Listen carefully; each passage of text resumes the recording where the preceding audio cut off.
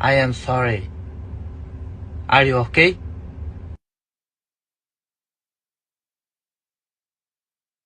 Podcast is intended for mature audiences. The views and opinions expressed are those of the panelists and do not reflect in any way those of the podcast partners, sponsors, or affiliates. Enjoy. Every day I'm hustling, hustling, hustling, hustling, hustling, hustling, hustling, hustling, hustling, hustling, hustling. Every day I'm hustling, every day I'm hustling, every day I'm hustling, every day I'm hustling, every day I'm hustling, every day I'm hustling, every day. Hi, this is Michael Buffer, and you're listening to the voice of the people. Let's get ready for Boxing Voice. Breakfast Club of Boxing as GTO, Instagram, and just a lot of it's the passion, man. And we're here to talk about the big fight. Super duper, duper duper, big fight. We are live and taking phone calls. Boxing Voice. Ayo Ness, roll up the Hardin. I just landed at Reed, I'm trying party. Roll up. Shout out to I mean. We rollin' permanent marker. Be careful, this jabber stain you like a permanent marker. Size them up, then back them down.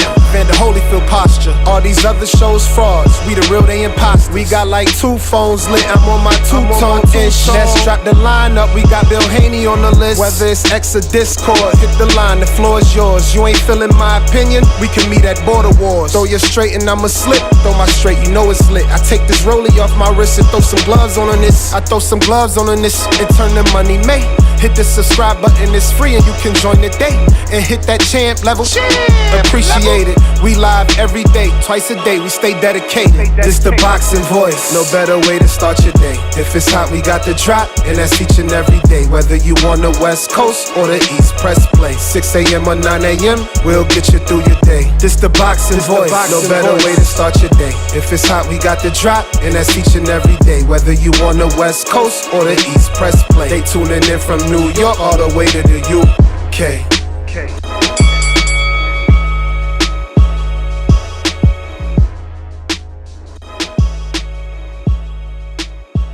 This is just too easy. It's like taking candy from a baby.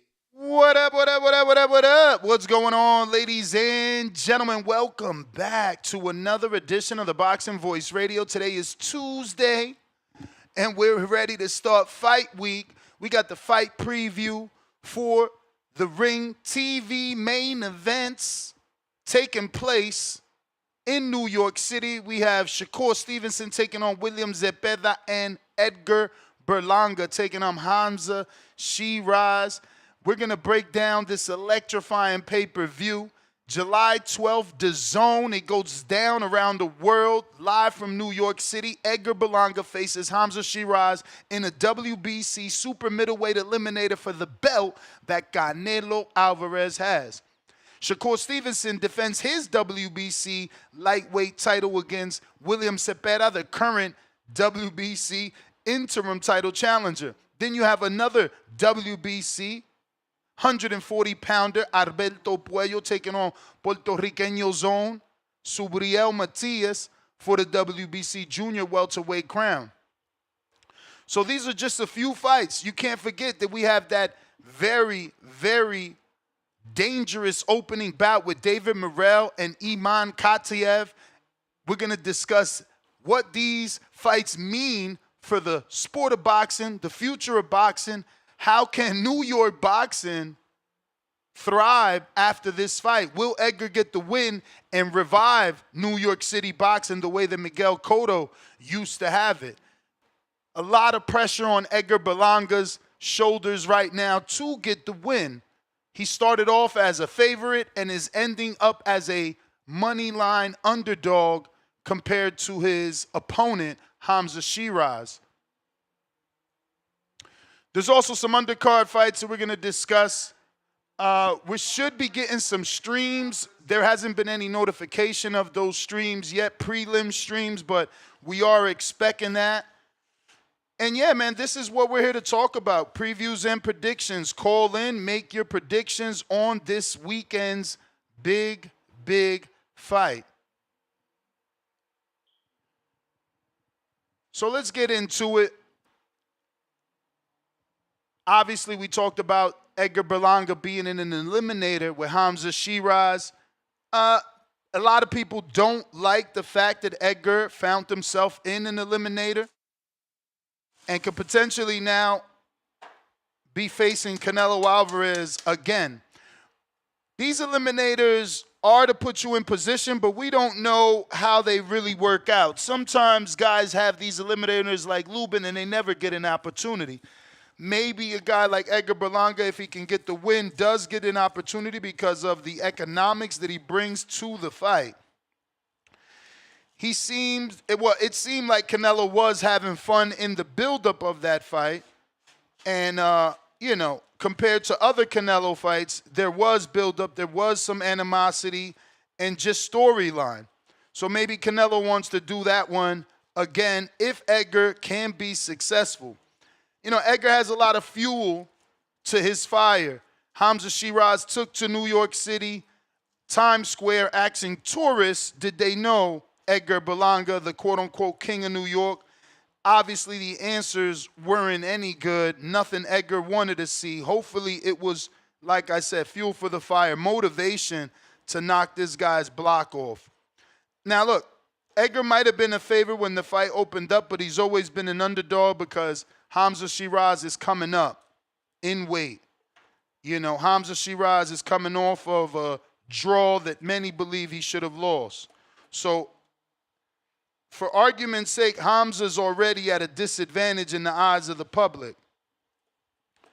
He's also at a size disadvantage, right? We got Edgar Berlanga coming in over 193 pounds for the Canelo fight. But Edgar is 22-0 with 17 KOs. He is one of the fastest rising Puerto Rican stars in boxing. He fought last February, getting a stoppage at the Caribbean Royale versus 175-pound IBO champion Patrick McCrory in 6 rounds. His power is what has him in this fight, even though we haven't seen him get a high-level knockout, right? Like, he's got all these knockouts, and he's obviously got power, but we haven't seen a high-level knockout, right? Like an elite-level knockout, an elite-level fighter, a contender. We haven't seen any of that. He was knocking out the dudes that he was supposed to knock out. Once the competition stepped up, the knockouts disappeared. So the question is, can he actually get a knockdown on a Hamzah Sheeraz type of fighter? Shiraz has shown durability and strength. But Edgar, brings his power and his charisma to make fans either love him or hate him. Let's be real. A lot of people listen to Edgar and they want to see him built because of his delusions of grandeur, is like a lot of people like to put it. But, I think that he's just shooting for the moon so he can land on one of the stars.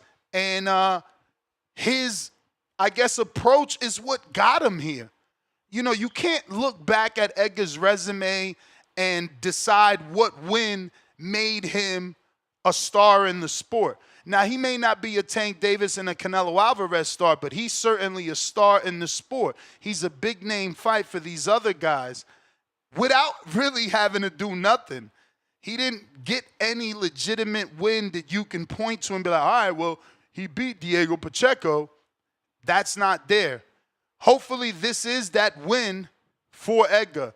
Hamzah Sheeraz, on the other hand, is 20-0, 16 KOs, coming off of a controversial decision over Carlos Adames. He also beat Tyler Denny back in September of 2024. So Shiraz, also never really been on that level. Also doesn't have an elite level win. He does have a better knockout though. I will give him that. It's not that I don't think Edgar Berlanga could knock out Ammo, but he didn't. And Ammo was an undefeated contender on the rise. He also knocked out Liam Williams in one, and I'm talking Hamzah Sheeraz. These are knockouts that do indicate he has power. There was,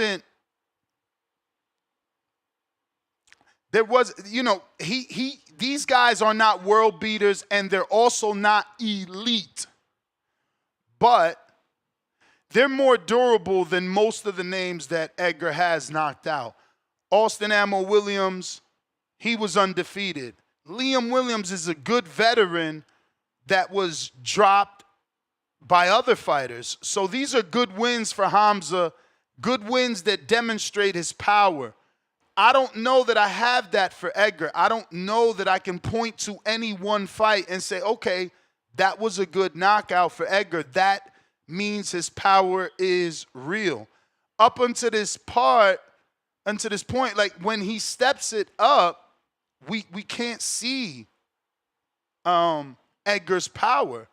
It's not necessarily visible to the naked eye. Like, you know he has some, but it's not showing up versus the elites. So this will probably be his first time if he can get it done. We'll see. Now, many people are picking Edgar by knockout, but again, it's like, when have we seen that power show up in an elite level fight? He didn't even knock out Cocares, who Pacheco knocked out. So how real is the power? I think Saturday we're going to find out. Unfortunately, it's going to come on Saturday. We'll know. See, because Canelo had the granite chin, so you couldn't figure out Edgar's power with Canelo. But Hamzah's been dropped by a dude I don't know. So we could potentially see him dropped again if Edgar has the power. Bob Saget, pound for pound #1 on the chat. Let's drop a bomb for that pound for pound status. Bob Saget, $2 super chat. He says, I don't know who's going to win, but somebody taking a nap. I don't know about that. That's what we're talking about. Like, Edgar hasn't made everyone go to sleep. So we don't know that he can actually knock out the longer, taller Hamzah Sheeraz. Marquise Blocker, $5. Shout out TBV. No matter how hard life gets, you can always count on Ness for always bringing us boxing entertainment every day. Salute, champ. I appreciate the kind words, and you're right. I will be here, rain, sleet, snow, even with depression. Sony Woods, $5. Wait, hold up. I'm caught on missed shows. Great job, by the way. But hold up one goddamn second. Yesterday's show, you cut short the caller of the year. Shaking my head. Bro, the caller of the year song is 6 minutes long. I went all the way to your verse. It's kind of tough to do a 6-minute song. You understand? Like, you and I rock with Call of the Year, and you and I may be nostalgic or even know what it's about. But think about the new listeners that just tuned in this year or last year that never heard of that. Never heard Info Joe. They barely hear Sony Woods. I mean, don't even be on like that. Everybody was excited, like, damn, I mean could spit. That's how long or old that track is, you feel me? So, yeah, y'all got to do some reminding the community who y'all is, because they done forgot. Or as Roy would say, they must have forgot. We got Modern King Boxing, $2. This is a boxing head's dream matchup, champ. You mean card? I don't know about matchup. I don't know that I've been dreaming about Hamzah and Berlanga. A card matchup, I mean, dream card I could see. This is a good card, but I don't know about a matchup. Sim Dog, member for 2 months on a contender level. I feel what you're saying, Ness, but Shiraz has been put down by lesser men, in my opinion. He sure has.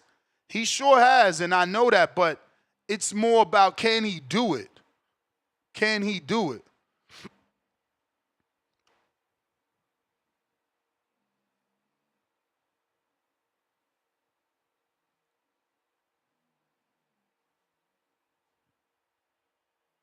Sorry, man. Just got this text from somebody I do not know. You got the wrong number, champ. Malcolm in the middle.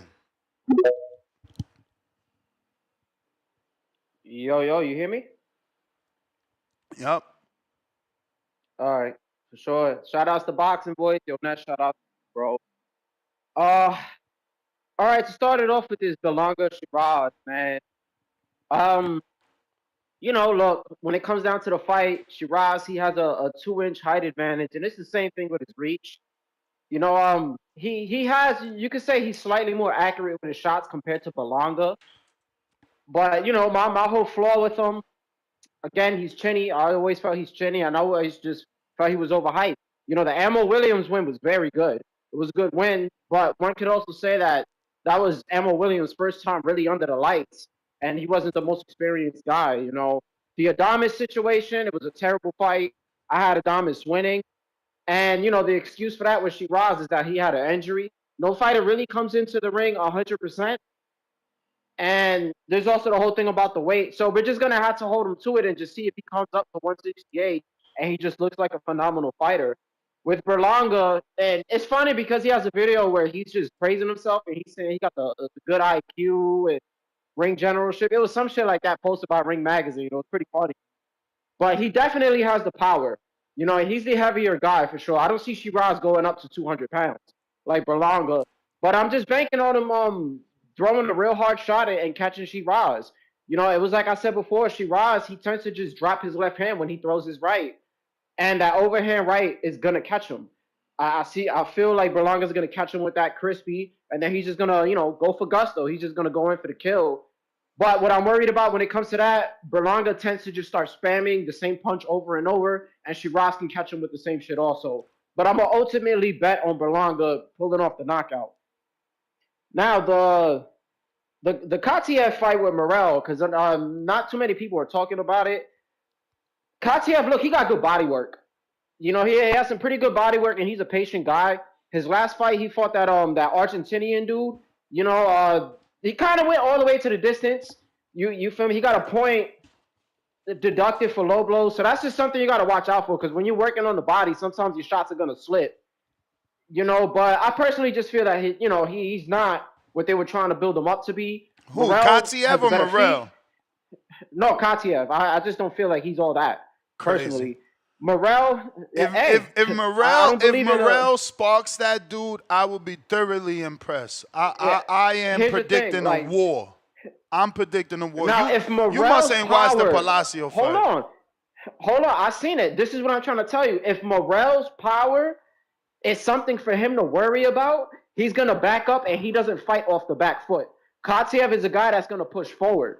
Morrell, if he want, he can also move around and he can try to outbox him. Bro, so we never even seen Morrell. We never even seen Morrell move and punch. He always been planted to punch. He got the footwork though. He's always been planted to punch. We don't even know could he move and punch. And if he go on a back foot with that dude Khataev, we don't know if his power is the same going backwards the way it is going forward. Just different momentum. All right, we gonna see. Oh yeah.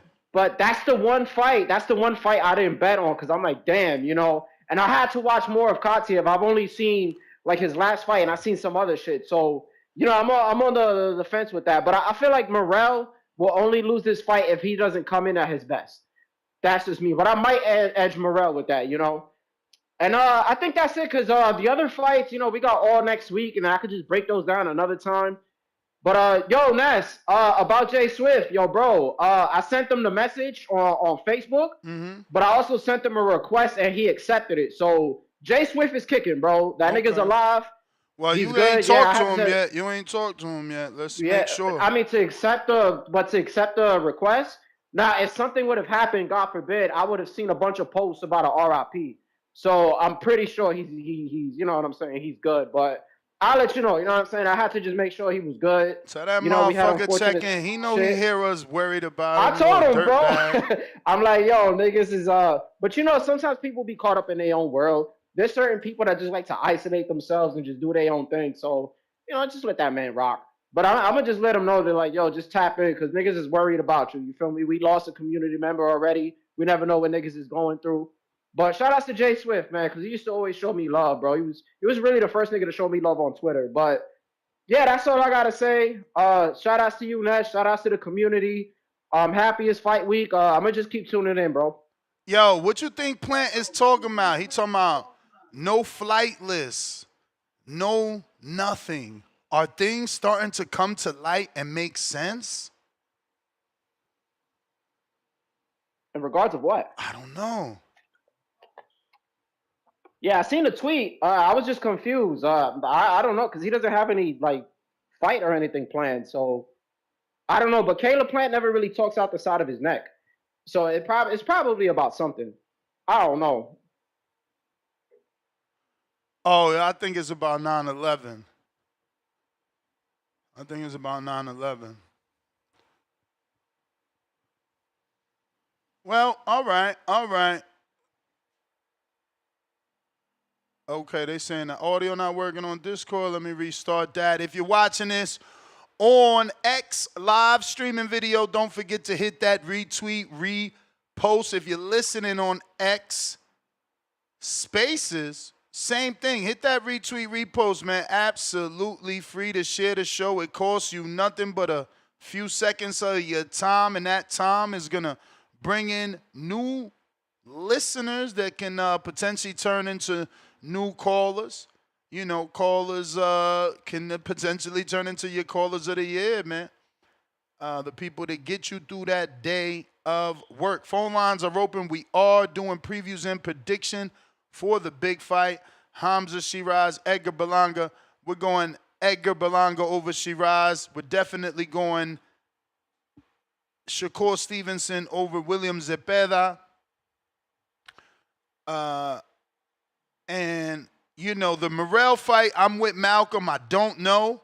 I don't know if this is going to be Khataev's, you know, homecoming, right, where he gets noticed, or is this just another ass whooping for Morrell to give? I don't think so. I honestly think it's going to be super difficult. The dude Khataev is pretty durable. That fight with Palacio was a very exciting fight.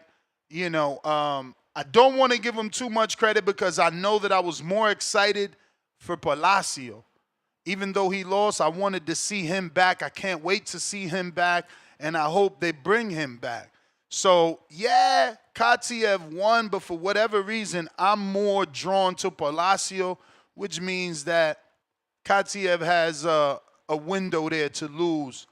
You know, Morrell can do enough to get the win.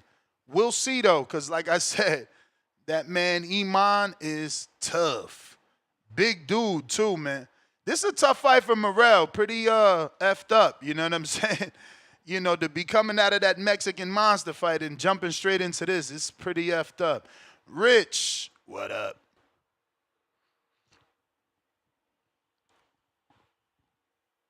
Rich.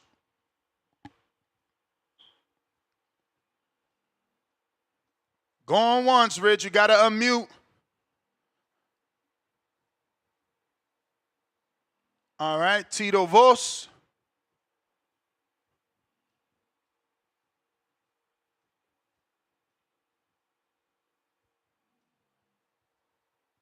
Tito. There we go. I'm here. Yeah. Oof. Man, that coffee in the morning is important. We cannot neglect our caffeine. So what we talking about here? Predictions? I mean, I think you already know mine, right? I'm predicting Berlanga off the top rope. Yo, I'm a monster until he gets a fucking hernia. I think it's going to be all bad for Shiraz. I don't think it's going to be easy for Berlanga, but I think he'll land that shot. Now, David Morrell's fighting who now? My apologies for the... Y'all still there? Yep. Oh, no. Did I lose y'all? Nah, you good. Okay. So, Zepeda, Shakur, man, that's Shakur by a slow, agonizing death. And David Morrell, who's David Morrell fighting? Imam Khataev. Oh, Lord have mercy. Yeah. Well, could it be an upset? I don't know Khataev. I haven't seen him fight. I can't look at his box rec, so I'm picking. You know, that's my prediction. I'm sorry, I'm a little scrambled, man. I'm still moving around. But yeah, I'm going with Morrell.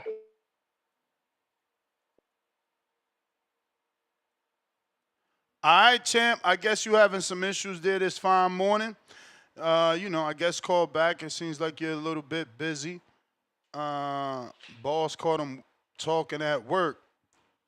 Cliff, Connecticut, actually Cali, Connecticut. I mean, Indiana. Yo, Ness. Yo, Khaled. I bet. Salute. Hey, all right, man. Real quick, we gonna go with Puello. We kind of know what Subriel coming with. You know, that's kind of he's been figured out already. So I think Puello has the boxing skill. He been in there with Gary Antoine and Sandor Martin and just a lot of real guys. I think he's just gonna stay behind a good jab and just box his ears off. You know what I'm saying? I don't think he's gonna stop him or nothing, but he just handle him, man. It's gonna be kind of light work a little bit. That's a guess, Ness. Nah, round one. I bet. Then we got a Shakur Stevenson. We gonna go with him over Zepeda. Unfortunately, because I'm not like a Shakur Stevenson guy. However, you can't he's just a sharper guy, just a better skill set. As long as their hands hold up, it's really only like a couple guys I think in 135 that can deal with a Shakur, and that's a Tank and a Roach now. Like Tank being that Roach is at 135, and then I would pick Tank to beat him. And I think that even if I may give a slight favorite to Stevenson over Roach, Roach just so crafty, so skillful. As long as he got the footwork, he can really make that shit a tough ass scrap. I'm gonna go with EB over Hamzah. EB got to have a good jab. He showed a solid jab versus Nello. He got to be able to catch the punches, parry him, move his head, coming forward, slip shit, get on the inside and stay in there. He got to really look at that Carlos Adames film. Maybe not be quite as slick, but you got to be able to, you know what I'm saying, slip some shit, you know, catch some shit, stay on that inside and work. You know what I'm saying? Hit him with a good jab, doubling up the jab, tripling up the jab, catching it, doing all that. Then the David Morrell, them dudes, yeah, I just see dudes on that night. I'm not finna go back and do no research on studs or nothing like that. It's not that necessary. We got Asian Buddy back on there again. He was on the New York card, I think, too, Asian Buddy, so they trying to push him. And shit, yeah, man, that's it, man. It's gonna be a decent little night of fights. You know what I'm saying? This is what we need right now. You know what I'm saying? I mean, the Sunday recap show gonna be kind of crazy. You know what I'm saying? And I just hope it's not no duds. You know what I'm saying? I hope dudes come display all the skill sets. Whatever your skill sets are, or whatever you've been working on in camp, we need to see it. I hope guys are healthy, engaged, not dealing with any personal issues outside the ring. And I hope they're focused, ready to go. I don't want to hear no excuses. Yo, this happened. I hope everybody's locked in, ready to go to put on a great show, displaying all skill sets. Everybody says they have these skill sets. We just want to see your skill sets. So, yeah, bro, I'm going with EB, Shakur, Puello, and David Morrell. I don't know. I just wait on that night. But, yeah, Ness, that's my call. Appreciate you, Black Eye. All right. Khaled, Indiana, we appreciate you. If you're watching this on YouTube, go ahead and hit that thumbs up. We need those retweets, them reposts on X and X live streaming video. The more you do that, the more people we get on the show. I literally watch it go up. Look, it was just 91. It's already 136 people on the live video. The more retweets, the more reposts, the more people tune in. And obviously the hope is that they like what they're looking at, listening to, and decide to call in and give their opinion as well. Alex Vega. What up, Ness? Yo, can you hear me? I'm sorry, round one. Fucking hell. My bad, bro. I'll introduce you after the caller. Yep. All right, yeah, good morning. Good afternoon to some. What Yeah, up? man, What big up? fight week. I'm gonna be honest, I'm pretty excited for this fight card. I think it's a very above it's a man, it's a top level card to me. I Oh love yeah. all four of those fights. I think they're all competitive. I think they're all gonna be something to watch. Um yeah, I mean, starting off with Morrell versus Khataev. So I saw the Khataev versus Palacios fight. I mean Palacios.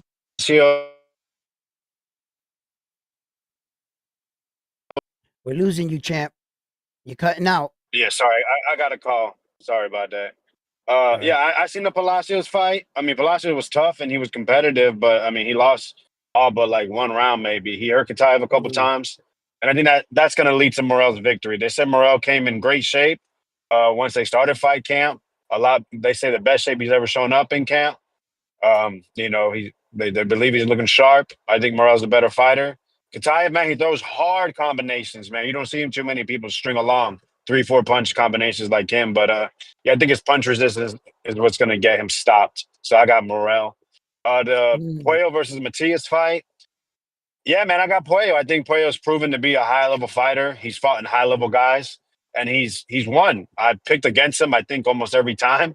I picked against him against Russell. I picked against him when he fought Sandor Martin. Abadov. Oh, I'm sorry, Abadov. And I picked against him when he fought Sandor. I think I'm part of a very small group of people. I thought he clearly beat Sandor. Um, but yeah, I got him out boxing Matias, but I will be rooting for Subriel. Subriel is, I think, a good representation of Puerto Rico, comes to fight and doesn't care. He wants to fight everybody. But yeah, I think he's outgunned. And the co-main event, Edgar Berlanga versus Shiraz. Man, Shiraz, very respectful man. I think that's definitely somebody, if I own a business, I would want him to work for me. Very well spoken, very professional. And Berlanga hasn't really been showing that. He's on his New York shit, which is what people like for the fights. Talking don't win fights. However, I got Berlanga stopping Shiraz. I think Shiraz is. I don't think his feet nor his defense are good enough to get away from Berlanga's power. If Berlanga keeps working off that jab, I expect a stoppage.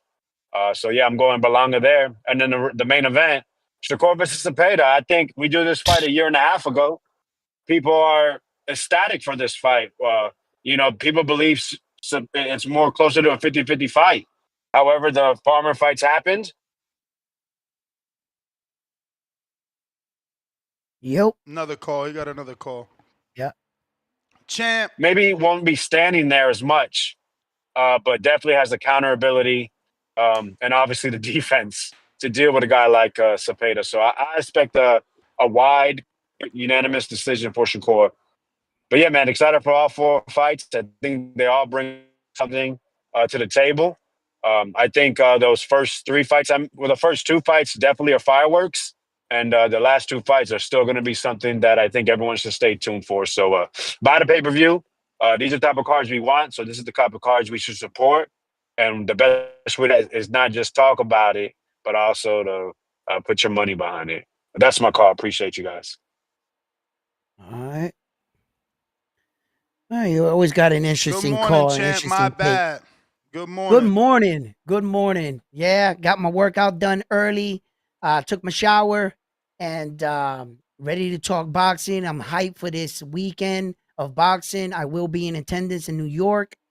Please follow me there at Round One Sports Talk.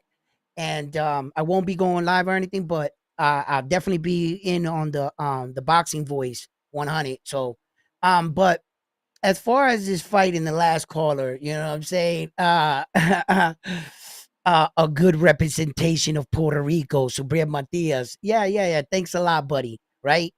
No, but I respect what he has to say. Puello's a very dangerous fighter. He's a real good boxer. What I'm relying on here is Subriel's forward aggression and pressure, and whether or not he's able to catch up to him early. Puello is who he is. He is who he is, and if he beats and Subriel was to fall to him, don't diminish who Subriel Matias is. Give him credit for the win, full credit, because that's exactly who Subriel was being considered, the boogeyman. And if he was to fall to Alberto Puello, y'all need to give him full 100% credit, and Subriel will have it no other way. He's a man's fighter.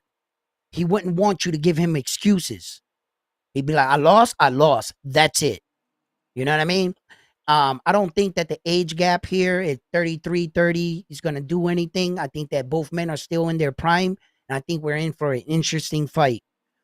As far as the main event, the real main event, Edgar Berlanga versus Hamzah. This guy's slick. He's trying to say Shakur Stevenson. I get it, right? My man, the other caller was right. He's got to catch and shoot, and he's got to slip a lot of Hamzah's shots. He's got to avoid Hamzah's power early, but when he catches it, he has to make him pay. He can't just slip like Carlos Adames.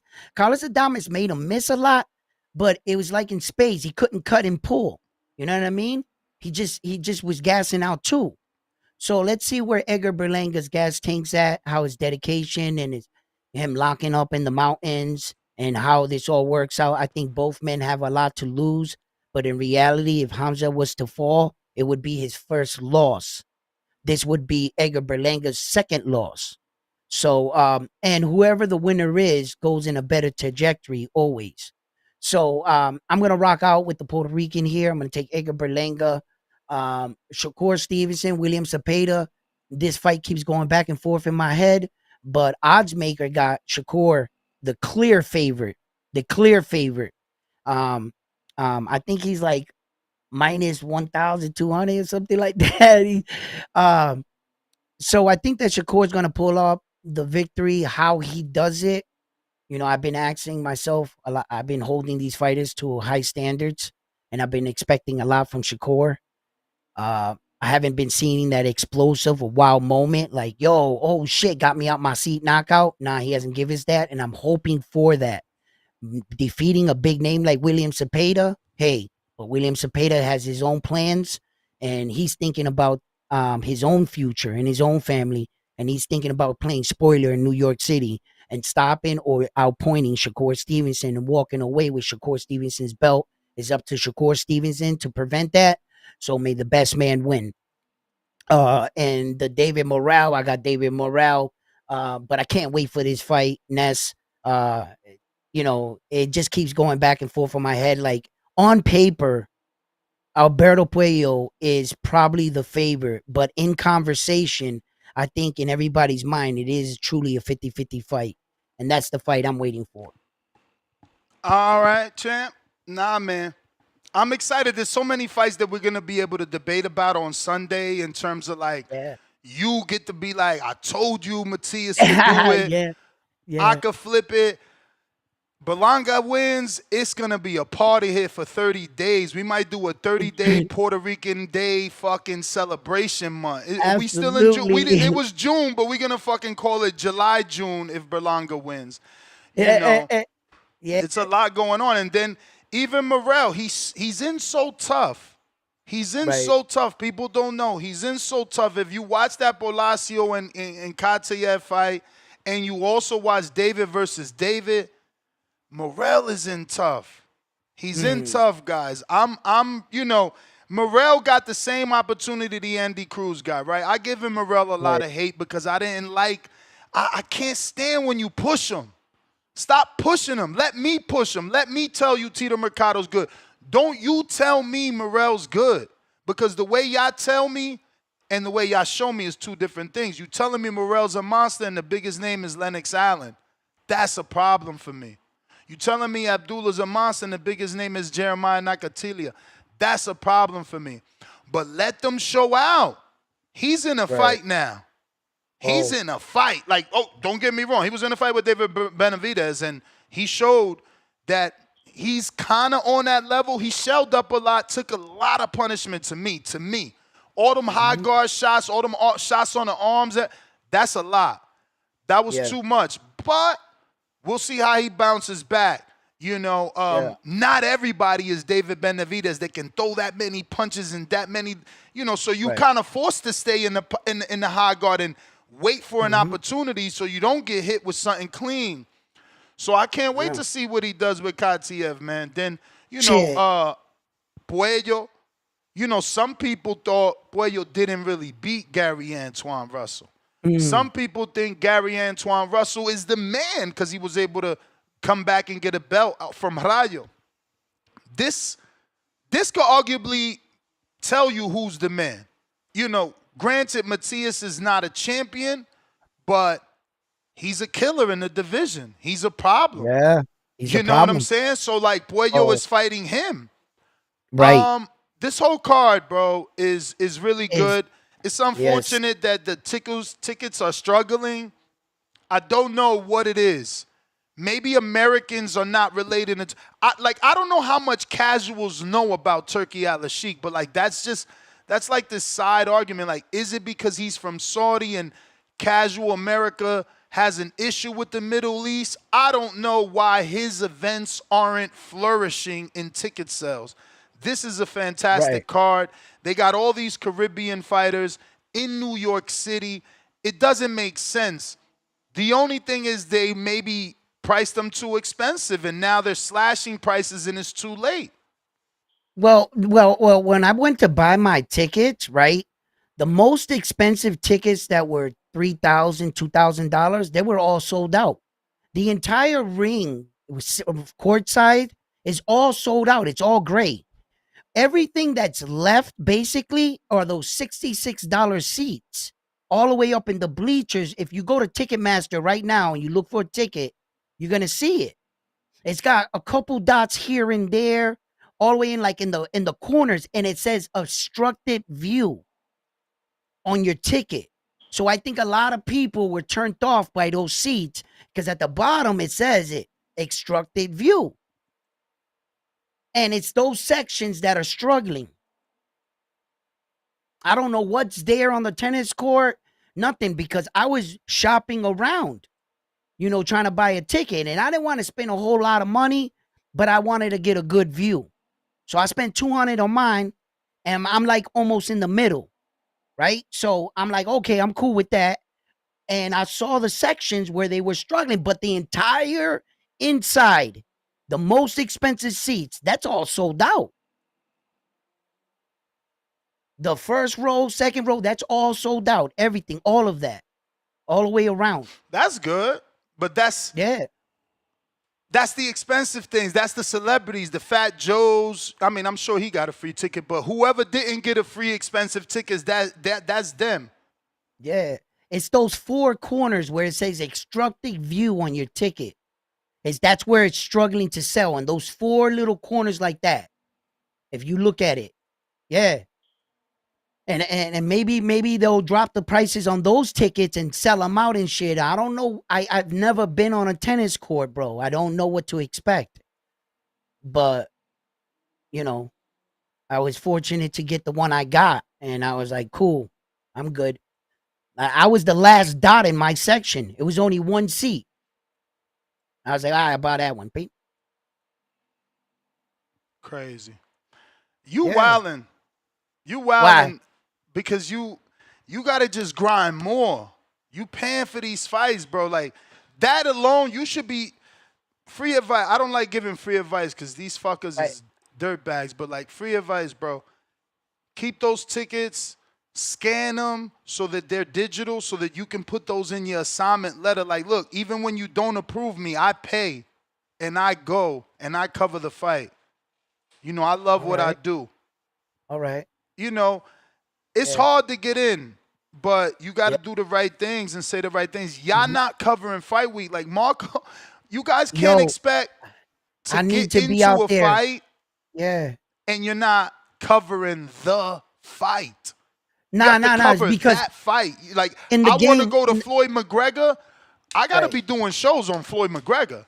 I got to be interviewing people about Floyd McGregor. I got to bring attention to Floyd McGregor so that when they check, oh yeah, let's bring him in. Yeah. It's easy peasy, man. It's easy peasy. Believe me. I don't even get denied, bro. I don't even get denied. I'm learning how to get on my grind. I just learned how to do that. The real way of doing the credentials. Everybody been keeping that like a top secret. Yeah, got but you that never done. asked me. I don't gatekeep But I know, none of that shit. brother. I ain't never asked you for anything because the day I really need something, I'm just waiting. You know what I'm saying? Because you got a lot of experience, but these dudes you in know, this business be gatekeeping it. I think I could Everybody come got to a you. secret. It's like, Yeah, nah, it's slap the crazy. shit out It's you. Fuck crazy. your credential It's link. crazy, bro. These Yo, motherfuckers be my man's covering the fight. Didn't cornballs. even want to tell me he was going with someone else. What? And he's supposed to be my man. Look, my right-hand man that I got into this with it at the top rank, my little connect. So I tell him, I'm like, yo, are you going? He's like, well, I don't know. Come find out. Him and the other dude is going. They got the room, you know, and then I was, you know, and I get my ticket. He probably already had him. I don't know, but he could have said it, you For know, sure. speak up, you know. But anyway, it is what it is. So what you But taking the you're right.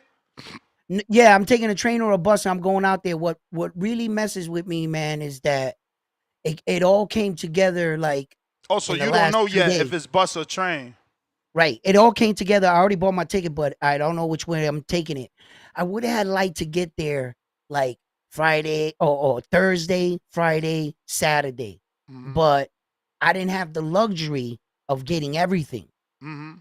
You know what I'm saying? So I said, all right, fuck it. I'll take the bus or the train there and back, and I'll go there for the fight night. But if it was up to me, I would have covered the 3-day, you know, the post fight. Yeah, but you gotta get approved for that because they don't let Right, you in. but since I didn't get approved for it, since I Fight did week. not, And sometimes, let me tell you, you might get denied for the fight, and then you can send a follow-up email like, yo, can I at least get approved for fight week?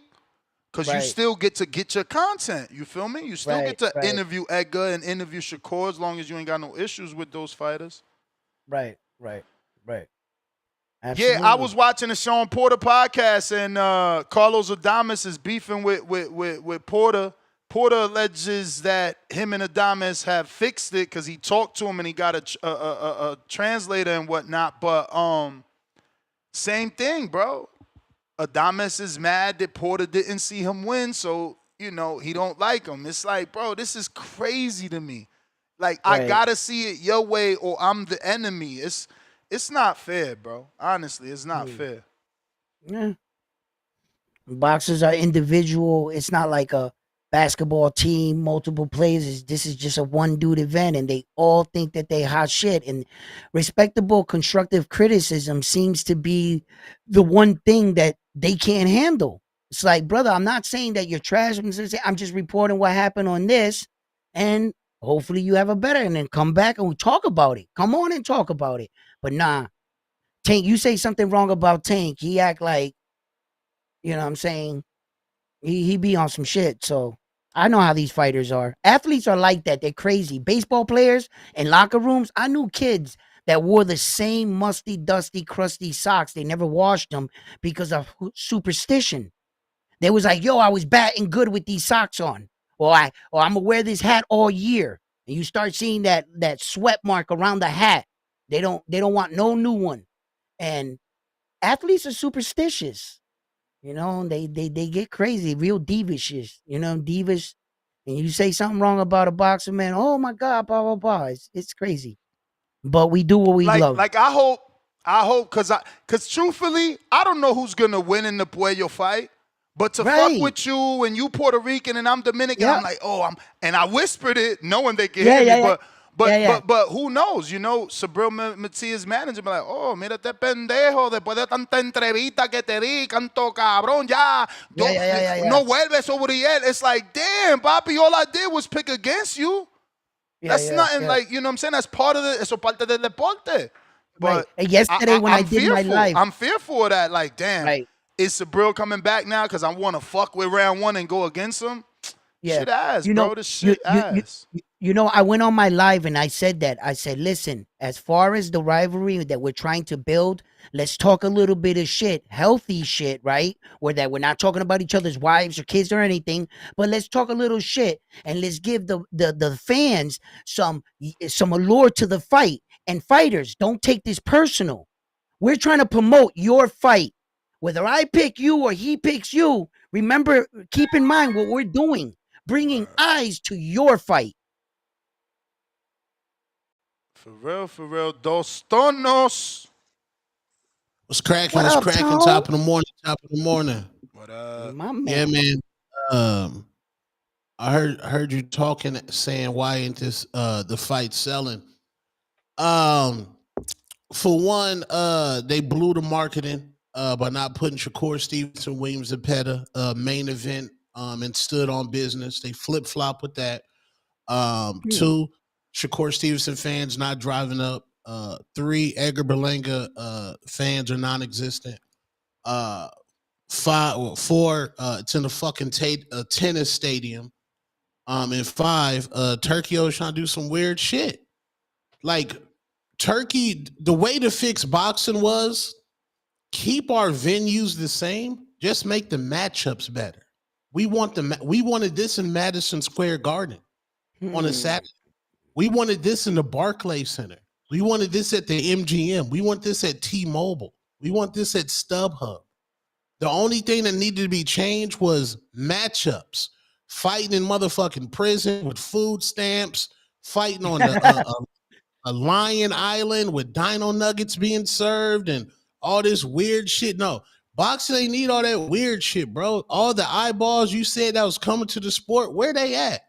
Where they at? Where's the eyeballs that Jake was bringing? Where is these magical eyeballs?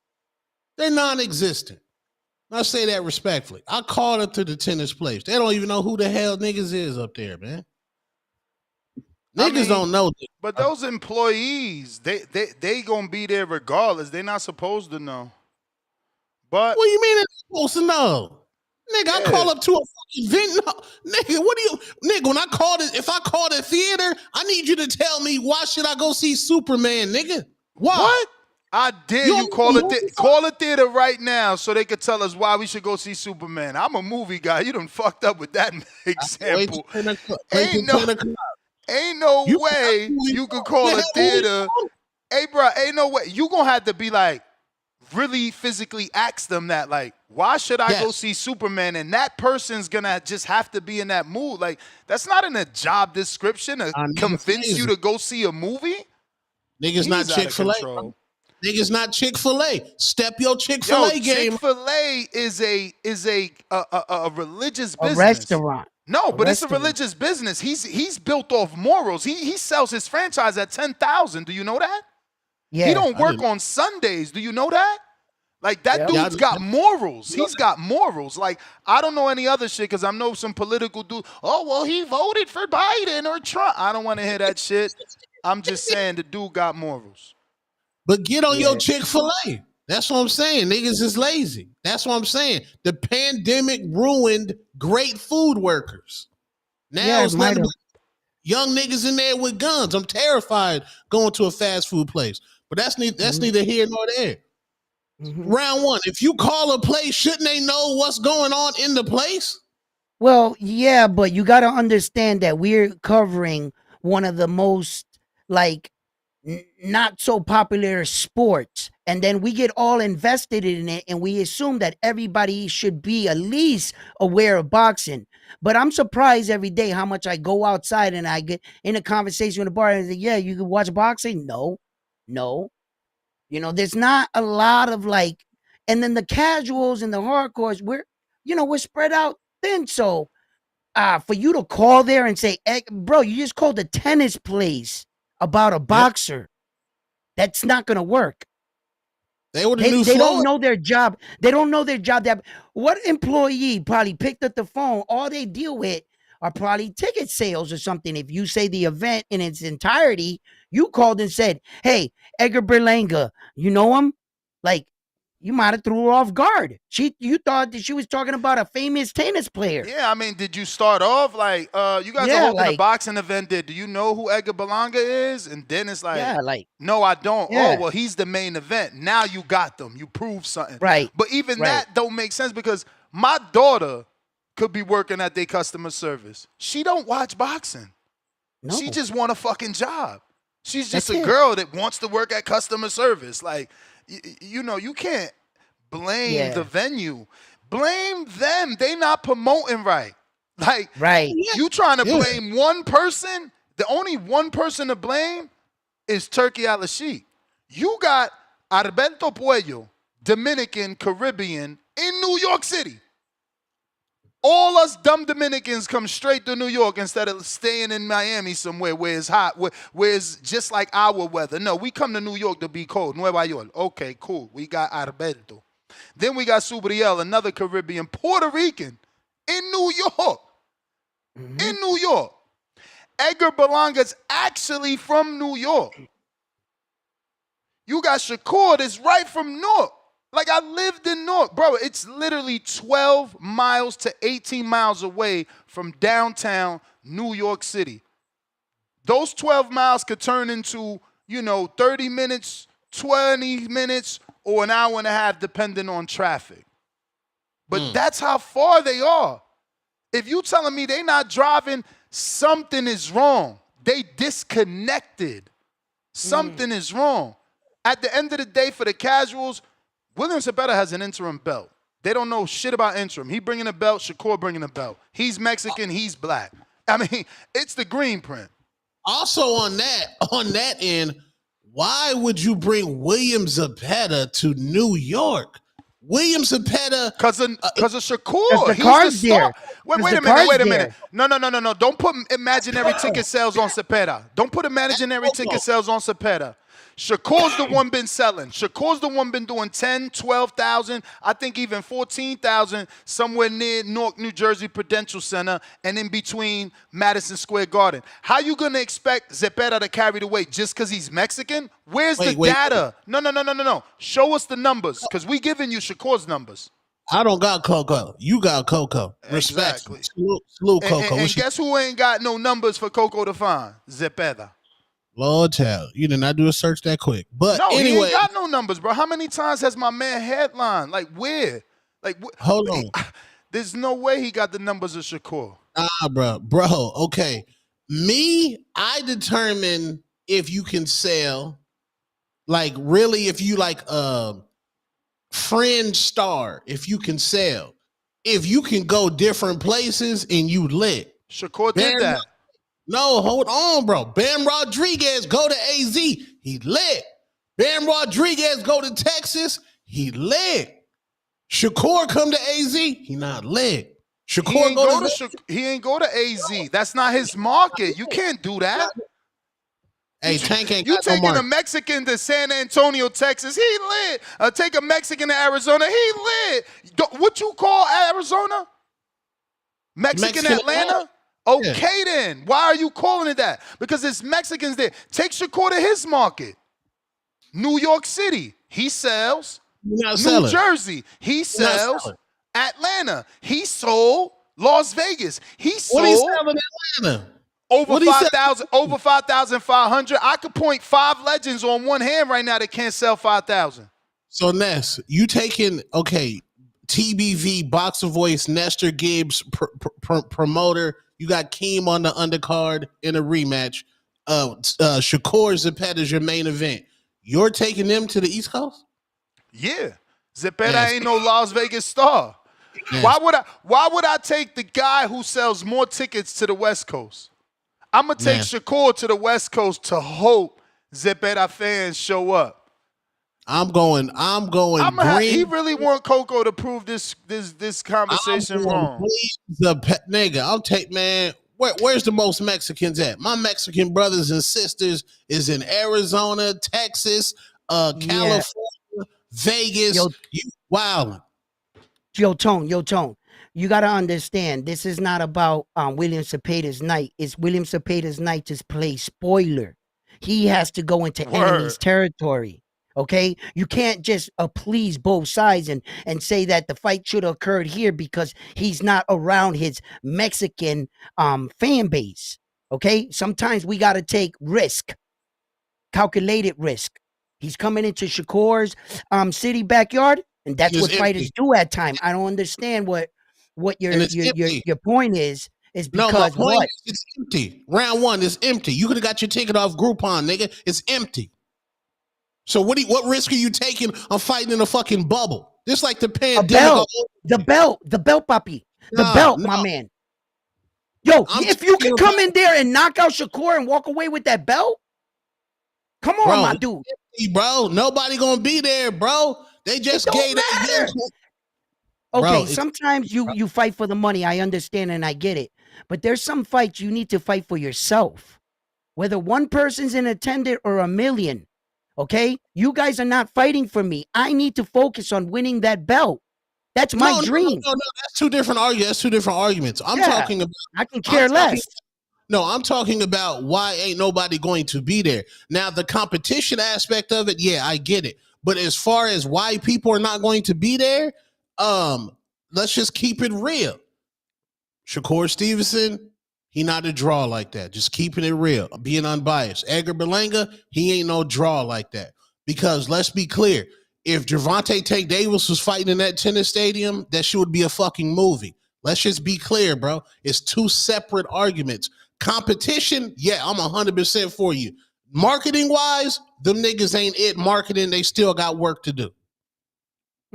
Yo, I just talked to Ness about this. I don't know if you caught it right, but I wanted him to go to Ticketmaster and see the tickets that are actually available still. And they happen to be in the four corners that on the ticket, it says obstructed view. When I bought my ticket, I noticed that in these specific sections, it says that under the ticket. And I think that people don't know what to expect on the tennis court. I've never been to one. And maybe that those ones will lower because ringside to it, all the $3,000, $2,000 tickets, they're all sold out. Everywhere in the first four sections, that's all gray. There's no more tickets you could buy there. And then the sections in the middle that go straight across, that you got the straight view, that's all sold out. It just seems to be in those parts. So for those sections, they might, last few days or whatever, lower those and get them in. And I don't know what to expect. What do they mean by abstract view, obstructed view? Like, how far are you going to be going like this? Yeah, something's in your way, bro. Like, something's in your way. So I think that hurt it. I actually think that's what hurt it. And it's being misconstrued and brought to the people like the shit's not selling. I think it's because of what happened. It's what's going on. Because everywhere else is sold out. Yeah, but then this is the promoter who doesn't care about making money at all because you had Ryan Garcia, Dev Dallas, Devin the Dream, Debo Haney, and you had Tio to take over Lopez all on one card, and you did not put that in Madison Square Garden. You did not put that in the T-Mobile Arena. You did not put that in the MGM. You put that on the side in the alley where niggas was pissing and shitting, and we heard mid-New York freestyles. That's Preach, horrible. Tone. Preach. Horrible. It's fucking horrible. But that nigga don't want to make. He don't care about making bread. So hey, I guess it is what it is. I don't know. How could you fucking dangle a carrot in our face? All I know in is New York, and the fights are right there, and we can't see it. Like, what the Zepeda has fought in the smallest venues, bro. You can't even compare him to Shakur. I mean, he's got ticket sales of 2,000, 4,000. He fought in Riyadh versus Tevin. That's his biggest fight, so that didn't get no ticket sales. He wasn't even the main event. Then he rematched him in Cancun. That venue only holds 4,000. Yo, 4,000. He got fights here in Cabos, anywhere from 500 to 2,000. So you can't combine. Fighting. You can't combine. Combine. No, what? I'm saying if I'm a say I'm a rapper and I can do a 3,000 theater. And then I go on tour with Kehlani. Ain't we joining like that collaboration, right? Yeah, that's what you're doing. You joining with Shakur. You collaborating with Shakur, the bigger artist. You right. He's opening for Shakur. Shakur's the artist. So we going to Shakur's market. It's not your tour because you can't even have a tour. Well, boxing, Vegas is the home ground for boxing. Yeah. Am I wrong? Like neutral territory, you mean neutral territory for big fights? Because when you talk to a casual fan out there, and that's not a hardcore, you niggas is domestic violence victims, y'all gonna be there anyway. When you talk to a casual fan and you say, yo, I'm going to the fight, 10 out of 10 times, they're going to say, "You going to Vegas?" Okay. 10 out, they're not. There's not even a question. I don't even. I mean, if you want me to pull up, no, cool. I'm pulling up Zepeda's Vegas fight. He fought in the Cosmo, right? Yeah, the Cosmopolitan. That holds like 2,000. Now, Tone, you're making my point. If you had said something, and when he fights in a Commerce Casino, when he fights in a Commerce Casino in LA, his quote unquote market, that holds 2,000 to 3,000. Okay, what Shakur do in De Los Santos do? Oh, on a Thursday they did 6,500 on a Thursday. So De Los Santos got more fans than William Zepeda? No, that was Shakur. That was Shakur. Nobody knew De Los Santos. Okay, so people would know William Zepeda being this is for the WBC 135-pound title, correct? Yeah. So now this is coming into an event because there is people that know Zepeda over De Los Santos, and Shakur is a star in his own right. Yeah, that sounds like a Vegas masterpiece. So check it out. I'm gonna give you like facts from like the Triple G Canelo era, right? So Triple G wanted the Canelo fight. He had to obviously prove it's gonna be a big fight. The way Ryan could show Tank, it'll be a big fight. But that was more of a gamble because every time Triple D did it his own event, he never cracked over 170,000 pay-per-views. But that's why they gambled with him and Canelo because he kept selling tickets. He sold out Madison Square Garden over 20. He goes to Forum in LA, sells that out. Vegas sells that, and with names that, you know what I'm saying, that is, he's showing you, this is me. Nobody's coming to see Marco Antonio Rubio. You know, nobody's coming to see Gabe Rosado back then. So the promoters take a gamble. Triple G had the data. We talking about selling 14,000 in 3 different regions, 14,000 plus. That's, you could just Google. Triple G was a ticket seller. He was the only dude outside of war to get a motherfucking Jordan deal. Zepeda's numbers just, they not there, bro. I'm looking at them, right? They just not there. You can't bank that off Zepeda. Like, the promoter ain't gonna gamble with Zepeda. Why you think Keyshawn is bringing him to his home? Because they know he gonna sell 10,000. The better the opponent, the higher price the 10,000. But Keyshawn selling 10,000. You give him a whack opponent, they gotta price them tickets right. You give him a sexy opponent, they could get more money. Did Ryan Garcia sell out Vegas before Tank? Las Vegas. I don't even know. Did he fight there? Which fight? Was a Vegas fight? Hold on. None. The last one before that. Don't say none. I don't know. I mean, you know, he was Golden Boy star. Maybe they put him in there. Where was the Fortuna fight? Because that was a big, you know, former champ. That was big LA. That was at the state. Yeah, I don't think Ryan fought in Vegas, bro, as a main event before that. Well, two-tone, right? As far as boxing history goes, New York City is the mecca of boxing, and then Las Vegas is where the money was at. If you were a big enough star and you had a big enough dancing partner, that's when the celebrities were coming out. Things like they would come out to New York, but New York is more historical. And when you were talking about the weird shit that Turkey is doing, you know, I started thinking about it. Is it more historically to have a common place where the champions you viewed growing up won their belts in this building?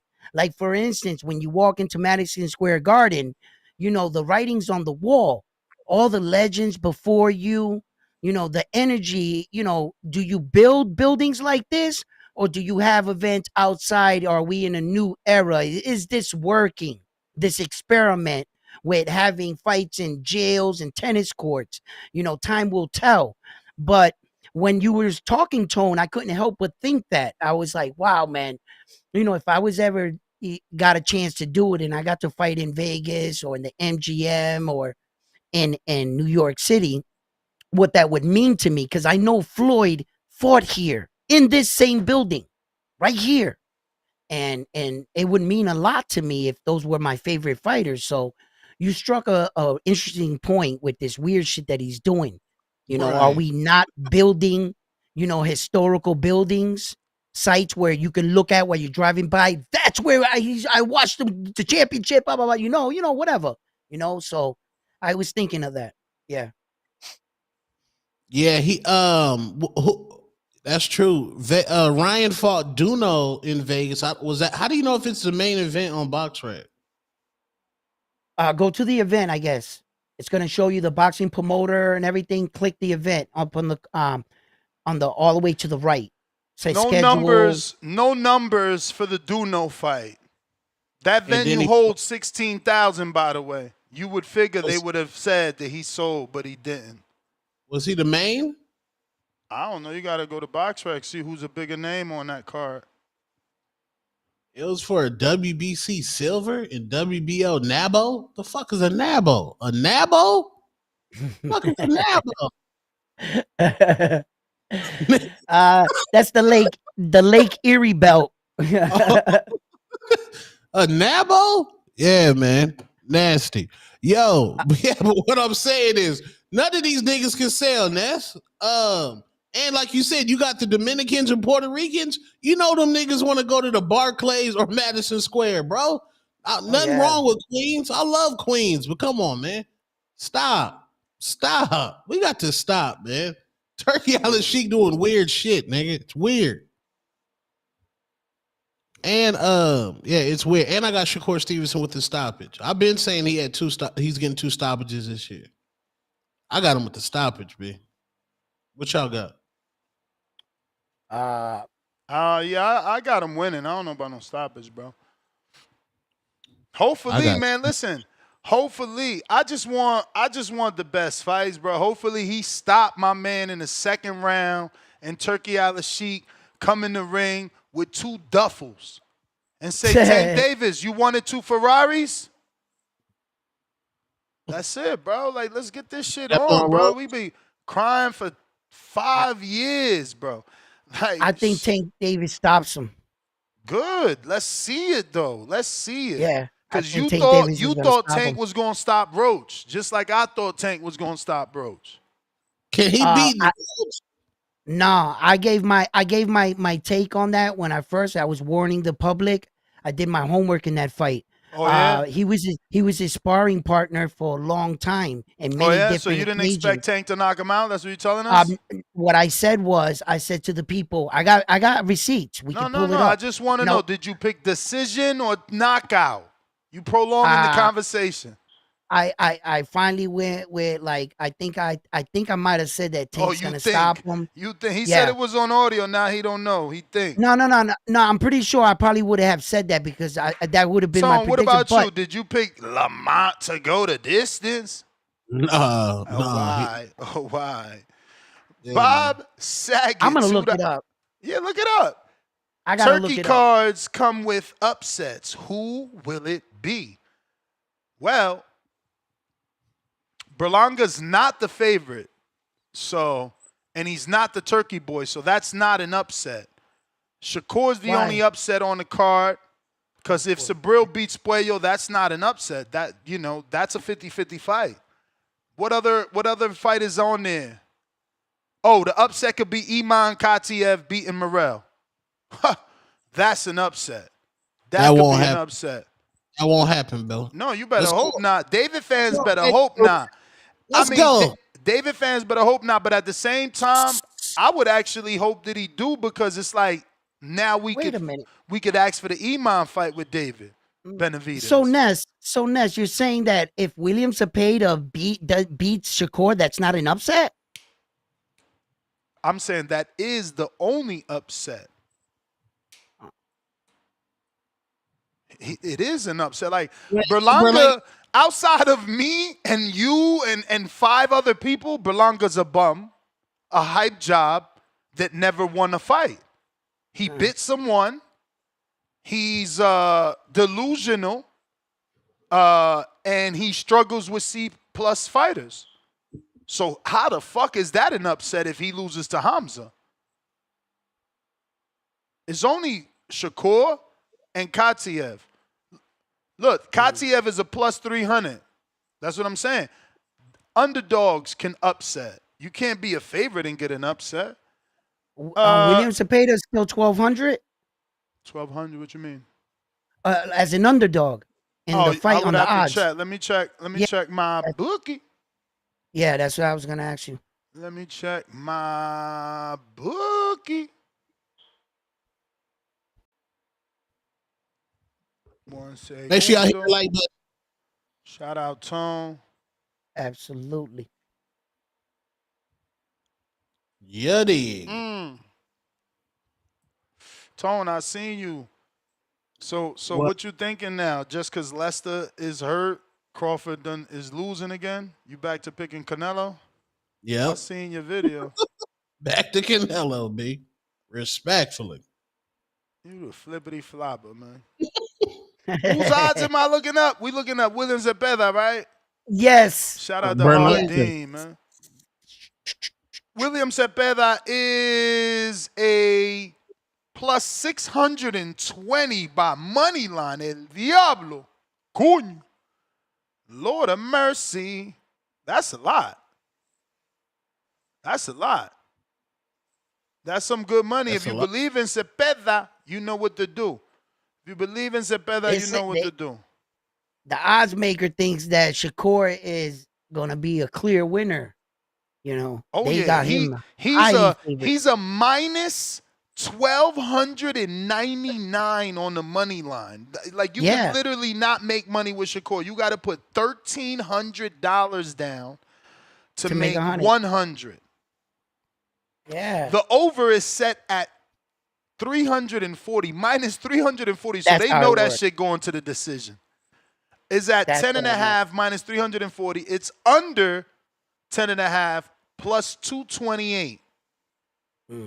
Shakur by decision is a minus 228. Shakur by KO is a plus 202.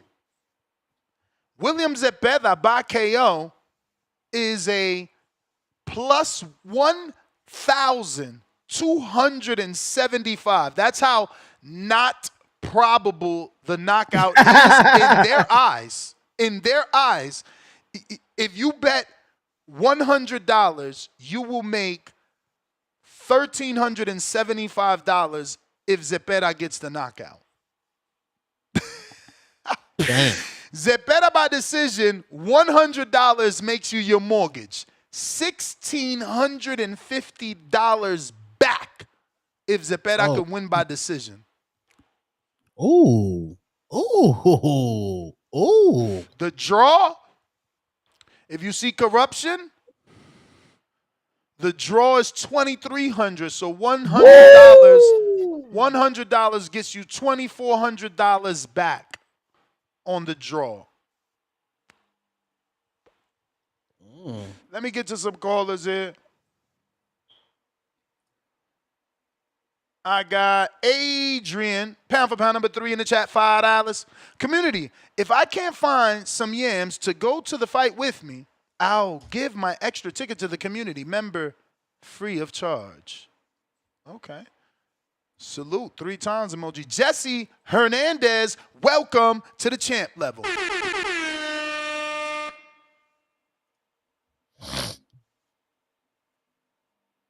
Who you going with round 1? My bad, champ.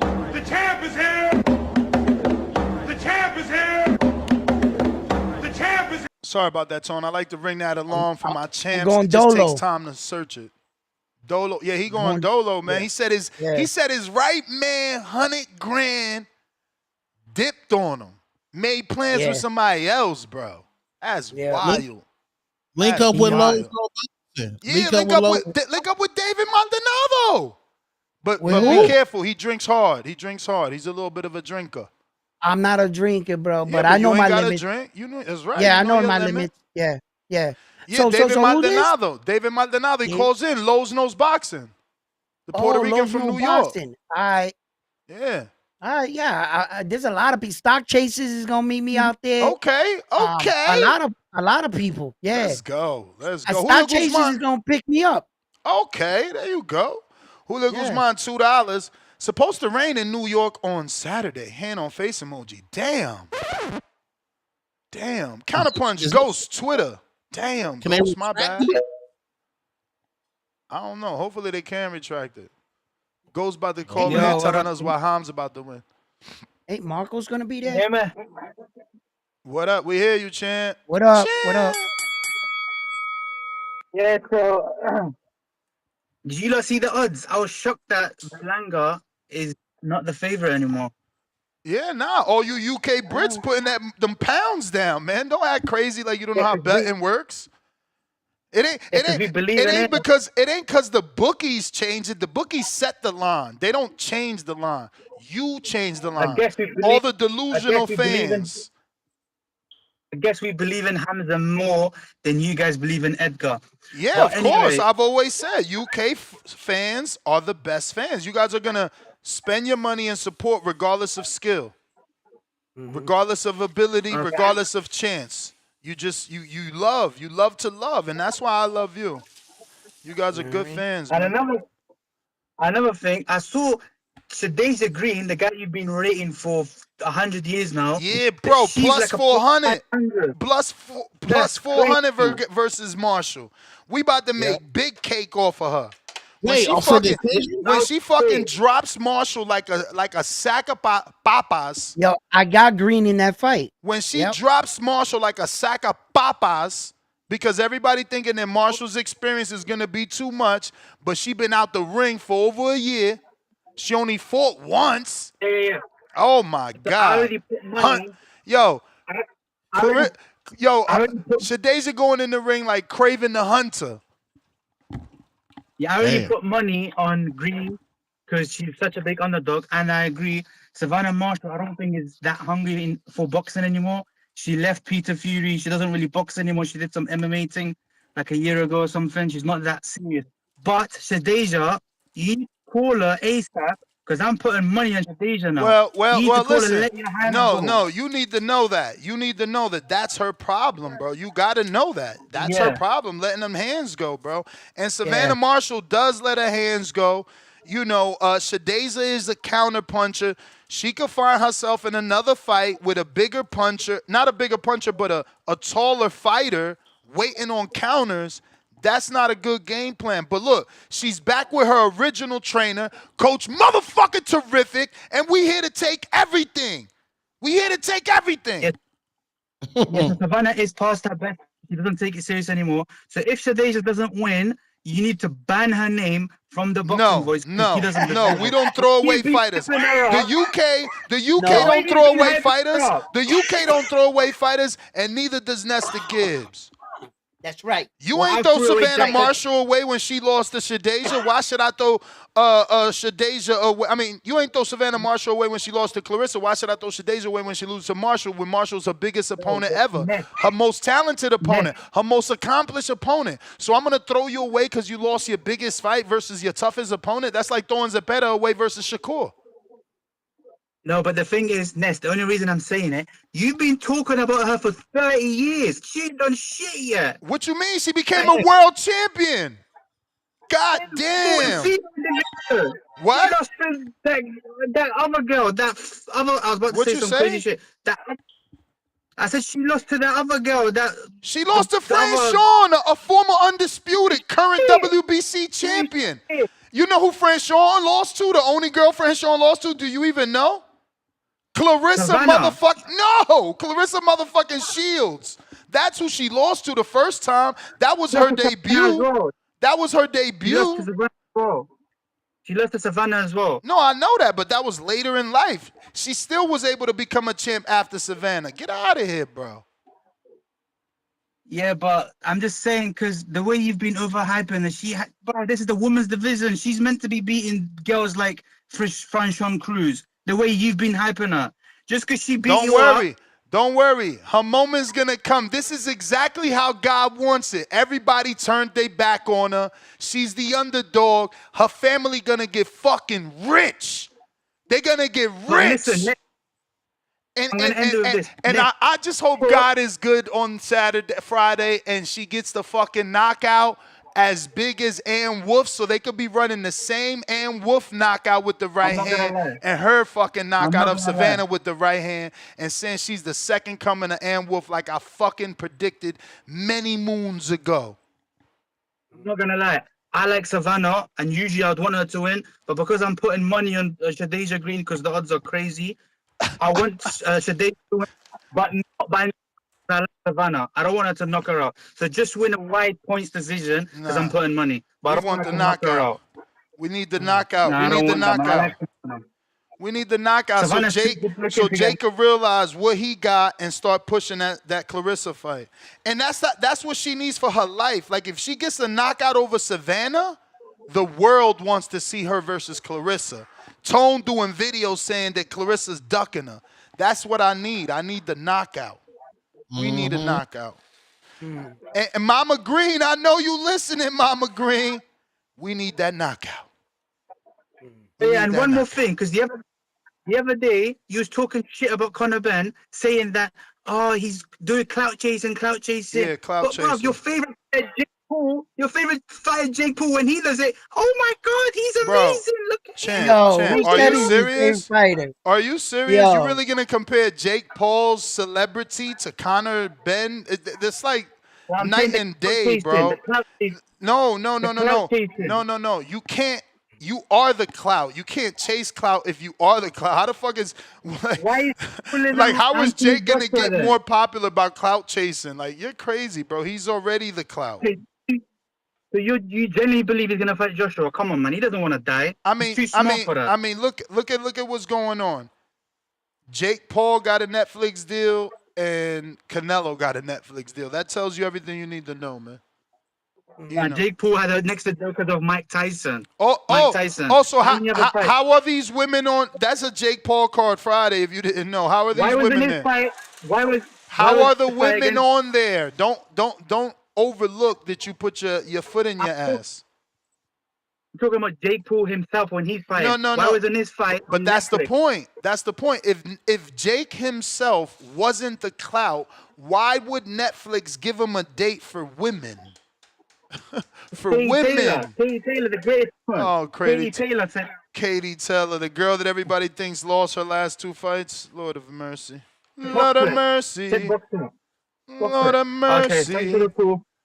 Hamzah Sheeraz by knockout. That bum from Puerto Rico is getting destroyed. Hey, all right. See, I ain't going to call Hamzah a bum when he lose. I'm going to just be here as politely as possible so I could get as many UK callers calling in crying, giving me excuses as to why Berlanga took his heart.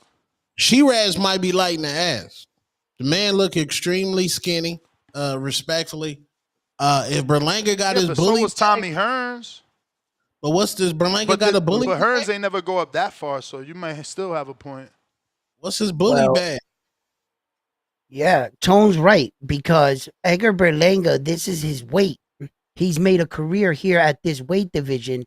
He's coming up. Although he has height, it's a big jump. It's not like 120 to 120, like what was it? 122 to 126. That's 4 pounds.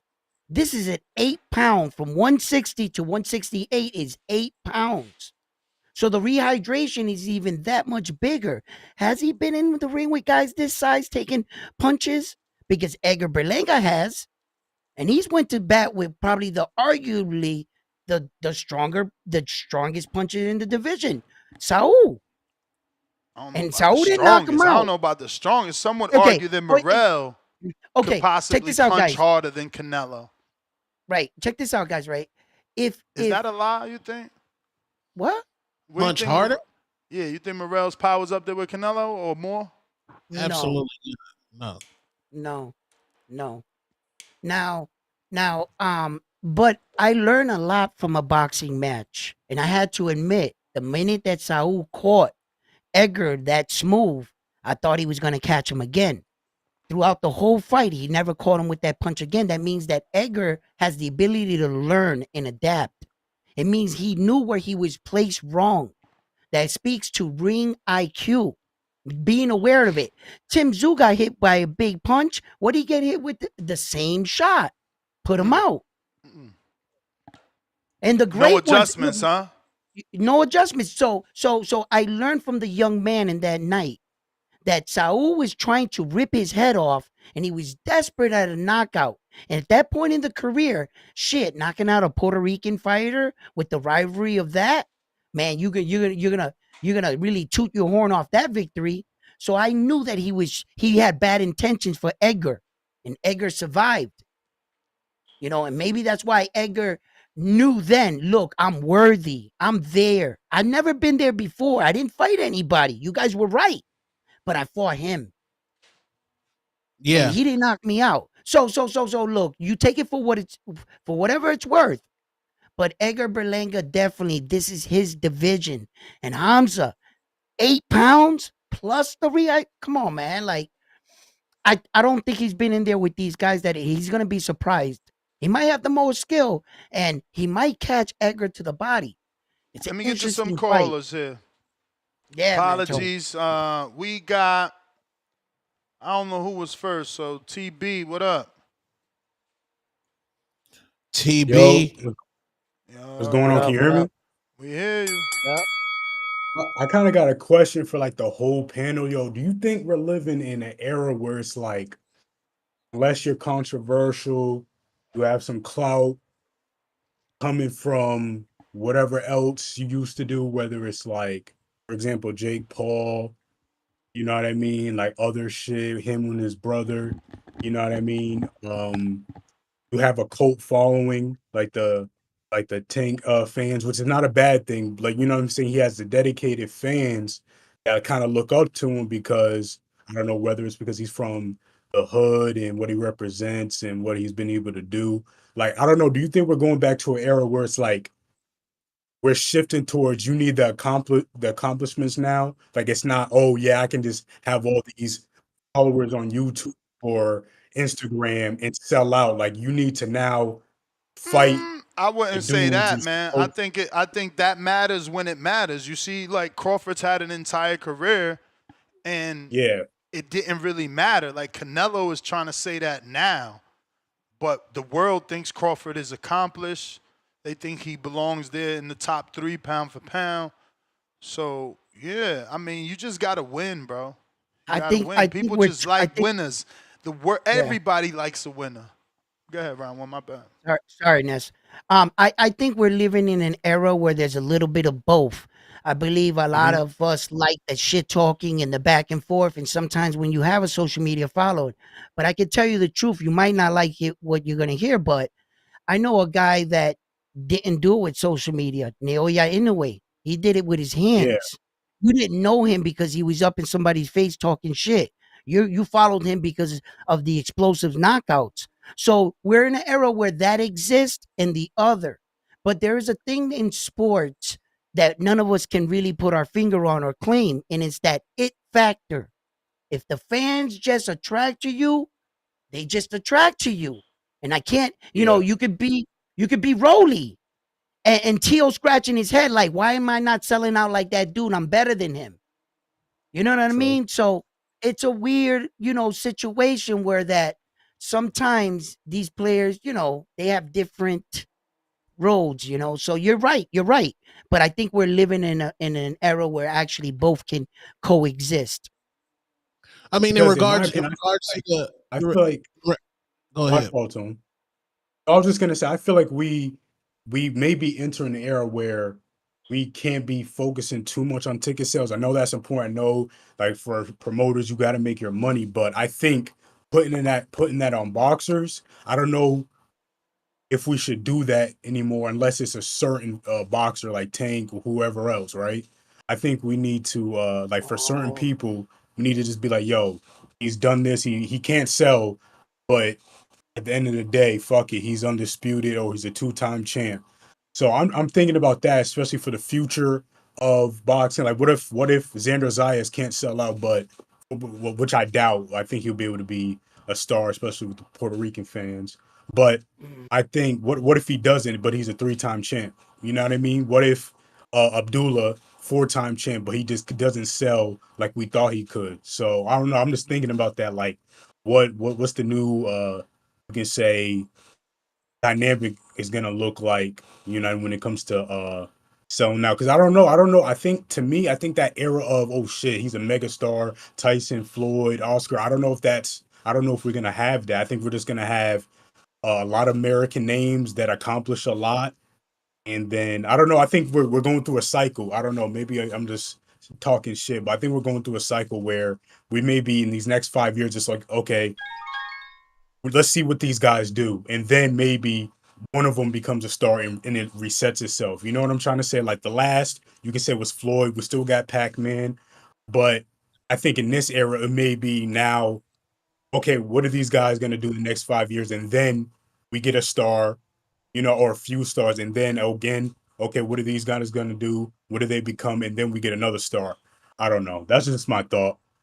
No, I agree. I agree. Because the NBA is going through the same thing right now. The NBA is trying to find their next guy post LeBron. Yeah. LeBron's on the verge of retirement, so they're trying to find that next star. That's why they put Luka Doncic in LA, because that franchise needs to have a star there at all times. In regards to boxing, I think it's going to be one of these young prospects like coming up, like a Carmel Moulton or in Abdullah, a Scooter Davis. Those guys are going to have to be the guys that say, okay, I need to fight 3 tough fights in a row. So ESPN can recognize me as like, yo, this dude's a beast. This dude's a GOAT as far as mainstream media. Yeah. I think to your point where that we should stop putting out the numbers for some of these fighters because it discredits fans and giving them this perception that they're not selling. So why go out to this guy when he's not selling? And I get what you're talking about.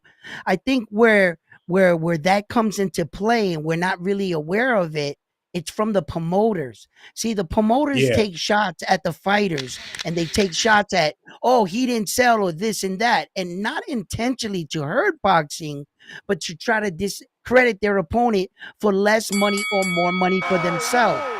So I see it's an issue. I see that as an issue. I see it's an issue. So it's like, how do you correct it?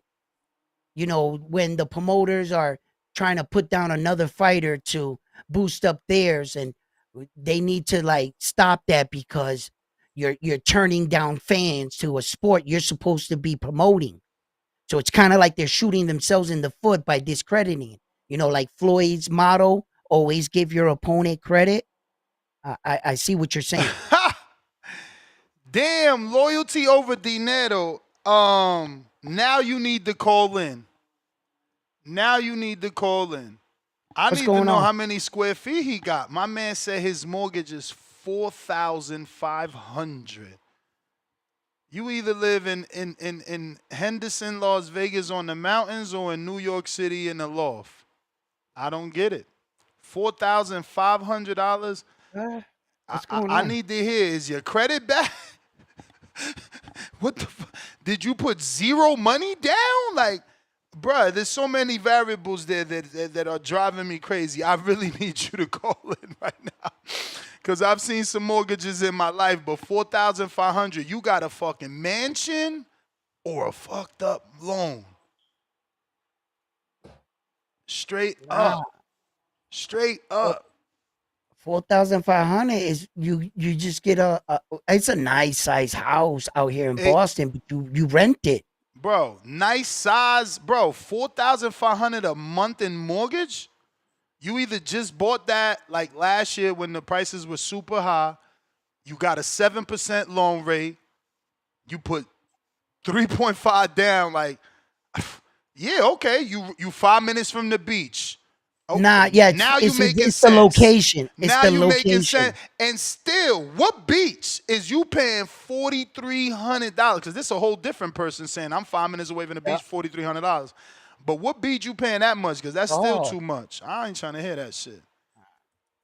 I mean, again, I guess I'm frugal too. Let me take myself out of your life. Congratulations to you on your $4,500 mortgage. You better be careful, man. You better be careful. Best believe Ness ain't got nothing like that. I don't make those mistakes. That's a mistake to me, waiting to happen. 4,500. Yo, what's good? Salute better to be you, raking Ron. it in. Salute to you, Ron. He said my mortgage $1,600 in Sacramento. Salute to you, Ron. Get here, Italian stallion. What's up to the panel? What's up? What's Hey, up? Ness. What up? You won't believe who I bumped into yesterday. Uh-oh. I'm in Portugal right now, yeah, and I'm walking down the street. I see Cambosis with his family. So wow. Yeah. Nice. He reposted the photo on his story. You can see it on his Insta. But we talking Shiraz, Berlanga predictions or Yeah. The whole card. The whole card, basically. Yeah. okay, What- okay. I got Berlanga stopping this guy, man. That big Brooklyn energy. He's got a lot of people talking shit right now. My boxing mind tells me that Shiraz is a technically better fighter, but he said he broke his hand or whatever in the last fight. I did not see no right hand. He was just, all he had was the jab. Adames was able to just move the head, work the inside, dominated him the whole fight. Absolute robbery. I got Berlanga knocking him out. I got Shakur, typical Shakur performance. Going to be boring but effective because he's just trying to win. So he knows no matter what he does, the haters are going to keep chirping because he's that good. I'm sorry. Yo, the mortgage chats are crazy. Somebody said 1,600. What kind of countertops you got? I'm sorry. What kind of what? I'm sorry to all my young guys. And like, what the fuck you talk about, bro? Oh man, but it's hilarious. No, he says 1,600. What kind of countertops do you have? Then he said, do you even have an island? I'm not gonna lie though, 4,300 a month is pretty crazy. For Hell yeah, it's crazy. Another dude said 4,500. They're crazy, bro. They're crazy. Believe that. I don't want to hear their excuses. Someone said one of them shits is in DC. Man, you ain't getting me to pay no $4,500 for a row house that if your shit burn, mine burn too. They crazy. Y'all crazy, bro. Ness, you gotta start an investment podcast, man. I'm not gonna lie, you got some good like when I listen to your podcast, you got a lot of good. You breaking up.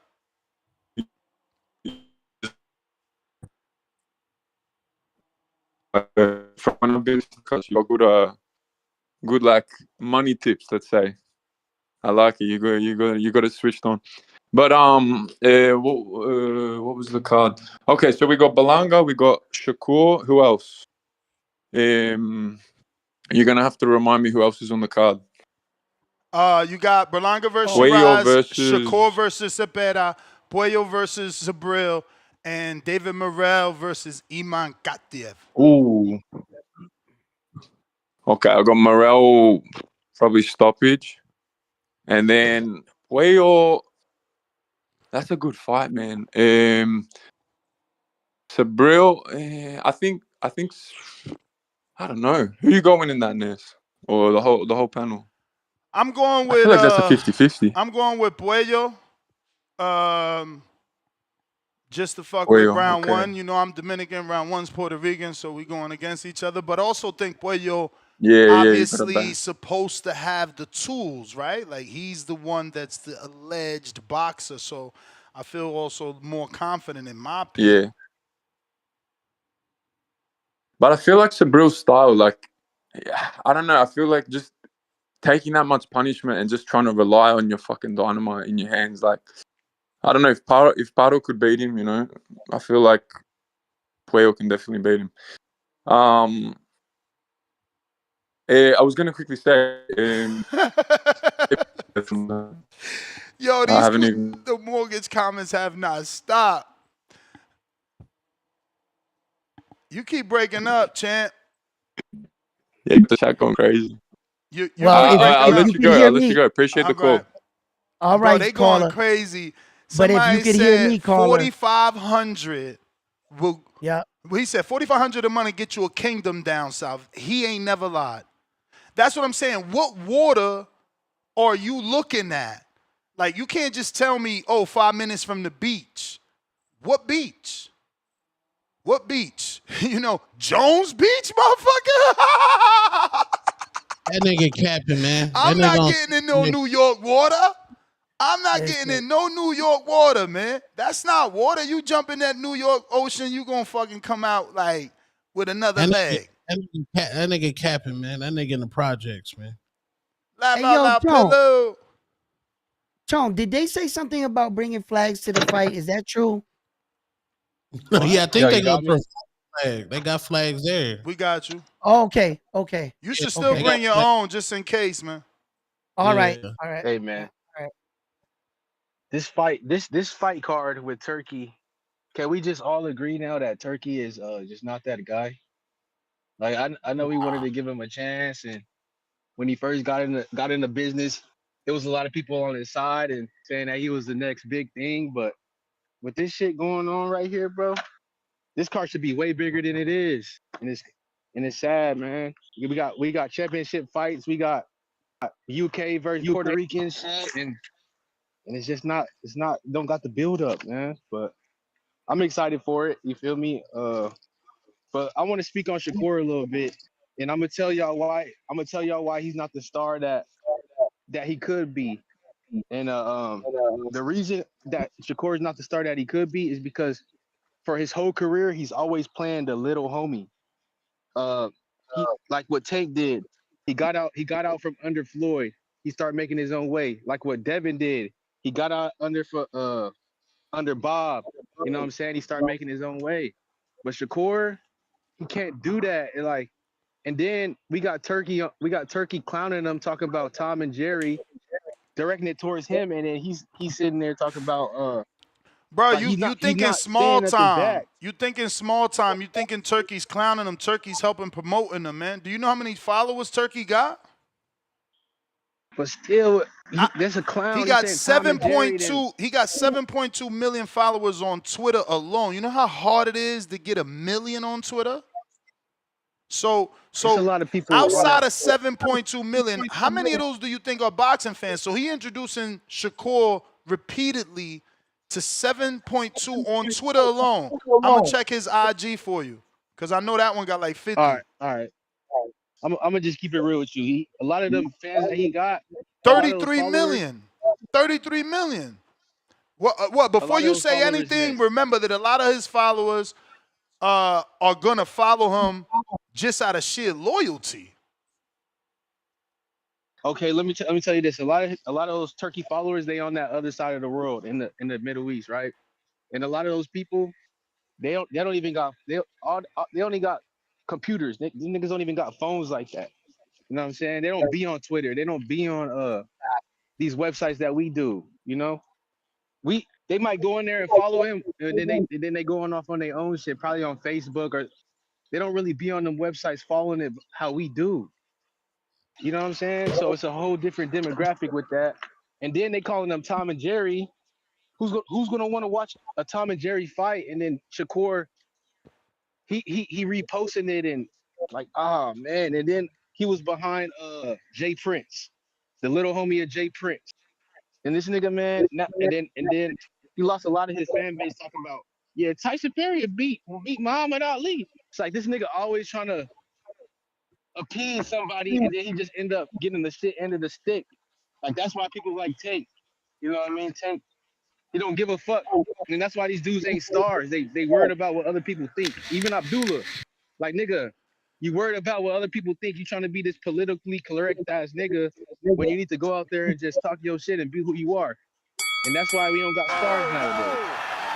Yo, my man just texted me, said my mortgage $4,560. I said, where, homie? I need to know where. Y'all out of control, man. This is sad work. I'm sorry. I'm sorry. To the last caller, right? To the last caller, I think you're thinking too much conspiracy theory, right? And Turkey Al-Sheikh bought the Bible of Boxing, Ring Magazine. The millions of followers that magazine alone generated just transferred over, plus who he is as a person. 7 million over there or whatever, that's pretty low for a freaking trillionaires associate whatever he is. So, you know, and then he, with everything that he deals also with Oscar, with Bob Arum, with Ed Hearns. So he's also getting following from all those other platforms too as well that want to hear what he has to say before it either gets published in the ring. So he's an interesting figure. So the numbers that you're saying, those are easy. That's probably average on a man of his status. I'm surprised it's not higher. You know, so like and then also what you're saying or alluding to that, what our guys got to go out there and act the fool to sell a fight, that we can't be noble in competition or humble, that we can't be consider boxing an honor sport, that we have to go out there and show our ass and talk about your girlfriend and throw things or throw a punch in order to sell. Who are we? We're not no other nation's clowns. We're going to show you by our fist and what we do in the ring. That's what you're measured by. That's what you should be judged by. So yo, sometimes we need to teach our kids a new era in boxing. See, but this is a distraction. Yeah, shit talking's good. I get it. If you don't like shit talking, then go somewhere else. But you know, sometimes it gets out of hand, and we need to, like, you know, back it up a little bit. You know, there's other channels talking about Devin Haney's relationship with his girlfriend. You heard of them. We don't do that here, but you see what it's like out there, you know, and you know, let's honor these guys a little bit more because they bring us the blood. They give us that action, man. You know what I'm saying? They got me going out to New York, you know what I'm saying? Because I think it's a great card, man. And I want to support it. And, you know, I want to be able to say that it was close enough. Where were you when this night took place? When we look back, if it's really that amazing, you know, and if it kicks off like that, you know, so I want to say I was there, you know, because there's a lot of fights I couldn't get to. So, yeah.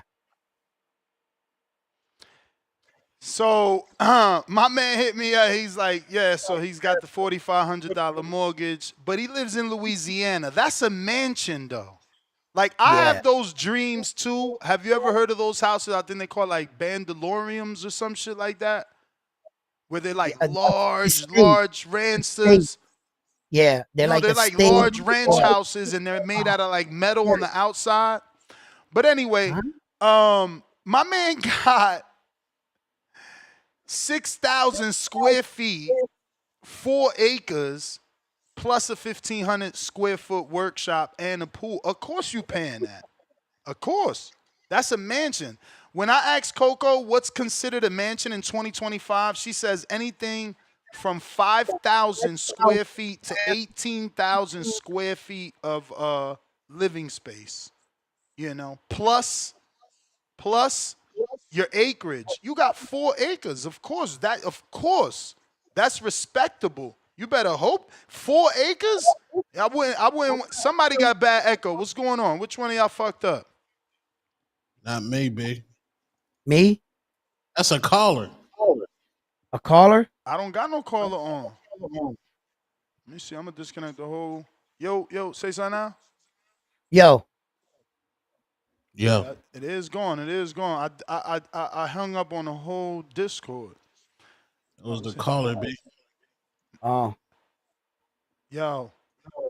See, it's back. Mic check. Mic check 1 2 1 2. Yo. Mic check 1 2 1 2. Mic check 1 2 1 2. No echo.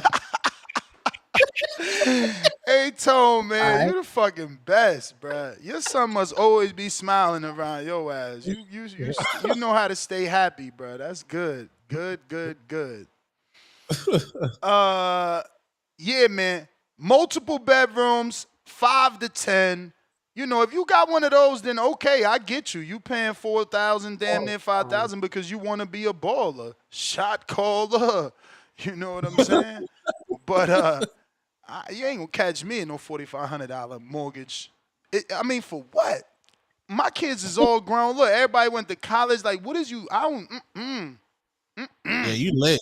Yeah, you lit. Hey, yo, matter of fact, Tone, I forgot to ask you, What would $4,500 a month get you in Arizona? Because I see Michelle Rosado put together some amazing homes. I mean, Arizona got some amazing homes, bro. Like, shit. Man, Scottsdale. I don't know. People just gotta move to get the deal. Yeah. In New York, it'll get you a closet with a closet for $4,500. Nah, what about out there, Tom? No, it'll get you like in the Fountain Hills, Scottsdale. You can definitely get you a mega mansion in Laveen, Arizona. It's kind of ghetto, but like your crib, it's gonna be lit for that much. Lord child. Yeah. That's what I'm saying. I'm paying $4,500. I better be living in Sedona, overlooking one of them beautiful mountains and a waterfall or some shit. I don't know, bro. I can't do it. I can't. Beautiful place. Let me tell you, I left New Jersey because my taxes for my house was $9,000 a year. That's insane. I had to roll. And I know some of y'all paying even more now, but I had to roll. I'm not in no tax state that's charging that much. If you raising my home taxes to that, we out of here. We out of here. We ain't fucking around. There's too many places to live. Y'all gotta spread them wings, man. Mm-hmm. Yeah. Big boss.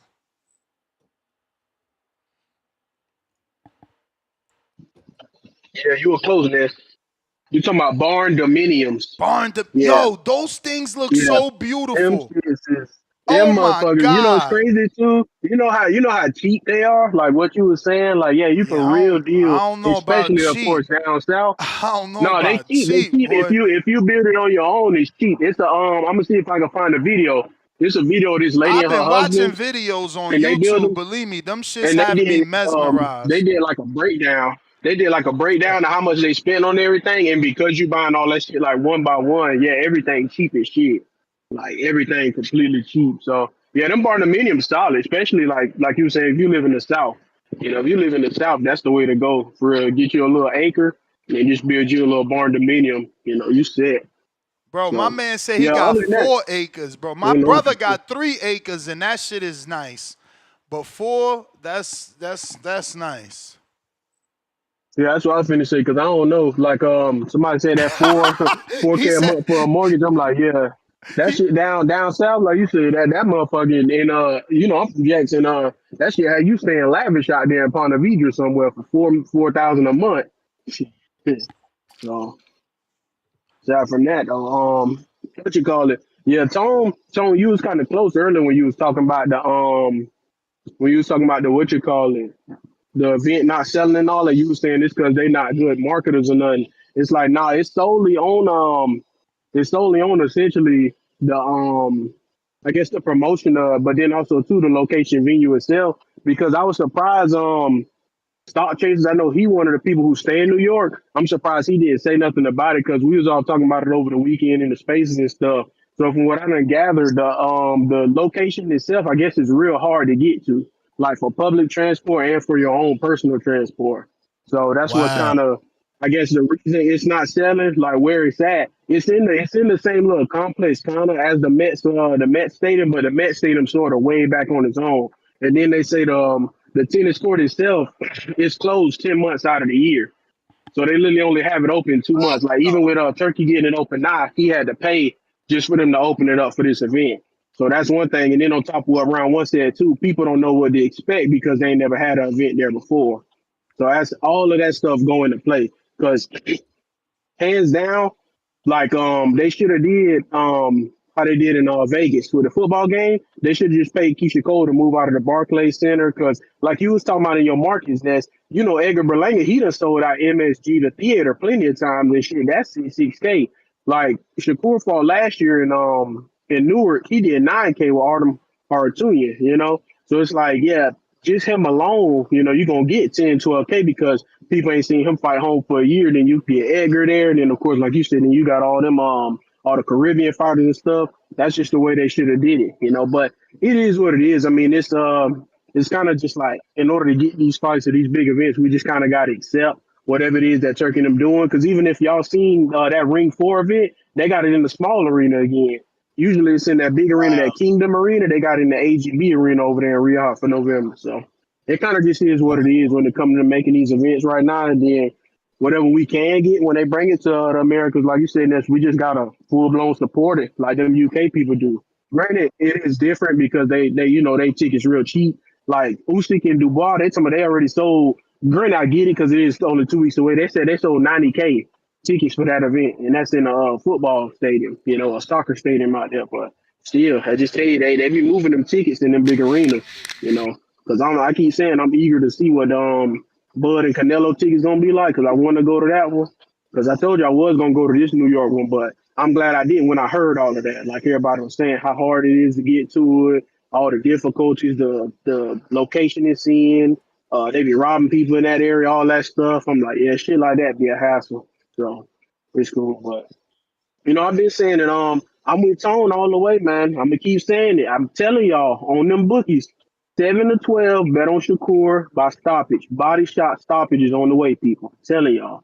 Edgar, I keep saying it. Edgar gonna break Shiraz in half, man. I don't see Shiraz having man. So the easier parlay would be Edgar KO, Shakur KO. You doing rounds on Shakur or certain group rounds, that makes it more difficult, Yeah, let me ask you this, man. Go ahead. How much would it sell in Arizona if you had a card, David Benavidez versus Yard, Bam versus Martinez? That sells out. That sells. That should sell out. What's Glendale hold? They probably get the whole 20 there. I think they hold 20 in Glendale, no? At Desert Dime, I forget. Yeah, about 16. Yeah, Desert Dime, yeah. 16 only? Desert Dime, man? Let me check, man. I don't know. But yeah. They need something to at least do 20 because both of those guys can do 10. And then the fact that they together, they're going to price the tickets a little bit more than usual. That's the problem. But, yeah, they should be able to do 20, those two guys in Arizona. But that's the thing, bro. Y'all getting away from the plot. The plot is to bring attention to Riyadh season in Saudi Arabia. This entire agenda isn't about boxing. It's about bringing tourism to Saudi Arabia. It's about making Saudi Arabia the new Las Vegas. That's why they opening up bars. That's why they opening up locations where they are allowing people to drink. They are trying to change tourism. It's not about us. They understand that it's going to look like what y'all call, quote-unquote, sports washing if they only putting on events in Saudi. So they spreading the love. But, like, you can't expect them to do what you think works for us when they're trying to – that's the point. Like, why would they want – I don't know, man. Do they got enough money, Tone? I don't follow politics, but let me ask y'all this. Why would they want the events to do well if they're trying to sell you, get on a plane and come to our country? We mean, why would they want a successful event? In America. Okay. Look at what they did. Hold on, round one. Remember this. Yep. Remember his criticism of L.A. He called it a dump, a shit house. Oh, shit. He did say that. Now, look at New York. It was supposed to be free to the public, and they gated it off. They made 12-foot gates that you couldn't see through. So that's a deeper, darker Are we selling that America is a good place and you can have a great time in that event? Or are we selling that we need heightened security with 12-foot gates that you can't see through? That when we go to L.A., there's nothing but dirt and bums and garbage everywhere, and it didn't sell out. And now we're in New York, and it didn't sell out. But, hey, we in Saudi, and it's a ball over here. I don't know. I'm just saying. I'm asking. Right. Is the money long enough to do that? Correct. Now you're on to something, Ness, right? Because you give them big names and everything. You hide it away. Eventually, you'll get to see the fight, whatever. But you put a little bit of frustration of going to fights and that remembering that everybody starts bickering about how it was hard to get to here, there, but it was a great card. Okay. Then in the long run, if what you're building out there is a casino way, events, tourism, in the end, all the money you lost during these fights, a lifelong of a casino where people are constantly going out there to spend money and everything, you'll get all that shit back and then some in 10, 20 years. It's like it's something that'll never stop. And if it becomes the new Las Vegas, you guys saw what Las Vegas was when it was at its height. I don't think it will ever become that. I know they got their own airplanes, but they're gonna have to offer more direct flights and cheaper. Like Americans are not paying $1,500 for coach. We just ain't doing it. And then you talking about 20-something hours. We not 16 doing it. hours. We not doing it. We're not doing Nigga, it. they said, Ness, for you to go ahead and buy you a dime or buy you a dub or buy you a eighth or whatever the fuck weed you gonna buy, they say you call the dealer gives you coordinates to the desert, you go to the desert, you dig it up out the desert. You dig your pack out the desert. That's what they said. I'm not doing with a none camel. Of that because I would You gotta be too rent a afraid. camel. I would be too afraid that they setting me up, bro. Like that's what they that's what they headlines need. Another American that went over there with drugs. Like I would never in my life. I'm telling you, the dudes that be calling into the show talking about they be flying with weed is insane to me. It ain't. I don't gotta get that high. I'm already on the sky. Y'all tripping. Hey, yo, since that basketball player got caught with those 6 vials and got 9 years in Russia, I ain't playing around. Who's that, Marco? Man. Is that Musty yeah, Marco? I'm trying to let him in. Musty Marco. Yeah, pause. We got Juan out of Houston. You know what I mean? Marco, good morning. We talking mortgages, Marco. What was your mortgage in New York? When I had it? When you had it, don't lie. What was your mortgage? There's no wrong number here. 25, something like that. No, not the loan, the mortgage. The number, like monthly payment. Yeah, like 2,500, something like that. Oh, 2,500. No, because it sounded like you said 225. Nah, but that was also in like 2015. Yeah, no, for sure. But that's, we're hearing people call in saying $4,500 is their mortgage. Go ahead, Juan. Nah, let me tell you something. When I was in Kazakhstan, did you ask him if he's a brain surgeon? Smoked packs of parliaments like it was going out of style. I ain't flying with no weed. Man, I ain't flying nowhere for no weed, and I ain't going to Saudi looking for no weed. That's like asking for a problem. Yeah. I put it on your car. I don't know if it's yours, but it's a red one. Oh, okay. Appreciate that. Let me go find that. This nigga in the precinct? Okay. So we were listening to. Nah, my bad. You got me? You got me, Nick? Can you hear me? Yep. You getting booked, nigga? You getting booked, nigga? Nah, he's taking the urine at the brook. Hey. Nigga, I'm at the job, baby. Goddamn, man, give me some slack, two-tone.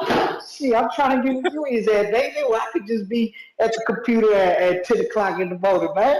You know what I'm saying? It's going to be 20 more years. I'll have to retire for that.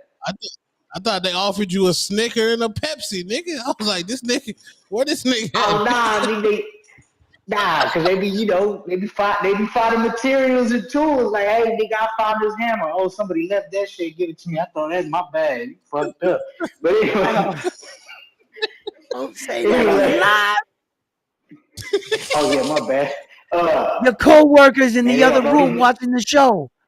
Yo. Right. Hey, no entiende. I was talking to y'all in English, man. You know what I'm saying? But anyway, shout out to the Puerto Rican fans.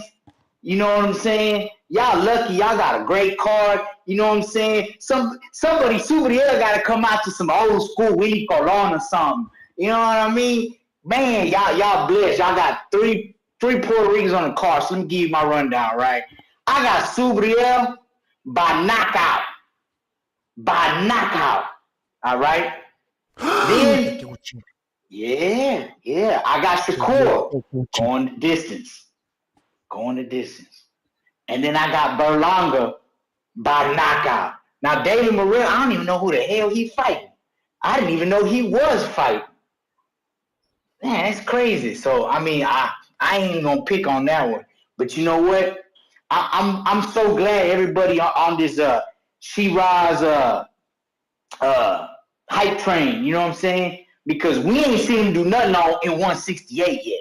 So for right now, it's a hype train. We know he live at 160, but I know what my eyes saw, and my eyes saw him lose to El Bronco. You know what I'm saying? So that wasn't no draw to me. So yeah, man, I got Berlanga by knockout. They gonna put some respect on. Matter of fact, you think Victor Santiago Jr. gonna show up? Victor Santiago Come on, Jr. man. Who the fuck is that? Good. I was thinking. NORE, baby, show up for the Puerto Ricans, nigga. NORE. That's his name? Oh, yeah, that's I his highly name? doubt that Victor? one. I highly doubt that one. man. Listen, man, small advice, bros. If you paying 20 something hundred, 30 something hundred for rent, yeah, look for a home, bro. Look for a home. Believe that there's no way your landlord is renting that house to you at cost. Meaning all he's asking for is what he's got to pay his mortgage and the light or the whatever, homeowner expenses there, bro. It's cap. It's cap. Whatever he's charging you, he's making a significant amount. I personally would not have a rental property to make $600 a month, which annuals out to be $6,000. It's not worth the headache. It's not worth the headache of dealing with tenants. It's not worth the headache of dealing with the repairs. It's not worth the cost of dealing with the painting when you got to move them out, the fixing. So again, if they charge you what they charge, they making more than $600. Y'all gotta, no, people do have a choice. You move. You move. You got bad credit, you fix it. The AI can fix your credit for free. There's people that charge you to fix your credit. There's videos that teach you to fix your credit. You guys are full of excuses. I mean, you're already paying $3,000 a month to rent someone else's house. That motherfucker's probably buying another house with the other $1,500 profit he's making off you. He's paying for the mortgage with that one, plus the profit off you, he's paying for another mortgage.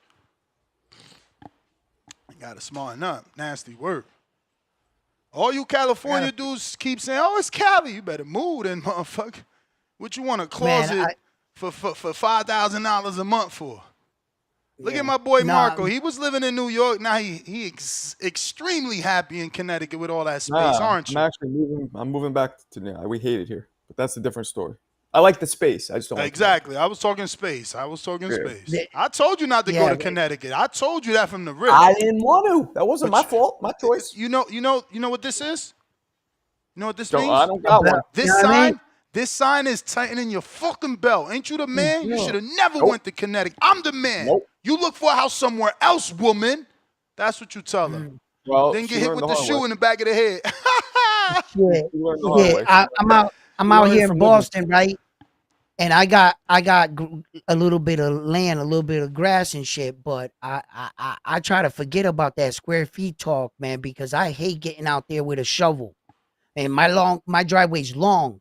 You know, I ran and from then, the snow like I was Hussein bro, Bolt. listen, I got a little ride along lawnmower. Yeah. My shit's like a golf course, bro, and I don't like that shit.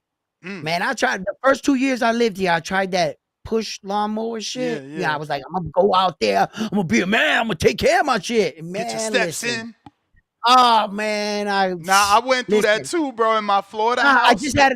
I just had to do my gutters yesterday. Yo, I was covered in just debris from the gutters. I had to go around my whole house. Gutters. Yo, I had to do that yesterday. So it's just Shout like out a to lot you, of round one. I like that, man. You hands on, man. Nah, I gotta take care of my shit, man. Yeah, For sure. Shoveling and slow is for the birds, though. All you shovelers for the birds. Get you in Arizona. And first off, you Cali dudes, you're so overrated. Like, can you cut the shit? Get the fuck out of Cali. Who cares about Cali? First of all, your beaches is ass cheeks. Freezing water. Freezing water. What beach? Which beach? Which beach ain't freezing? You tell me. I've been to them all. Which beach in Cali not freezing? It's the Pacific. You been to Coronado Beach? You ain't been to Coronado? I've been to Malibu. I went to the one, especially the one from the movie, Malibu's Most Wanted. Oh, we went to that. If it was a movie, we went to that. I went to the beach in California and LA, around LA. Like, I've been to some beaches out there. They all cold. You go to Florida, them shit's warm. Nice and warm. But you go to Jersey, you go to Jersey, those beaches is cold. You go to Boston, that's cold. Yep. You go to Boston, that's cold. Like, I don't even understand it. Like, you know what I'm saying? Like, you can't pay me to get in Cali that water. taxes. I don't even gotta Google. I went to Cali in 2007. I bought a 3-pack of Walmart V-neck white T-shirts. Taxes was 10.7. That right there would have made me move. I was only a tourist. 10%, 10.7% sales tax, I'm out. Like, y'all not making smart decisions. Oh, we got to stay here. I was born here, and that's my whole family here. And break that cycle. Break that cycle, man. Yeah, I mean, you got a point. Don B, what up? 10 point, man. Cali's overrated. Cold Beach, high taxes, small square footage for the dollar. It's time to go. Mm-hmm. Yo, Ness, can you hear me? Perfect. Oh, yeah, man. This is my first time calling in. I've been following for a minute. Salute, man. That's about what's up, time. caller. Hold on. Don't say nothing. Cause you know they say I don't do this enough. I'm trying to make this a thing again. Ladies and gentlemen, making his professional debut. Aye. Go ahead. You fucked up. You dropped the ball. You're supposed to be like, Dom B, hailing out of Louisiana, the Alabama Slammer. Like, give me something, Dom B. You ready? Man, it's breaking up. I'm about to jump on X Spaces. Oh, we got you. You sound good. We hear you perfect. Oh, okay. Well, I'll just keep talking.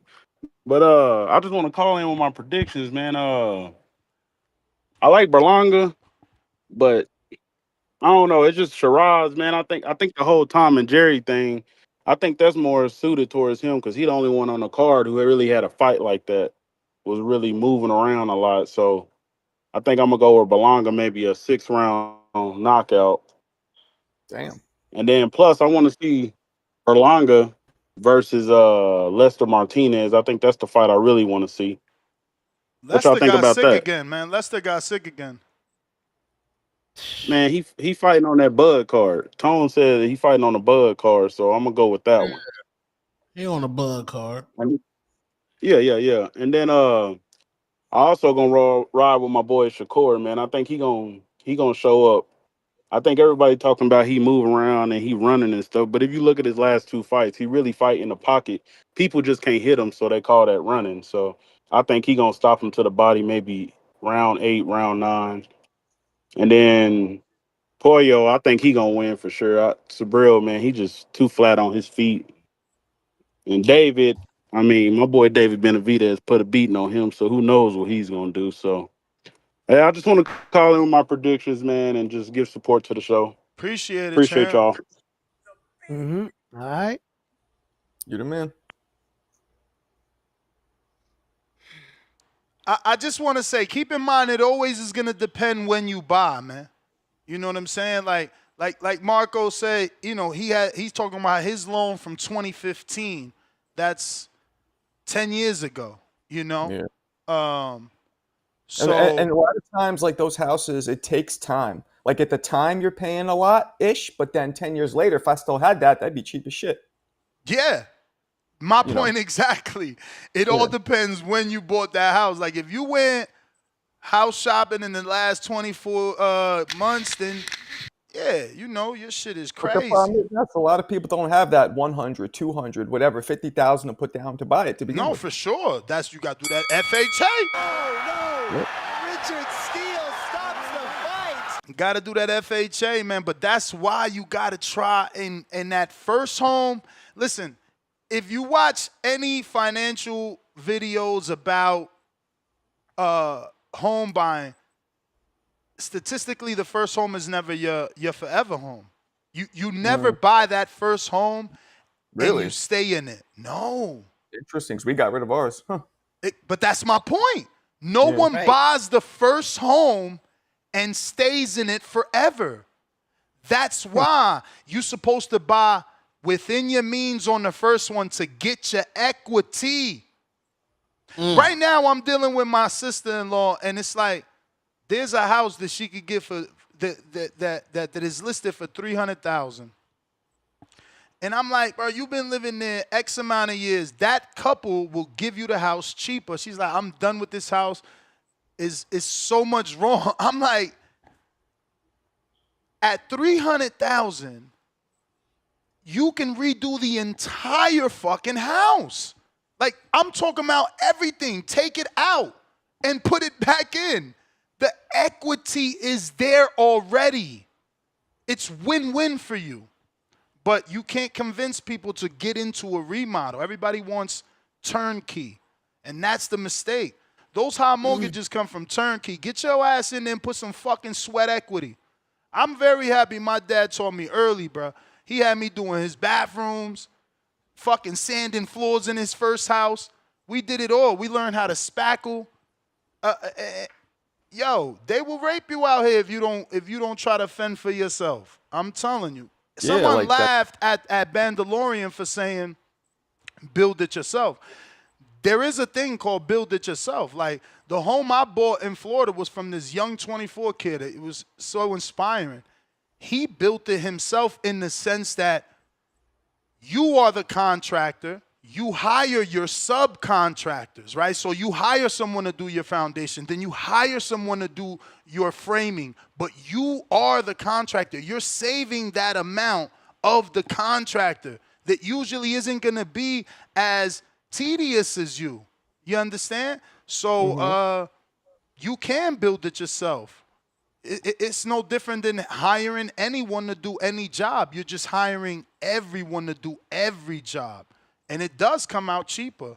You know, there's ways. Y'all got to look for ways. I'm sorry. $4,500 is wild. That's a lot, but that's, you know, but also if that could be like a mansion, you know what I mean? That could be a big house. Who knows what they're getting? For sure. Right? No, one person's statistics was definitely worth the money.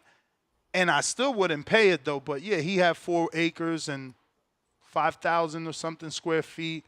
You know, that's a lot. That's huge. I'd rather get a fucking condo, but maybe because I'm used to that small living, it's less to take care of. My point exactly. Like, my mom is like looking for a big house in DR. I'm like, for who? It's just you and dad. You know what I'm saying? Like, people be thinking with their kids when their kids is already thinking independent. Did you I mean, did you grow up in a house in Jersey, or was it like a building, or what? We had every step of that, bro. We come from the gutter, so we definitely lived in the building, and then we graduated to my mom and dad's first house ever. Okay. So they experienced that. Maybe that's just what they like.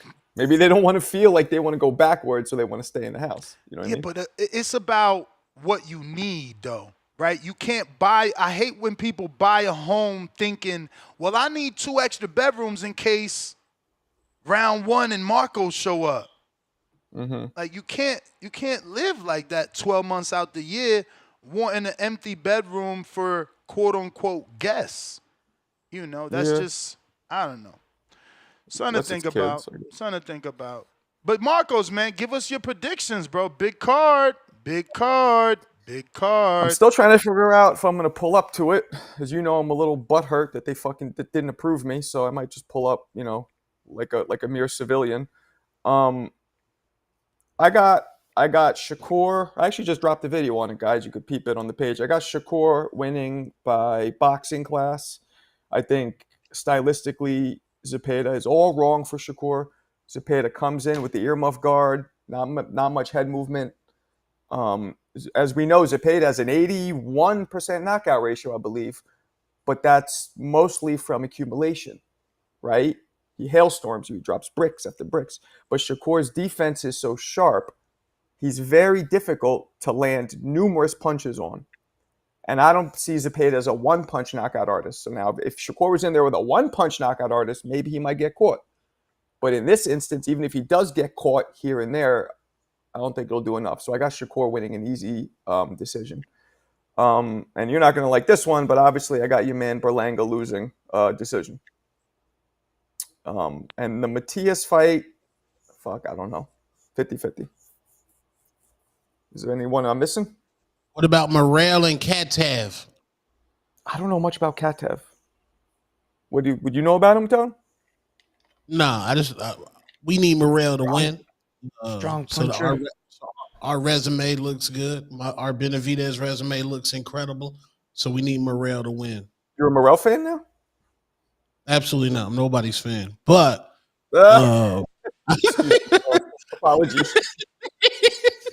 I need Morrell to win, man. I need Morrell to win, babe. Why? Because that means the Benavidez resume ages like fine wine. That means we be the killer. That's what we did. Tone, I said the other day that I believe Benavidez is one of the top 5 pound fighters now, and I said that I believe he'll go down as one of the greatest of this generation. And some people thought I was crazy. You might have to check in, or you might have to get that checked out. I don't know, but you don't agree with that? The top 5? No. Who's better besides Bud, Inoue? Who? I would have to say Usyk argument. Okay, Usyk maybe.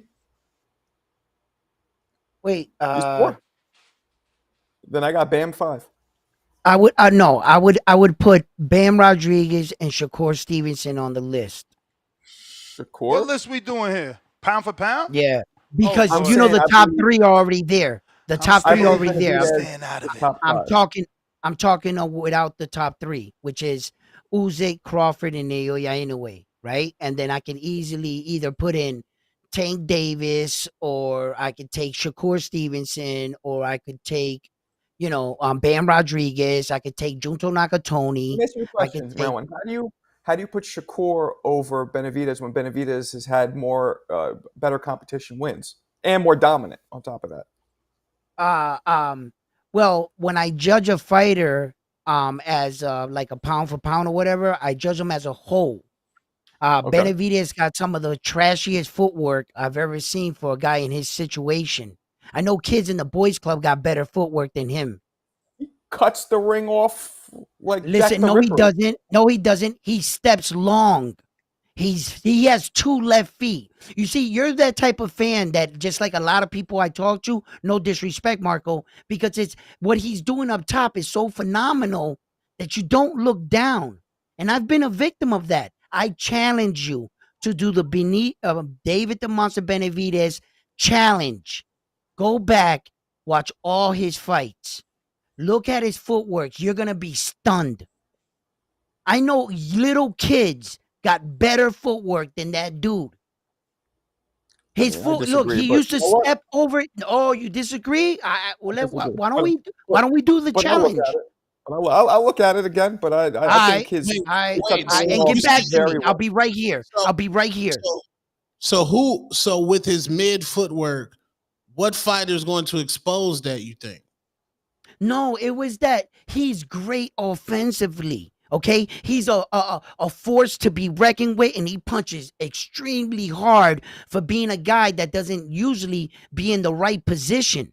So you can see that his shoulder punches and everything. Look what he did to Caleb Plant. That man was extremely hurt. He took a couple years off that man's life. Okay, and he did that numerous times. So he's phenomenal up top. That I'm not saying. But look how he got caught there, though. Look how he got dropped when he got caught off balance in a stun punch for the first time in his career. He was out of place. Nez, help me out here. Who's the guy that dropped David Benavidez? Is it Ronald Graville? Okay. He caught him. He caught him out of place. It was a flash knockdown. Had it been for David the Monster Benavidez have his feet underneath him, that punch don't drop him. It was because of his placement, brother. I promise you. I promise you. You go back and look at all his fights. Look at his foot. It's been coming. Look, the last 3 fights, yes, it's been coming. His footwork has been getting better. You know who also had remarkably not that great footwork, and he got by it for a long time, was Tank Davis. His footwork See, I wasn't all that disagree. great. No, it If you see wasn't. the way he He cut off started the ring getting better. also, if you see the way, maybe against not Roach, against Frank Martin, he was cutting off the ring beautifully. Oh, no. Now, lately, it's getting better. He's getting, but early in his career, Tank's footwork, nah, bro. I was looking at it. I was going, damn, bro. And it was because of what he was doing up here, had the fans concentrated. They'd never look down, because you look down, you might miss the knockout. I promise you. You look at David Benavidez's footwork. All right. I'll look at it. We'll see. I'm open. I'm not saying it's the same way now. It's gotten better. Yes, it's gotten better. That step, he does like that Frankenstein step. He like steps towards you. He like steps. He doesn't have that real good bounce in his step. He doesn't stay on his toes. He doesn't dart in and out. Some of the best footwork, best cutting off skills were George Foreman, and Muhammad Ali said it. Muhammad Ali said that the rope-a-dope happened only because he was trying to dance, but Foreman cut off the ring so well that he had no choice. And I believe Benavidez is a similar, like the cutting off the ring. And Foreman looked all lumbering and shitty, but he had great footwork to cut off the ring. And I believe Benavidez is the same way. Marcos, you know what I'm starting to notice, and I don't share this with anybody, right? Because what I try to do, by myself, is try to discover the way to how to punch hard, right? And why do some guys have pure punching? And I think it's because they understand something about the movement, right? So I started noticing that when the UFC guys punch and they train, they're training not to twist the feet and let the pressure out of their body. And boxers are trained exactly to do that. So I started watching some of them, and I noticed that George Foreman and some of the biggest punchers like David the Monster Benavidez are typically flat-footed. And the punch comes from what they do is they snap the shoulder first, waist, then hip. In boxing, we snap with our width and then our shoulder. You see? Everybody has different. Everybody has different technique. Yeah.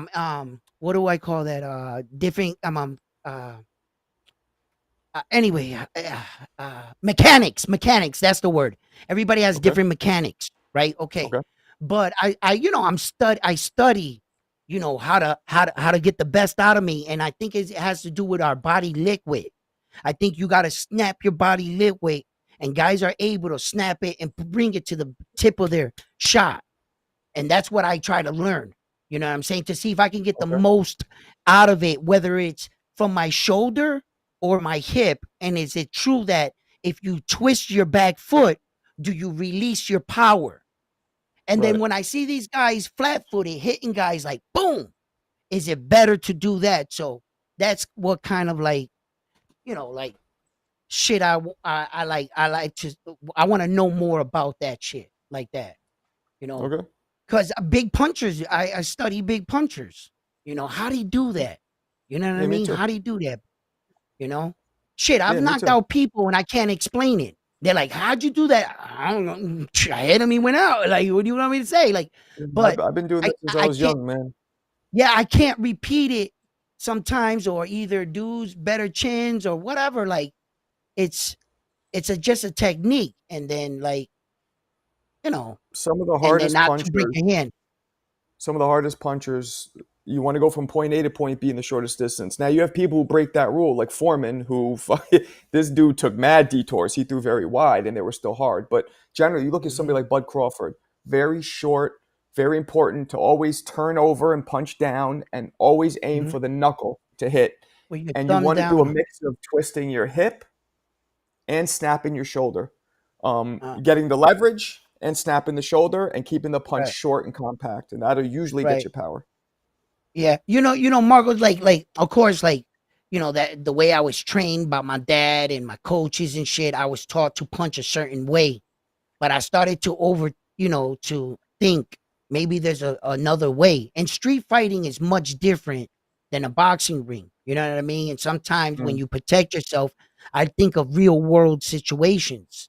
You know, what would be effective? You start going in a fight. I've seen those boxers try to fight a street fighter sometimes, and it doesn't go out well for them sometimes. Sometimes it does. You know, but because they think like in their head there's rules, and this guy's over here scooping you up, and you know it's different. So, what would happen in a real situation? And I find it that hitting from your hip is the best because it's quicker. You know what You I have mean? to shift your weight. You always have to Yeah. shift your weight onto one foot to get maximum power. Right. Yep. It's usually your lead Right. foot. Yeah. But you have Yeah. also guys who are you also have speed. You have knockdowns which happen from you know the shots you don't see, right? That's an old cliche, but it's true. You know what I'm saying? Like that's why I think Canelo dropped Berlanga. Berlanga's a bigger dude, but he just didn't see the shot, so it got him like, oh, but he was fine. So sometimes snappy, like Mike Tyson was so good because he had snappy shots, but also power. He had both. People didn't see the shits coming, but they were also hard. You know, Roy, super fast. Oof, what the fuck? What was that? You know what I mean? But then you had guys clubbing punches, like Foreman, like Brian Norman Jr. is clubbing, but also has a little snap to it. He kind of has both. You know, Tank Yeah. is more of a Tank is Doing both. pretty good. Yeah. No, Tank's a pretty special fighter for his real size. When you see him in person, fellas. you realize you're like, okay. Pat Bandero. You can hear me? Perfect. Shout out to you guys. Shout out to you, Marco. Shout out to you, Two Tone. What's up? Shout out to you, What up? Round Uno. Shout out What to you, up? Ness. Shout out to the panel. Yeah, I'm gonna go real quick with the. So I have Morrell. I think he's gonna come out strong. I have him by winning by stoppage. I think like the fight against Benavides was like a make him or break him. Nothing that made him like even stronger. So that was really a really good experience for Morrell, I believe. So I got him like stopping Khataev. Then we have, is it Puello Subriel, isn't it? Mm-hmm. Yeah. Yep. Yeah, Puello Subriel. Yeah, this one, I think Subriel is coming with a chip on his shoulder, and I think he's gonna edge it. I think I can see him like a late stoppage. Yeah, I gotta remember those two dudes he fought are not on the level of Alberto Puello. Oh yeah, no, it's nothing. I have nothing against Puello. Puello, first of all, Puello has to come in great shape. That's the first thing that Puello has to make sure he comes with a great shape. But Subriel is gonna carry on. And I believe like Subriel changed trainer as well, didn't he? Like recently. Yeah. I believe so. Yeah. You guys are grasping at straws, man. Grasping at straws. It's 50-50, but I got Subriel edging it. But yeah, Puello is a force to recognize with, no doubt. 50-50 why? Because of the power? Because I'm not really understanding 50-50 based off what? How is it 50-50 with an undefeated fighter that beat a guy the caliber of Gary Russell and Sandor Martin and is undefeated? Yeah, Did I say that? Yeah, I understand that. The other guy has lost twice to lesser people. Okay, I'll put that up against 5 guys that quit on their stool. Again, you and going one to power, casualty. bro. We're tired of hearing about the power. We already seen people figure out the power. Round one trying to help you talking about power like I didn't mention that. I don't need your help. I don't need your help, round one. I know. The thing is, Subriel is someone different. He can have like an off night. I know that. If he's got a good night, it's a problem. So I'm saying like he's got a chip on the shoulder. I think he's gonna come out strong, and he's gonna get the win. But we'll see. This is boxing. Anything can happen. We know that. Yep. And then I have Shakur against Zepeda. I got Shakur by stoppage. In the later round, I think hopefully he's coming with like no problem with his hands. But yeah, I got him stopping Zepeda in late rounds. And that's the one difficult, man. Berlanga against Shiraz. I'm edging towards Berlanga just because I don't know how Shiraz is going to look at 168, and Berlanga's been 168 for a while. So that's the reason I'm leaning towards Berlanga. But hey, round one, I just wanted to say one thing. You were talking about Benavides and footwork and stuff like that. Listen, Benavides, he's got his own way to like fight, and no one's been able to crack the code. So that doesn't that doesn't mean anything sometimes, the footwork. Everybody's different. Subriel is different with his footwork. That's the bell, You know Pat. Hawk, Maryland. You see, you see they released that Benavides Pacheco little 12-second spar clip. I seen them spar twice in person. Me too. He was amazing. What happened? Talk to us. What happened? Nothing crazy. I seen them spar when they was at the mansion. Nothing crazy. Pacheco is no Benavides. Ain't nothing to talk about. Yeah. Hawk, what up? What up, TBV? What up, Ness? P-Zone, Round One, and Marco. How y'all fellas doing? What up? All right, Hey, all right. cool. Let me get these fights down. First, Round One, man, had me tripping when you was talking about the punching hard thing, man. That shit is just the basics of life, bro. Some people look good, some people don't. Some people gotta do a whole lot more to get pretty. Some people just walk outside and they're pretty. Some people punch hard and some people don't. Hey, some people got it and some people don't. It's as simple as that, bro. Everybody, some people can do things a lot easier than others. That's all that is, bro. But I like Shiraz in that fight with Berlanga because I think Berlanga gonna go for a knockout early. He gonna get himself tired, get himself frustrated. And Shiraz is going to outbox him. I like Shakur for the stoppage late. I like Shakur stopping dude late. I'm not sure about Matisse. I don't know where his mind at right now. I'm not sure about Matisse, so I'm gonna hold up on that one. I don't know about Matisse one. He ain't been looking like he should be looking. But let me see. Oh, y'all was talking about Savannah Marshall. Oh, I gotta go on the other side of it. I like Marshall, player. I like Marshall. I think Marshall. I don't think Ring can fuck with Marshall, but she's slick as shit in that ring. I like Marshall.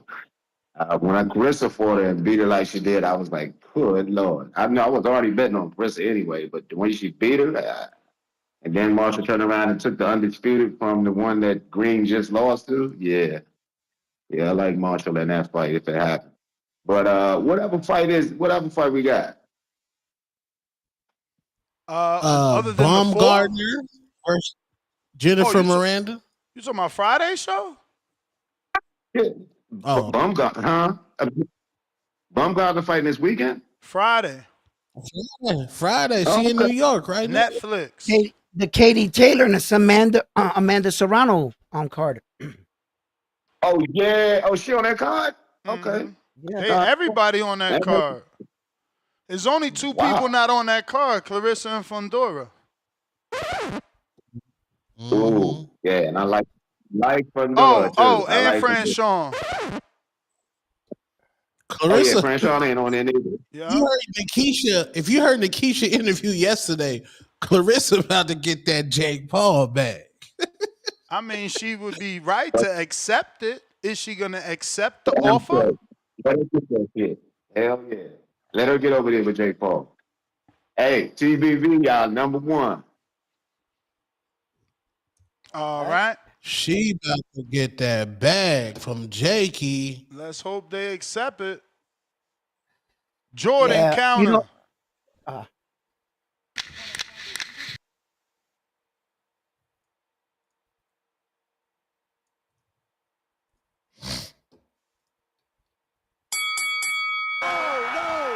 Richard still stops the fight.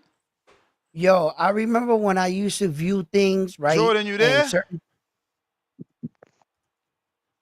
Yeah, you hear me? We hear you. Go ahead. Hold on. Let me connect my fucking Phoenician bears. Hold on.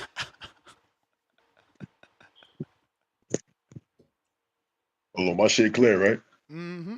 Been clear. Hear you niggas though, bro. Fuck it. Yo, Two-Tone, you hear me, right? Don't start cursing at my man Two-Tone, man. Yo, What, nigga? Hold on. We good. Yo, Two-Tone, don't get all emotional, bro. I want to talk to you. Can we have a conversation today? Yeah. I had the same energy you got, my nigga. What's cracking? Yo, you having a good day today, Two-Tone? They said Dior in the chat. What the fuck does that mean? He said, what does that mean? Pop Smoke song, man. I don't know his song. Oh my God, Yo, Two-Tone, what's Marco. good, brother? What's How you good, been, man? Two-Tone? You need to come to the Hatrix, man. We need to have a conversation on the Hatrix, man. Damn, you getting invited on the interview. What up, Jordan? You want that interview? This dude's like mad, like stoic. Like he's gonna. You about to heard me? go off or what's happening? Yo, Two-Tone. Yeah, what's cracking, He bro? just invited you What's on an up? interview, I need Jordan. you to apologize to me, nigga. Stop. Yo, listen, when I talk, don't talk. See, here I we need you to go, apologize bro. to me. I need my sorry, bro. He said a sorry. You out your mind. Wait, Nah, who need because to last apologize? time I got on here, you was talking crazy to me. So I need my sorry. You started it. Oh, I ain't start okay. shit. I get it now. Oh, okay. I get it now. All right, bro. We good, bro. I got it now. Nah. Hold on. Now say I'm sorry, nigga. Ain't no we good. Say I'm sorry. Get the fuck out of here. Yo, you Ness. tripping. Ness? What the fuck? Yes. You not gonna say I'm What I sorry, missed? Two-Tone? Hey, nigga. Nah, So listen nigga. now, Tell nigga. your dad sorry Look, for leaving you, nigga. God give you a chance to speak to me like a Tell man, you bitch ass nigga. Listen, like I said, you step foot in New York City, and I'm gonna be at the fight Tell your dad Saturday. sorry for leaving. I'm gonna be at the fight Saturday, man. No, I'm gonna be there too. I'm gonna be there with your dad, nigga. I'm gonna be there with your dad. We gonna buy your bum ass a drink, nigga, Anthony so I can Edwards. show Come you on. what your I dad cut should have him been off, doing for Tone. you. Chill. I cut him off. Come on, What was Anthony that? Edwards. Want to Tone Nemesis, man. He on the Hatrix, man. You know they gonna come for him. That dude sounds scary as fuck with that voice. You always want to use it. Two-Tone, you gotta fucking apologize, man. Bro, stop saying. How this nigga get back on the line? How this nigga get back on the line? I live rent free in that bum nigga head. At the end of Michael Jackson Thriller, when the guy starts laughing. Go ahead, Cincinnati. He said Pop Smoke. Who's this nigga with the Darth Vader voice changer and shit, man? What you mean, Pop Smoke? He was just in the building. Christian That nigga came out, I heard Dior. him a few I'm in times. all the stores. Yeah. Christian Dior. Heard that nigga a few times. Yo, what up, Toe? Yeah, Toe. What the fuck? What you did to him, Toe? What you did to him? Oh no, man! Salute that guy, man. Yeah, he consistent though. He Hell stay on yeah, that. he on Tone Top every day. What the fuck was that? Shit. Yeah, that's funny. But you know me, I'll never call in and talk boxing and shit. Y'all niggas start talking houses and shit. So I'm like, yeah. Man, I was thinking about that all day. I've been telling people, well, that's a little late now, but you remember when interest rates was 0 and shit and next to 0, man. I was trying to tell any and everybody I know, man, y'all better get in this game when y'all can. Because, the quickest way to the, upper middle class is home ownership. That's the old rule. A lot of folks shied away from it. I don't really know why. But, now shit, house is expensive in a motherfucker now. Shit. I just got my little house down here in Florida and shit. So, I still got my other What's that mortgage crib. looking like? It's funny. It's like $2,200. See what I'm saying? That's That's brand. decent. That's decent. That's a house? Yeah. That's a These house? 4,500 people are crazy. Yeah, that's a house in Florida, my Where man. did this 4,000 Yeah. person live? Cali? New York? I don't know where the other 4,000. Well, one lived in Louisiana, another one lived in Cali, another Louisiana? one lived somewhere else. That shit must have been a mansion. Yeah, it was 4,000, Yeah. 5,000 square feet, 4 acres, plus a 1,500 square foot shop, plus a big pool. Now that's worth it. Yeah, I That's mean, worth it. yeah, But if it's you like, what got you it. need that massive house for? You know what I'm saying? That's what I'm saying. Who needs But- all those goddamn rooms? That's Yeah, just it's, that's especially a if you're lot. not. You guys if you're a been single talking, and I've person, been like, shit, my mortgage ain't nowhere near y'all shit. I'm just sitting here quiet. You know what I Cheaper mean? or more expensive? I guess you guys would think I live in a shack or something. I don't know. You know? Well, Shit, Boston it's isn't funny. My cheap. other house mortgage higher than this one and shit. Well, So it's it's like, it's the but part. it's funny. This is like the first single family home I ever bought. Like every other place, all other few places I bought was always multifamilies. I buy like an apartment building or a two family or something like that, just to get my mortgage paid for. I live in one, rent out the rest. Like that's the first thing I tell everybody to do because it ain't that big of a it ain't that big of a deal. What? But What ain't that just big of a deal? multifamilies. Owning multifamilies and shit. I mean, it can be a headache, don't get me wrong, but like that's what I advise people to do that. Nah, Like for if the sure. mortgage You is got a high, multifamily? yeah, that's all How I ever many? bought until How I got many? How down here in many? Florida. How many apartments Uh is your biggest one? one was 4, other one was 2, another was 2, had 2 of them that was 2. So they wasn't like crazy, they wasn't massive, you know what I'm saying? Damn. But they, Wait. One at a time, or you had all 3 at the same time? one at a time. But like Okay. now I still got 2. I I, still got 2 of them now. Yeah. plus the Florida? Yeah. Oh man. Congratulations, champ. That's beautiful. Passive income too. How's Cincinnati Yeah, with the bro. rental though? Because you moved away. So now what? You got a property manager, or do you fly out? Nah, my people's, I know who rented it, so I know who, you know what I'm saying? I know who it is renting the places up there. And I just, if I need something fixed and I ain't got the time to fly out there, I just send my dad over there or something. You know, if if it's worth it to you, you can get a property manager. That way you ain't got to deal with nothing, but you still giving off that Nah, little that's 10% or last whatever they, resort, man. Last resort. Last right. Like resort. if you ain't got to do it, save that little change and shit. You know what I'm saying? But it's worth it. I always tell people, man, like you gonna pay mortgage. You either gonna pay yours or somebody else's. So pick one. You know what I mean? Word That's is just born. got to get in the No, you game. either gonna pay your mortgage for yourself or pay that landlord's mortgage, because that's all you're doing. That's right. That's all you're That's doing. right. And then you said something about the contract. I think that's my next step. Like I wanted to start a farm, but yeah, I might go ahead and just build my next house like that, Hey, like taking the contract route. when you say farm, are you talking like a homestead? Yeah, like probably like a vineyard. Maybe put a Oh, house on it, like okay. maybe a citrus grove, some sort of orchard or something like that. Well, Market well, garden, well. like not Yeah. like not like with tractors and pigs. I don't really want no animals and shit. I don't want none of that. Okay. Okay. All right. Might get some chickens, 'Cause- but like somebody but else got to take care of them. I ain't trying to fuck with them. yeah, well, where I'm from, like everybody in my neighborhood got chickens. Some In of us got Boston? goats. Yeah, I live in. I'm not gonna say What the exactly. fuck? I live in the country. Yeah, but you know where Worcester is? No, I don't know any of that shit. Where's that at? Okay, You in live I in know East? Boston. Quincy, which is a It shithole. goes. That's It it. goes Boston. It goes Boston. Worcester's the second biggest city. It goes Boston number 1. Worcester, Springfield. Springfield's smaller Okay. than Worcester. So so right on the adjacent to Worcester is the farms.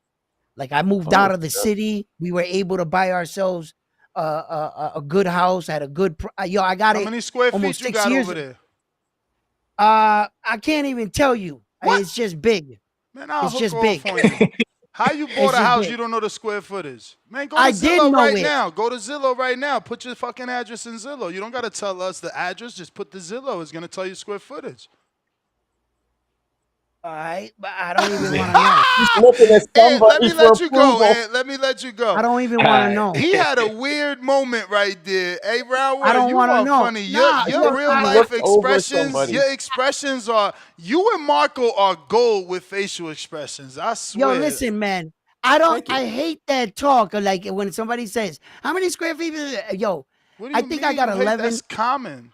1,100, whatever, because it stresses me out because I got to cut all this grass. No. You talking square footage Ah. of your property, or you're talking living square footage of the house? Oh, my So house. Yeah, the so Well, house. so your property could be hypothetically 10,000 square feet, but your house has 1,400 square feet of living space, or 4,000 square feet of living space. But right. yeah, let me get to these super chats. Apologies to the chat. Apologies to the chat.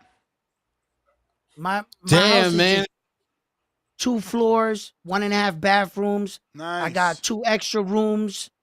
I got my master bedroom, my daughter's room downstairs, and my wife's grandfather lives in the house that connects to our house. Y'all got a basement, right? Y'all got basements in Boston? Yeah, we got to walk Boston, up right? and in the base. Yeah, we got to walk outside up of it. basement on the outskirts of it, and then we got like a sub pump because there's like water in our flood. You know what I'm saying? Yeah, You know, our nah, basement all will get flooded. basements gotta have a sub pump just in case I had to they learn flood. all that shit as a homeowner. Like my wife knows like all the measurements, shit like that. I just fix shit and make sure shit stays right. Like you So like you were to. saying, exactly what you were saying, that's right. I already felt like that when we moved in here. I said, this is our first house, but this is going to be our starter house. Our house is already valued at double the value that when we first bought it. We paid $185. It's worth Whoa, you $320. putting out real numbers out there? Okay. I see that confidence, big boy. It's $325 now. Damn, right? that's So, that okay. equity. That's that So equity I'm like, we talking about. I'm like, good. So, and we're like, really like, so now my Plus next all project your remodels. Remember, anything that you've done, it doesn't automatically give you equity, but it gives you selling power. Selling power. Right. So it's And like, let's check out my my shit is valued situation. at 380, but I actually want 450 Okay, because I guys. did my bathroom, I did my kitchen, my yard is fly because I put this, that, and the third. So you listed at what you want. You might not get it. It might sit, but somebody's gonna fall in love with it. Yo, bro. Ness, check it out. My house got hit by lightning before I bought it. Ouch. Right? Now, check it out. The barn in the back got hit. Now, the back melted the side of the house. So what they did was they ripped down the stairs and they sealed that side of the house and put brand new siding. So there's a room in the back of my house I can't get to. What? There's no stairwell to it. There's no doors. There's 2 windows, and you travel around the whole house. You could go outside and look at it. It's right there. There's a room right there. You know it's there. Go back in the house. You just can't get to it. Bro, what if someone's living in that shit and has like roof or window access or some shit? Nah, but get a contractor to knock a wall down, or you grab the hammer and knock the wall down. Right. So we were looking at it. Pop a hole in that motherfucker to see through it. I took a ladder. I went up there. I looked in the window. I opened it, got in, and then I saw what happened. It's an actual room. Yes. It has a floor? Yes. Oh, yes. shit. I got in it. I looked around. How big is it? Does a bed fit? Absolutely. You put 3 beds in there. It's a freaking room. Oh, no, you got to break a wall down. That's here's my dilemma. Whoever made this, they made it for like, you can go like that way out of the house. I could tell that the fire burnt down the stairwell and everything. They just sealed it, you see? But the house is differently even. If I cut a hole in it, you're going to be like this with the next roof. You understand? The other house is smaller than my house. So if I cut a hole, I'll go like this and I'll be looking at the halfway of the house. I would have to build an entire room. I don't understand. I can't picture it. All right, check this out, right? Wait, so were you bending down when you got in? Can you not? No. When I go up on the ladder, bro, it's open impossible for me to assume that you got a room that you fit in with 3 beds and you can walk around without bending down, but you can't make an accessible door in any of the walls? Okay, the accessible door is boarded off. My dude, unborder it. Let me get to some callers because you got to have to draw it for me, bro. I'm lost. Nah, Al in the Bay. Yeah, I'm lost. I can't see it. I feel like hanging up and calling you on my cell phone. Yeah, but you're going to have to go through the window again. No. But yo, what's up? Straight from the Bay Area. Not to mean to cut y'all off. Nah, do I'm your on a thing, quick time do your schedule. thing. Yeah, round 1. You want to shoot from the hips. You don't want to twist your feet. The only thing it's supposed to be twisting is your hips and your thighs. Your feet is supposed to be planted. That's why people are flat-footed when they fight. You don't never supposed to twist your feet. You lose your power that way. Yeah, man. Yeah, that $4,000.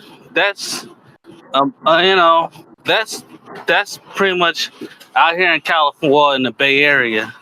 I wouldn't say that's everywhere in California. In the Bay Area, that's like the going rate for mortgages right now. Because it's so expensive out here in California, in the Bay Area, especially in San Francisco. So most of those houses in San Francisco are $1 million houses, even though they beat up.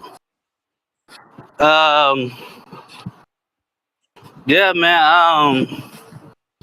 I just think it's the promotion, man. I think it's the promotion for the fight. They're not promoting it right.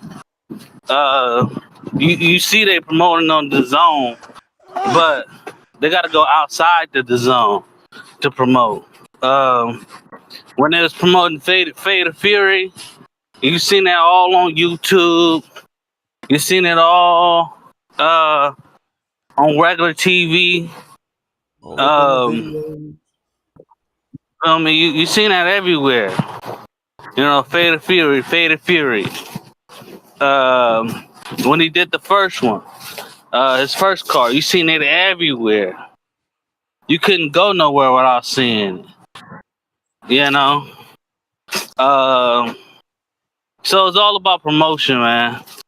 They got to go outside of the zone to promote. They do some stuff on YouTube here and there, but it's not like what they used to do. Yeah, I'll give you my previews and predictions later on, closer to the fight. But I definitely think it's going to be a good card, and that's my call. Oh, Nets, quick question. Yo. I know a counterpunch, not last Sunday, but the Sunday before. I don't know if I used it or not. Is there a way that you can check? Nah, you got it, champ. Oh, okay. What were you laughing at? Oh. I was laughing at a comment. What was it in there? I don't know. Someone said something very funny in the chat. Had me sometimes they're pretty funny. Oh. See what I'm saying? It's so good. Tell me. They said round 1 is still exploring his house. He lives in Naria. Yo, fucking epic. Because I watched both those movies. That shit broke my guts, man. Quest the best. What up? Hilarious, man. Malcolm said, Ness, I got a counterpunch from 2 months ago. Do you remember? Yo, hold on. I want to try something, Ness. I'll be right back. Hold on. Yo. He's going to check his closet and go to Naria. He going to Naria right now. Ran that nigga off the show, man. Nah, he going to show that secret room in his house. Big Quest in the building. Quest, you got hella static, man. What's going on? You in a tornado 2 days in a row? No, I'm outside. Am I good though? Let me know. You good. All right, okay. Bet. Yeah, big Quest in the building. Quest the best. Ran that bum off the show. Fuck round 1, man. Whoa. Don't get hung up on, bro. Man, come on. If we hanging up on Jordan for Tone, we hanging up on Quest for round 1, man. Nah, round 1 not Tone. Round 1 don't got the credentials. Yeah, you right. He round 1 and Tone is Tone. Tone is Dos Tonos. Man, I don't know, bro. I don't like that dude. He talk too much. He yap all day. Bro, all old people talk. All old people talk a lot. I know. You want a short show? You want a short show? You want a long show? You want me to be like, ain't got no callers. Ain't got no callers. Where the callers at? Come on, man. Let the show flow. You hating on that man? Who you picking? You making us some money? You making us some money? Is you calling in confident about your pick so we can get some money? Who you picking? Ness, I'm gonna just say this, man. That nigga talk too much, man. But I got Shakur for the UD. Tone, you love that shit. UD. Hey, Tone already know. But I'm gonna move Tone on. I is don't like tickled. giving bums too much time, Bruh, man. how he a I don't like bum, giving bruh? bums. Look at that man. He look in better shape than you. Yeah. Next. Yeah. Oh my goodness. Yeah, you Hey, see it's his funny, man. guns? He looking like Hulk Hogan with them 24-inch pythons. Round one got me Hey, questioning myself. He like, every day I'm sitting down, I'm like, babe, I don't know, I can't get back in shape. Yeah. I need to you work drink out. that rocket fuel he's taking, you get jacked too. Hey, man. Hey, you need some too. Man. We looking skinny, Marco. Round one Yeah, out here I looking don't fit. I don't need no powder. I don't need no coke or nothing to get me wired up. You know what I'm saying? You obviously need round one to get you to talk. You can't say nothing else besides his name. Oh my! All right, Ness. All right, let me redirect the conversation, man. Let me redirect the conversation. Darius Flowers, man. There you go again. Can you stop? You and Darius need to stop. Border Wars is August 2nd. Neither one of y'all fighting, wasting our time. Tick tock, the clock's ticking. Okay. No, Ness. Let me y'all just keep speak, talking man. Let about me just speak my piece, man. Speak about what? Come on, man. You not gonna fight. You not gonna fight. You not gonna fight. You did this with somebody else in the community, and you ain't fight them. You ain't. Cliff signed up. Cliff went and got a whole book. You talked all that shit. Why I thought you was fighting Cliff? I never said I was fighting. Okay. What you mean? Cliff let me is 205. You 210. What you mean? Let me redirect the conversation real quick to my real op, because I fuck with Cliff. Cliff not my real op. Okay, who's Darius your real Flowers, op? bro. Now Darius, your Send some First footage it was James was his op. Darius, and we can see what's going on. Wasn't you gonna fight Z Pacino? He signed up too. You made that man sign up. You made that man sign up, and you never even signed up. You Kappa. You a Kappa, man. We gotta go. We gotta go, man. Kappa Dapolis. Let it be known. He capped about fighting Z Pacino. He capped about fighting James. He say he Cliff boy now. Come on, man. We gotta cut this shit out. You want to talk about Darius, right? But like, bruh, nah, y'all be capping, man. Y'all be capping. Laugh out loud. Pillow pulled out. I mean, yo, the amount of community members that pulled out of fights, y'all just disrespectful. Who pulled out? Bruh, Who pulled out? It's so many I don't even remember. Alex pulled out. Big Babe turned into 2K Big Babe. I mean, this shit is just nasty work. Nasty. That guy that called in talking houses, I guess that's why he pulled out. He never signed up talking about he was going to fight 2 people in the community, and that shit never happened. I mean, it's just nasty work. Relly Rel, what up?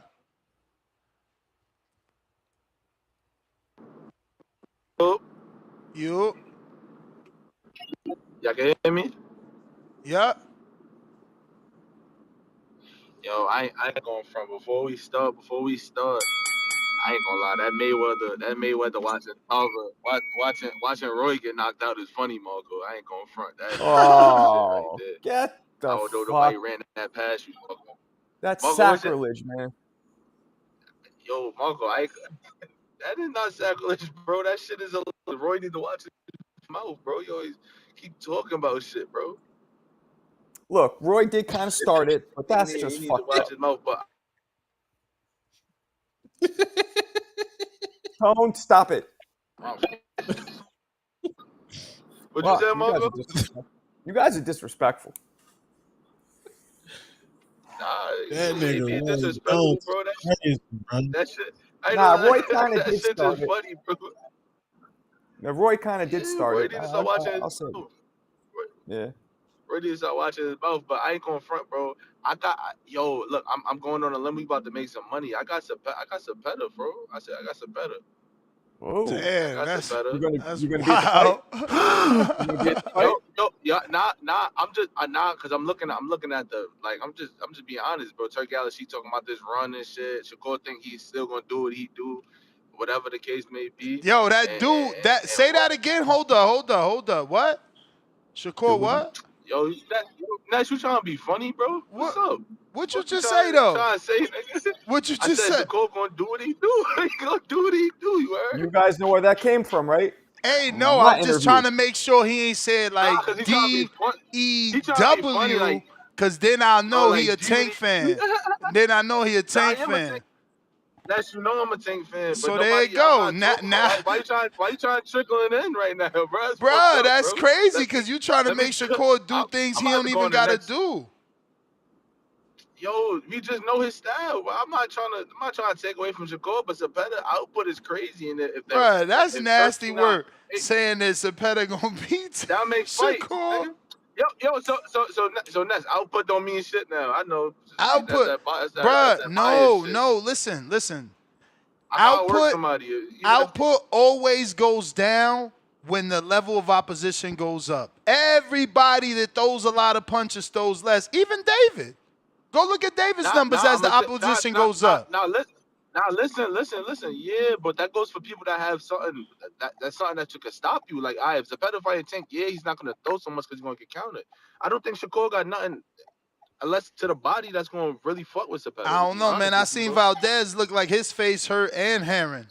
Why are we talking about Valdez? And Valdez also hurt Shakur to the body. Am I mistaken? Okay, cool, but he that's took what I'm it. trying to say. He took it, didn't go down, and did what he had to do. Oh, come on. Yo, see, you trying to be funny, but hold on, let me get my Berlanga. Hold on, let me get my Berlanga prediction out. Hold on, let me get my Berlanga prediction Make out. it quick, because we got to go. Round 4, Berlanga's stopping that man. I ain't gonna lie, Damn, he's chinny. that's crazy. He's light. He's light. Berlanga go ahead with that. Yeah, but can Berlanga set it up that fast? That's a little rushed. Yeah, I think so, because I think Hamzah comes out probably the first 3 trying to on a jab, back foot in, but I think Berlanga's going to catch him with a good counter. I mean, if he back foot, that's even harder. That's even harder to land a 1-2 on a back foot. Man, that man going to slow. That tall ass motherfucker going to slow the fuck down. Come on, Ness. You know that. Hamzah Sheeraz is not all of that either. Carlos Adames beat the shit out of him. I gotta go. Beat the shit is wild. Beat the shit is wild. And I love Carlos, but that's wild. Beat the shit is wild. I wish he would have beat the shit out of him. He couldn't have got robbed. Listen, I'm been on record always saying, like, dudes that get robbed is because they didn't do enough. You can't get robbed when you do enough. There's no way you're going to rob David Benavidez. Why? Because he's super active. He do enough. You got to do enough. You ain't going to be, you can't get robbed if you're doing enough. You doing just enough, that ain't enough. That's right. That's how I felt in my fights. The couple that I lost that were close, I thought I won, but I'm like, I should have made it clear. Simple. Yeah, you gotta be active. Out of all my years covering this sport, that is the one thing that is clear across all judges. You understand? You know how you got your judges that they subjective, right? You got your Adelaide Burge. She clearly likes aggressive fighters. You got, rest in peace, okay, Jim, what's his name? Harold Letterman? How's his name? Harold Letterman. You got Harold Letterman. He used to like aggressive fighters. Well, Jim, he's coming forward. All right, anybody coming forward, go watch him call the fights with Margarito. Margarito won. Angulo won. Whoever was a forward-punching guy, they won. He glorified them. Max Kellerman. Well, who would you rather be, Marco? Who would you rather be in that round? Would you rather be Zepeda or would you rather be Shakur? And that's how he scores round. Boxing is so subjective, bro. You know, I can favor me personally. I favor the boxer. I favor the guy that circles the ring. I favor the guy that has lateral footwork. He can change it. I'm going this way. I can pot shot. I don't have to be here. High guard. Hit me. I hit you now. No. I need variety. I need a dude that can show me that he got different tools in his basket or his bag or whatever you want to call it. And that's what I favor. I thought Malignaggi beat Broner. I'm sorry. That was my pick. I thought Tim Bradley beat Pacquiao in the first fight. I'm sorry. That's how I seen it. Me too. People thought we were scored crazy, for the boxer. I don't care that you're just I'm any Pacquiao aggressor. No, are you landing? Is it effective aggression? That matters to me. And that's the issue with this game, that every judge is different. Every judge looks for something else. Yeah. True. Darius, I was just about to go to you. You impatient, but I hear you probably at work. Listen, let me get to these super chats because I am behind. It's Tito Vos, $10. Tickets may not be selling because casuals remember Cam and Mace falling asleep during Shakur fight, respectfully. Nah, that's nasty work to remind people. The Pullout Bandit, member for 18 months on a prospect level. Floor seats were never for sale. Damn. What do you mean? You mean the resellers got them or they were all sold out? Pristine Sports Network, $2. Who's from New York? Berlanga is not selling tickets. Hey, man, it's funny. Aren't you a Shakur fan? You not tweeting nothing about Shakur. You worried about Berlanga. Tell us how Shakur about to become a star tonight, or excuse me, Saturday night. Julio Guzman, $2. NABO means not a boxing organization belt. That's not true, man. NABO gets you ranked, bro. That's nasty work. And a lot of those smaller regional belts are attached to the bigger sanctionings. Leonard Sterling, 5-pounder. NABO is the North American Boxing Organization. It is affiliated to the WBO. Shout out to Leonard. Knows so much about this sport. Look, he literally just said what I said. Crazy. Adrian, pound for pound, number 2 in the chat. $5. Do we know if weigh-ins are open to the public and where? Actually, we do. We do.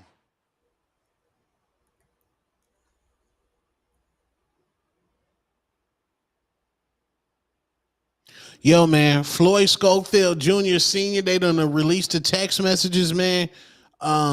It's a deeper, darker criminal link.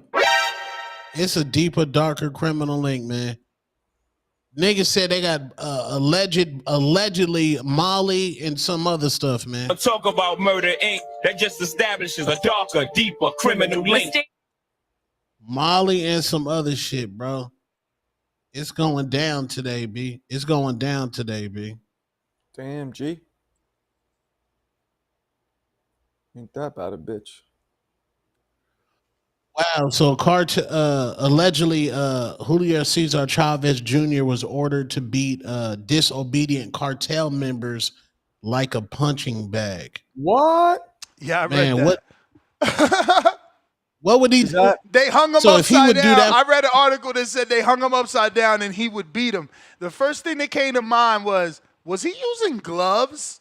Or was like he on some raw-handed, beat him, bloody pulp movie type shit? Because it's like Rocky in the I'm just saying he's a boxer, so did he put some sort of protection on his knuckles? Yeah, I would think.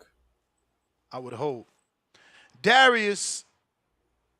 Wow. What else would he do for $1 million? What else would he do for $1 million? Who? Caesar? Chavez Jr.? Yeah. Oh man, who knows, bro? Yeah. What else would he be willing to do? Yo, that's wild who that knows? they Maybe would not even punch pay for 8 rounds. someone. It's wild that they would pay him $1 million to do that. Like anybody could beat on somebody. Like that's crazy. Especially I'm tied sure- up and hung upside down. Like what's so special about Chavez Jr.? You know what I'm saying?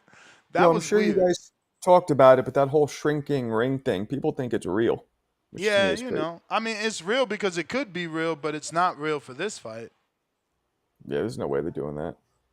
What do you mean there's no way? When you say there's no way, what do you mean exactly? I don't think there's that no they're ever physical way gonna- to get it done, or you don't No, think they're that doing it?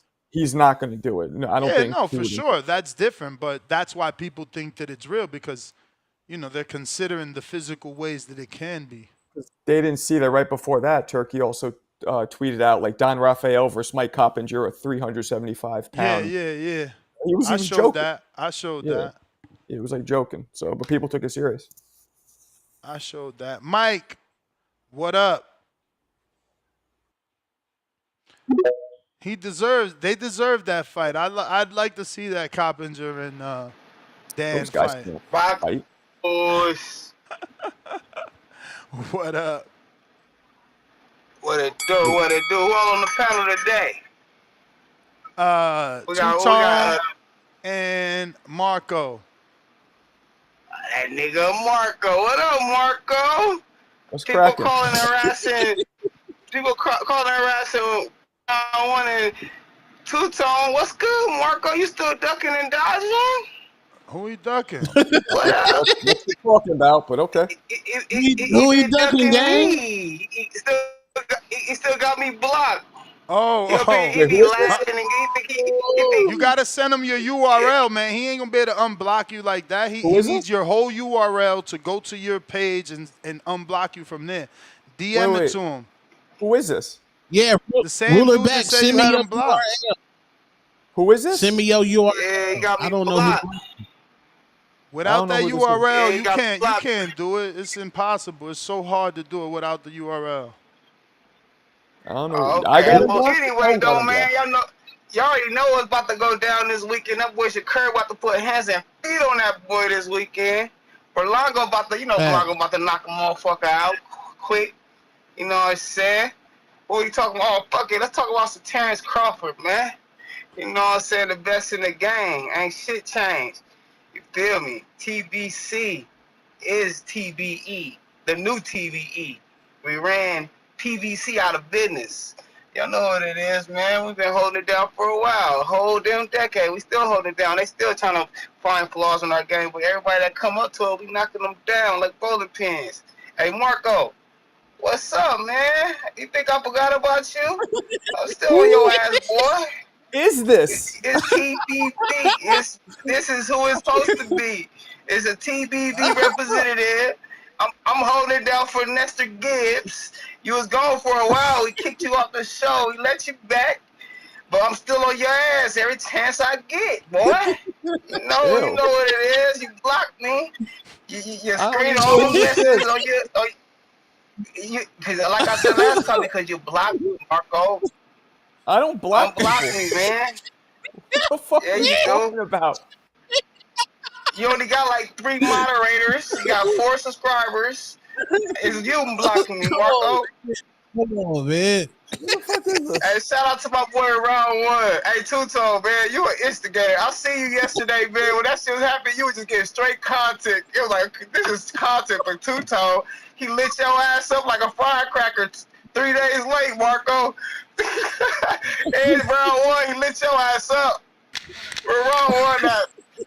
Hey, Two-Tone, boy. Round one went into his secret room. Nah, y'all ran Two-Tone do it, man. y'all ran that nigga off the show, nigga. That nigga said, Marco. That is that? No, that remind me of the bully in the hood. That one nigga that always see you and be like, hey, you be like, oh shit, here come this nigga. Yeah, you gotta punch them niggas, bro. You gotta punch that nigga, bro. Darius. What up? It's the Boxing Voice Radio. What's going on, Ness? GTO, Instagram, and Twitter. What up? Two-Tone the Superstar. Please say the Superstar. Marco Boxing. Hey. What's up? No Salute ass. Round One in the Elixir. The Elixir. I don't know if I should jump right into the fights or if I should just address the sweet one. But I got EB mid stoppage. I got Shakur panicking from the closing ropes, but still pulling off the fight.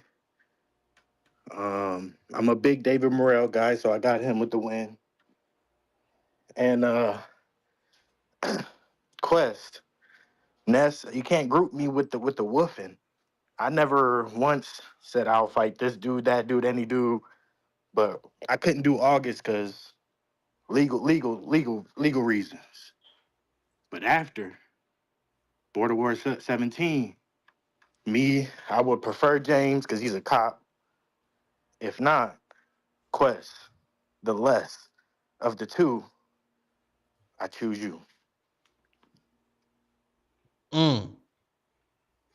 Wait, my nigga Quest, what happened?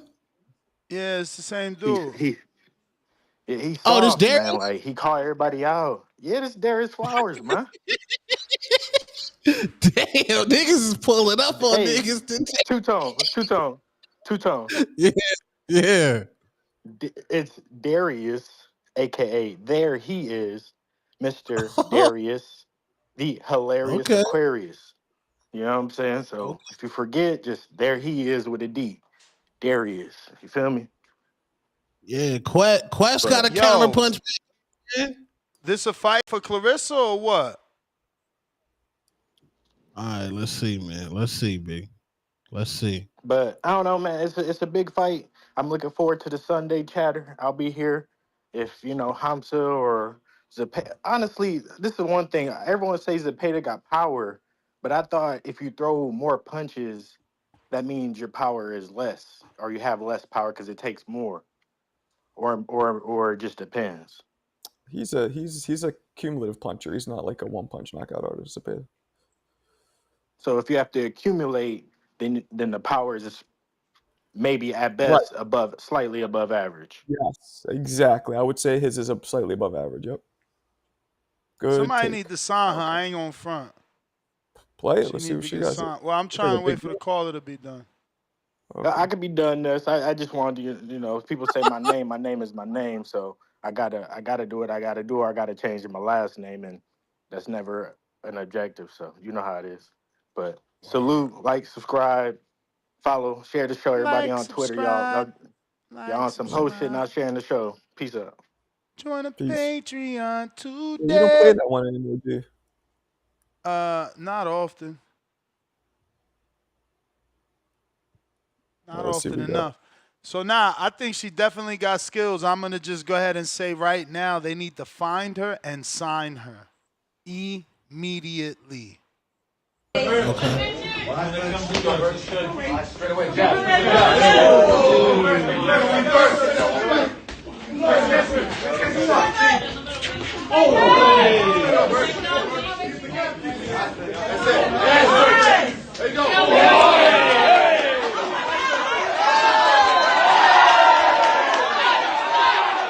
Letting hands go Zepeda style. Letting hands go Zepeda style. Heavyweight. Yams. You said heavyweight yams. That's it, yes.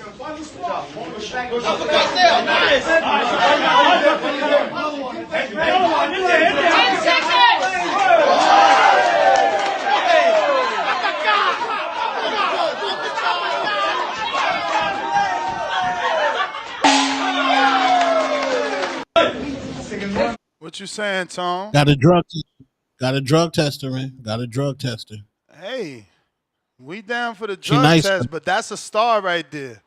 That's a star in the making. That's a Zepeda that could punch. I mean, she ain't bring girl down, so we don't really know can she punch. But that's something they could work with that. They could, I don't know what's her age, but she could. They look like it looks like she could they could do something with her marketing wise as well. Yeah. I could see some Lane Bryant commercials. You know what I'm saying? Yeah, Andrew Stewart, Fashion Over Plus. So put that with the Victoria's Secret Plus, real quick. Yeah. Real quick. Yeah. She looks way bigger than Clarissa. Yeah, but that's why it's a heavyweight fight, home skillet. Yeah, I know. Heavyweight squad. Heavyweight, you got the straps. We just trying to give, star-making fights. Mr. Perfect, don't get all mad. We don't need her. We don't need her. Clarissa going to Jake, man. He going to Jake. She going to Jake. She should, but she won't. You heard when Nikisha said, he was like, hey, I like Salita, but he don't got that MVP megaphone. A fighter of Clarissa's caliber needs a megaphone. As soon as I heard that, I said, oh, yeah. He pitching. Clarissa about to be MVP. He trying to catch. He put the carrot out there. Adrian, pound for pound number 2 in the chat, $5. Do we know if damn, I was supposed to look that up, right? They sent me an email. Let me see. That's not it. This one? Nope, that's for that fight. I think it's this one. So, grand arrivals are at 1 p.m. Eastern. So, ain't that right now? Damn, we missed it. Shit. No, it's still on the. It's 11 minutes out. 11 minutes out. So I also got an interview in 40 minutes. So we need to stay live for another till 10:30 Pacific Standard Time for Bakram Mulatazayev. Oh, you got him on again? Cool. Yep. Cool. We got Edwin Martinez, $2. That shirt toughness. Salute. Haney still trash though. Edwin, y'all say that every time I wear it, bro. You can find it on FTWR. I'm gonna put the link in the chat. If you use my link, you're gonna save 15% on anything you purchase from the entire site, including this shirt or TBV shirts. And I'm glad you reminded me because I put 2 new shirts in production. And I have not heard back from my good friends over at FTWR, so I need to find out what's up. I got 2 amazing shirt ideas that we need to put out. But here is the link for this shirt. La tierra de los campeones. You know what that means, Marco? Say it again. Read it. Read it? What do you mean? You want me to click on it? No, the fucking shirt, bro. Lord of mercy. Oh, your Lord shirt. of mercy. La tierra. No, I know champions. I don't know what tierra means. The something of the champions. Tierra, the dirt, the land, the dirt, The land of the champions. Oh, like terrain. Okay, that makes sense. I mean, you know, for us, Dominicans, tierra is actual dirt, but I guess they're using it in that sentence as land. But you know, the link is in the live chat, both on Twitch and YouTube. If you're trying to call in, now is the time. We got Rex out of Delaware, member for 27 months on the contender level. That's in effect. I've got my tickets to the Ring 3 event in Queens. Light 3-hour trip. I've got Shakur by unanimous decision. The ring size will not matter. Hashtag TBV. Anthony Edwards, $2. I have 2 houses, one by the beach, same price. Salute. Trick Noty, $2. Salute. This morning, that's Houston, Texas, in here. Salute. What up, Texas. Trick? Trick's a good dude. Pistol Parkway, Mozzie, $5. The Airbnbs in Arizona be wild when we be bringing up border wars out. When we bringing border wars out there. Hey man, that's on Lobo. And guys, you know, like Old Wizard, they gotta be, you know, they gotta be able to take us out there. South Brooklyn, $5. It's going to be a Puerto Rican weekend again. Amanda, Edgar, Shakur, Subriel, Xander, all for the wins. 1, 2, 3, 4, 5 Puerto Rican flags. 1, 2 American flags. Salute to the late, great Macho Time. Pound for pound, number 1 in the chat. Kentrell, drop a bomb for that pound for pound status. $10 super chat.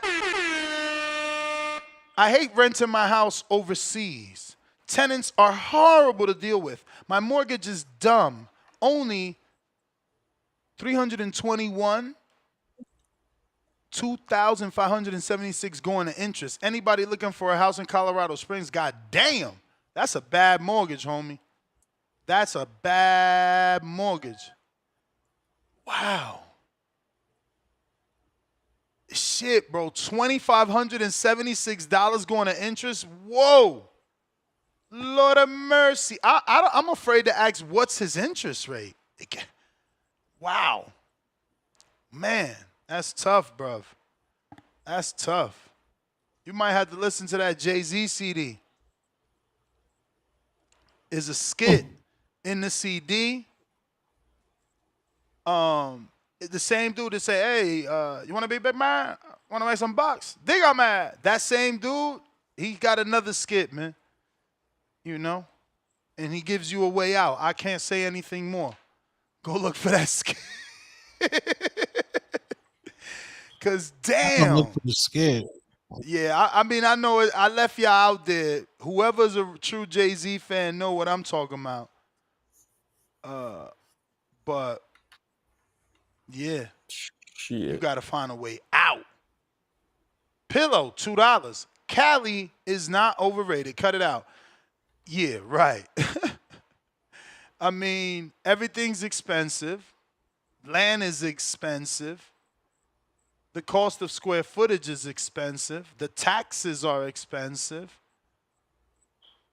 It catches on fire. Their beaches are cold. They're the most, like, don't they have the worst issue with bums as well and homeless people? I don't know if bums is the right term at this point. Homeless, but yeah, I mean, it's overrated. Lord bro. child. It's overrated. Y'all got nice mountains and shit like that, but that's not like, I don't know, bro. To each his own, bro. To each his own. If you got it like that, I guess stay in Cali, bro. Nah, New York ain't even expensive as Cali, bro. I mean, I don't know that it's gotten that high yet. Kentrell back with another 5-pounder. Life hack. Go to the military and become... Excuse me. Oh, great. Let me see. Yeah, okay. Sure. All right. Life hack. Go to the military and become 100. Is that a percent? He just put 100. Okay, so 100 disabled. You get $42,000 tax-free and don't pay property taxes. Kid, wife get to go to school for free. But what does he mean 100% disabled? Like, cause I'm not trying to be disabled to get a life hack. Like, that's a little strange right there. Mo Brains, $2. Cali is heaven on earth. Put down the haterade. Heaven on earth. Can you put a free chat to elaborate? The weather's also overrated. It'd be cold in Cali. Have you ever been, Marco? Yeah, a bunch of times. Yeah, I've never man. been to Northern, though. I know Mo. Mo is from Northern, I believe. Southern I've been to, never Northern. The weather is voted, San Diego is voted the best weather in the country, pound for pound, out of every state. It's like always like 75, like every day. San Diego is nice. San Diego is nice, but their beach still cold, so I'm telling you. Yeah, I went to that beach. It was freezing. They had these mean Water's little... still cold. Snipping mean little... And it's nasty. It's not like Blue Beaches. That shit is as white as New Jersey. It's like, fucking brown sand, so it looks dirty. It's not... Yeah. Shit ain't cool, bro. Like, y'all can lie all y'all want. That's because you probably haven't traveled. You know what I'm saying? But Cali as a whole is dope. But, like, living there, I don't know about that, man. That's not for me. But to each his own. Stone Biggs? Excuse me. Stone Biggs, member for 12 months on the prospect level. Ness, I definitely appreciate this information. Emoji with Hardin smoke blowing out the nose and a saluting emoji. Salute to you, champ. Don B, member for 10 months on the prospect level. Round 1 needs to be banned from talking about David. Yeah. He said go to Manhattan Beach. Y'all wildin'. Is he talking about like Manhattan? There's no beach in Manhattan. I grew up in Manhattan. The Hudson. He's talking about the Hudson. Where people be fucking jet skiing. That is the most disgusting thing. I wonder if TikTok has videos of the people that jet ski there so you can see how muddy they get from that filthy water. Do you remember the plane? Do you remember the plane that landed in the Hudson not too long ago? Yep. That had to be the worst, bro. Trying to survive that, swimming in that disgusting, freezing water. He's talking about Manhattan, California. I grew up in Manhattan. There is no Manhattan Beach in New York City. He's talking about California. I thought he was talking about that filthy fucking Hudson. Nah, there's a beach in, I think it's Southern California. Jones Beach, too. Y'all got Jones Beach. Yeah, I used to go to Jones Beach coming up. Disgusting. Nasty. You got Band-Aids and condoms stuck to your forehead. Nasty. Yeah. Nasty. Nasty. Oh, no. Tone, straight up. Diapers floating around. I've seen all kinds of shit in there. Damn.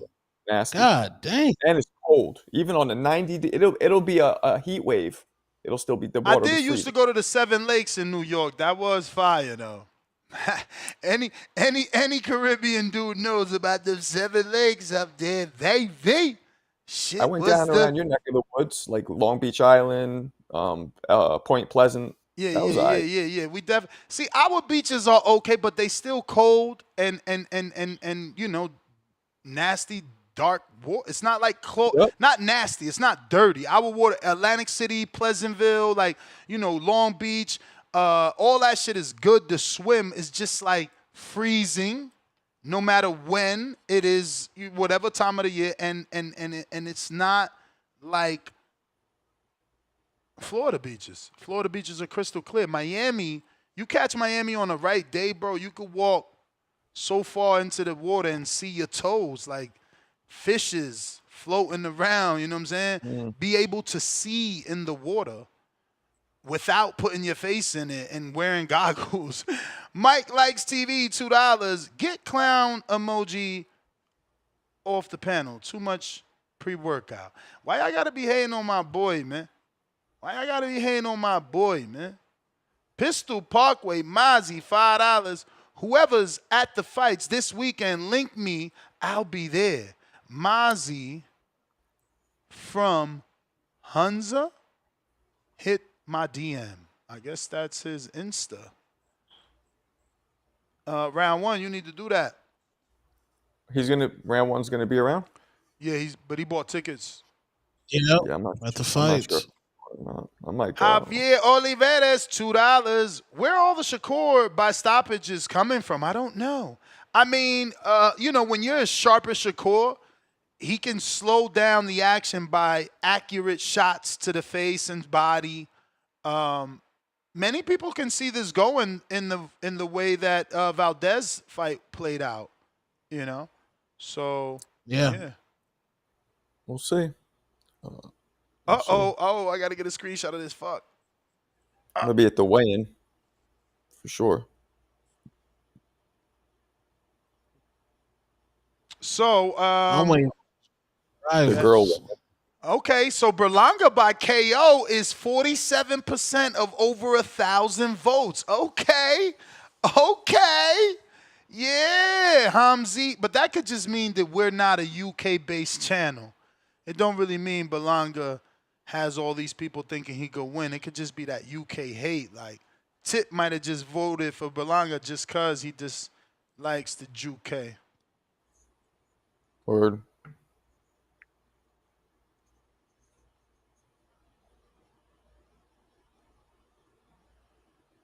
I got Starks. What up?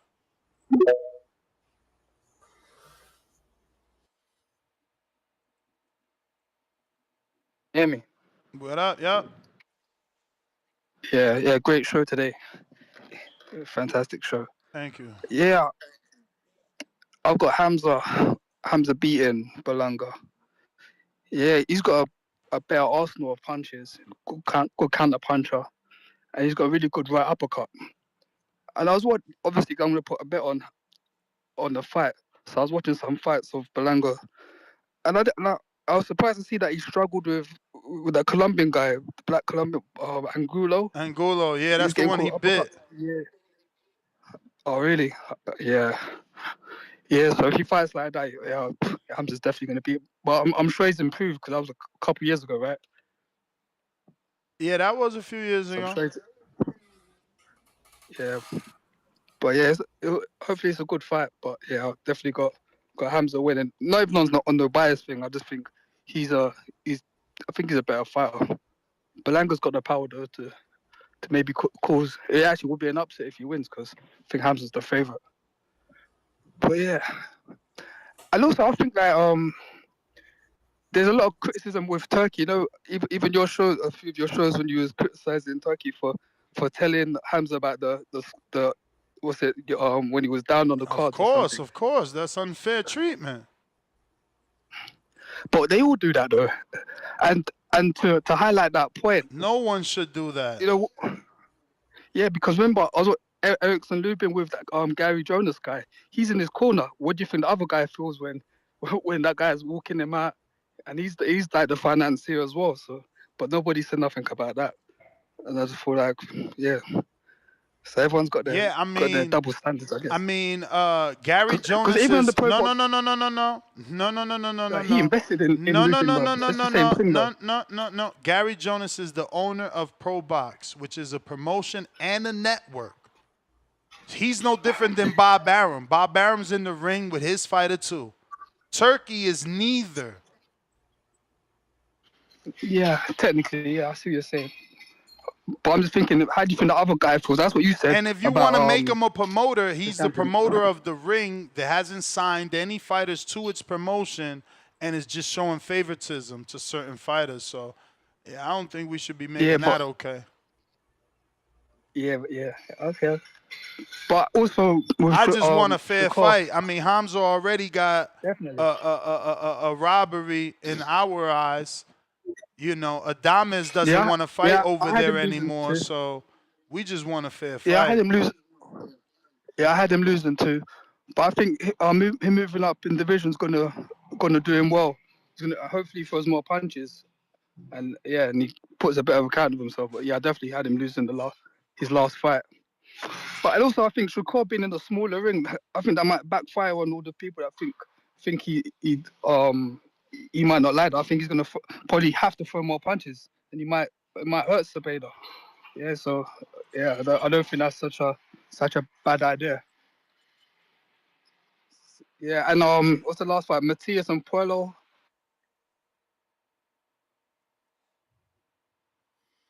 You there? Jake signed Ebony. That fight live, and I was seeing that. That ring entrance with Matias was way too long. I thought he wasn't treating that fight seriously. So I hope he's knuckled down now and he treats the fight more seriously. Yeah, and that's all I got. Take it easy. Salud.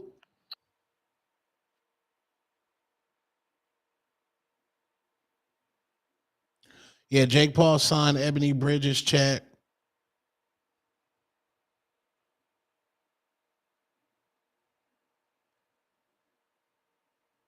Damn, so they doing the Benavidez press conference in New York this week? Is Brian Norman gonna be there?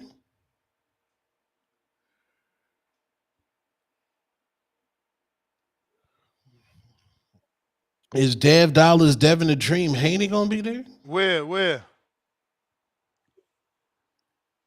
I guess there's a press conference for Riyadh Season 4.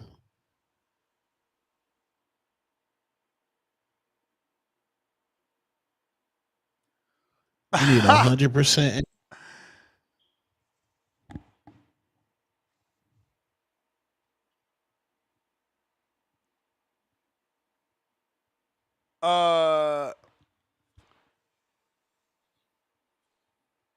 Who is this?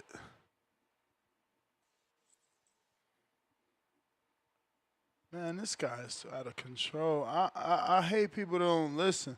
Yo, let me know it sounds good on Discord. I feel like we're losing people. I'm going to restart it anyway. I also need to get to another 24 minutes, man. We got to interview Bakram, man. He's going to be coming on at 10:30 a.m. our time. I think 1:30 Eastern. 1:30 Eastern, so we certainly need to continue to get to that. I think we're going to make it. Don't forget to drop him a question if you're a Patreon or a YouTube member.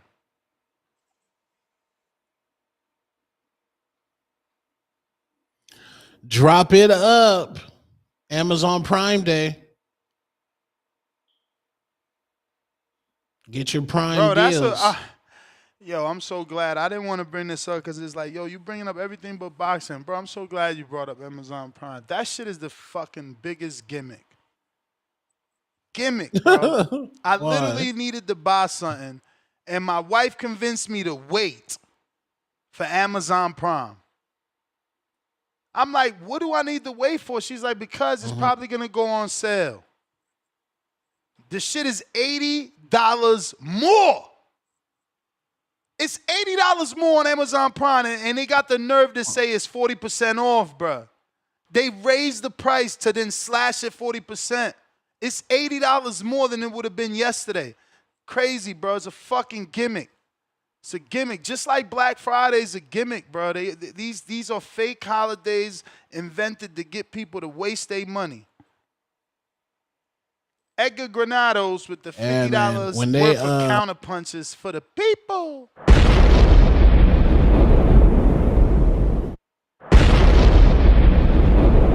Straight scam, bro. bro. Straight scam, bro. It's the nastiest thing, bro. $80 fucking dollars. 89 to be exact. 89.99 more. I'm like, man, I ain't buying this shit, bro. I'm mad as hell. I did all this goddamn research, bro. I mean, you know how much research I did? And now I don't want to buy it because I feel like they robbing me, bro. The shit was just $90 cheaper yesterday. Like, y'all robbing me. And it's like that everywhere on the internet. You go to their website, everything. It's nasty. They cooking you, nigga. When they stopped unaliving people at Black Friday, I knew it was over. I knew it was over. That's wild. I remember that happened with the Jordans. Not that I was a Jordan dude, but I heard about it in New York when I was still living in the tri-state. I'm like, this is insane. Suleiman, oh, Tip, what up?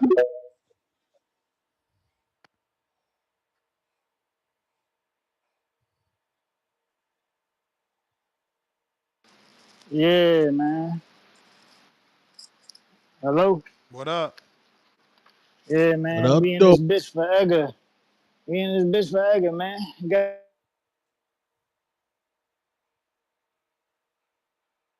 Service. us. We in the building, man. Shout out to the Don Dada. Yo, can y'all hear me? Y'all can hear me, right? Now, you blanked out. Yeah, man. Yeah, man. Shout out to the whole Terror Squad. You know what I'm saying? TSB in the building. You know what I'm saying? Fat Joe, what up? You know what I'm saying? Y'all know what time it is, man. Berlanga season, baby. Berlanga season. Y'all know what we about to do. Y'all know what we about to do, man. We about to go in there and we about to put on an American show, man. Respectfully, man, because you know I'm only on here to praise my American fighters. You know what I'm saying? Like this weekend, we gonna have an American box office movie in the sport of boxing, bro.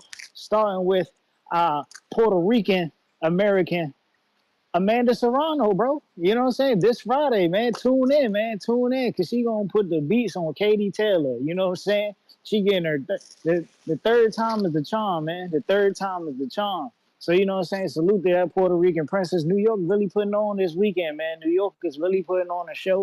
You know what I'm saying? All the New Yorkers outside this weekend. You know what I'm saying? It's going to be a movie. You know, Shakur Stevenson, our silver Olympic medalist, you know what I'm saying, is returning to the ring against William Zepeda, you know what I'm saying? Great Mexican boxer, man. Great Mexican boxer. I wish, you know what I'm saying, callers like Baby Joker would call in and back him, man. You know, we need that Mexican support. You know what I'm saying? We need that. It's crazy how we don't get enough of it. You know, I think that's why there's no more Mexican superstars in the sport of boxing, man, because people like Baby Joker just don't call in to support their fighters anymore. You know what I'm saying? It's nasty, bro. It's nasty. But yeah, man, And you know. And yesterday you said like when Canelo gone, who gonna be next? That's because the Canelo fans, they so dumb. They like, Tone, I we told gonna you. hate on. I told you, bro. Yeah, there's not going to be a Mexican superstar after Canelo retires, right? It's like I said, CYP told y'all, and then when you look at it, he right, man, because they shit on David. I mean, just listen to D Block call. D Block says David ain't Mexican. Just listen to Baby Right. Joker. He calls in the shit on David all the time, bro. They don't believe in David Benavidez, bro. It's like I said, my boy's American.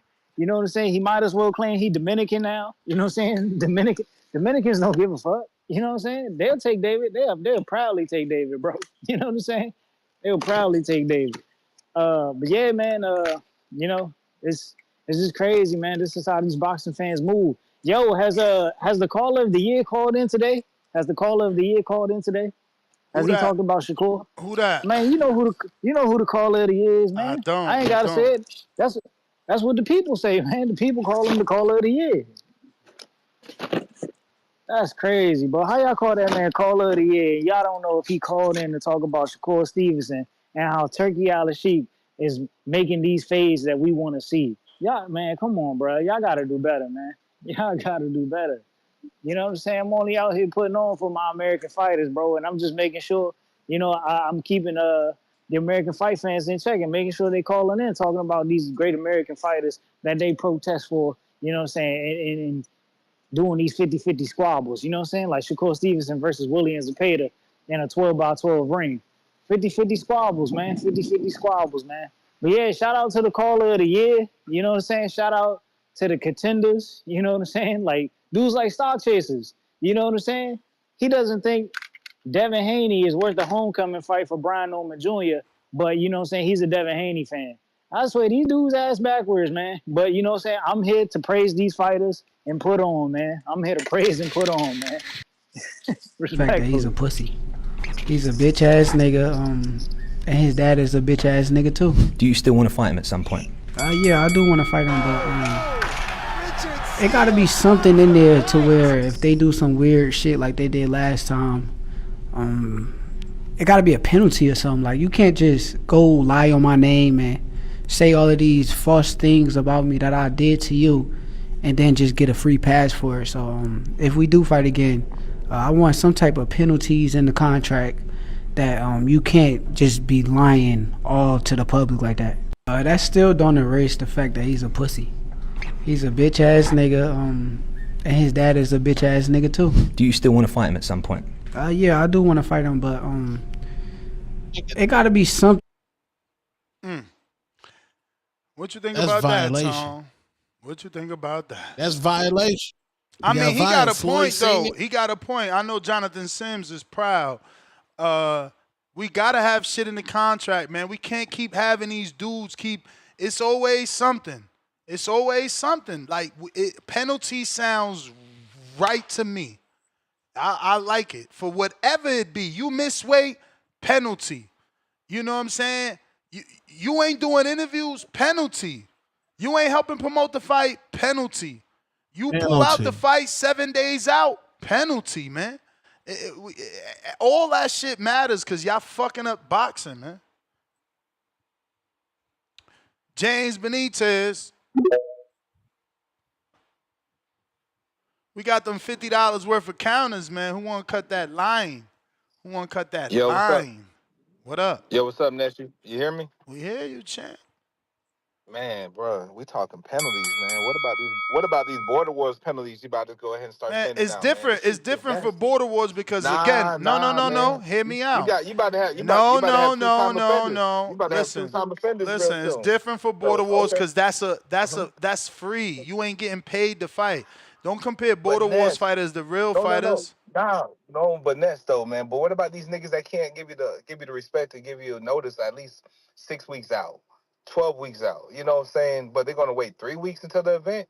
Like, Ness, that's kind of really fucking up the event. You and I both know that, Ness. Like, if these niggas ain't really want to squabble, they could have said that a while ago. I mean, you ain't calling. Are you calling in asking Alex to pay a penalty? Your backcourt buddy who fucked up the main event?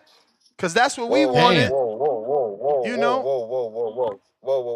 I'm not going to get into that. That main event was already fucked up with your boy Big Bay Quinn. Nah, it went out. It went out. Big Bay made it clear. Big Bay made it clear. He made it clear. If he could get at least 500, he was in there. Don't hit us with that bullshit. There was a lot of shit that went with that, man. A lot of shit. Yeah, no, I see. This is, and that's why it's always like me versus y'all because y'all never be fair. Y'all always with this fake coddling the back call shit, bro. Cut the shit out. Fake coddling. We're not fake coddling, man. And you know, bro, you got to get the back call credit, man. At least the back just call, like man, they ain't fake coddle you for ducking Supermax, lying on your age, ducking Supermax, signing up to fight Supermax, then ducking Supermax again. Come on, bro. Here we go with this shit. How you gonna say here we go again with this shit? I'm just saying, don't make bro, me show the world a picture of because I gave him Supermax respect. right now.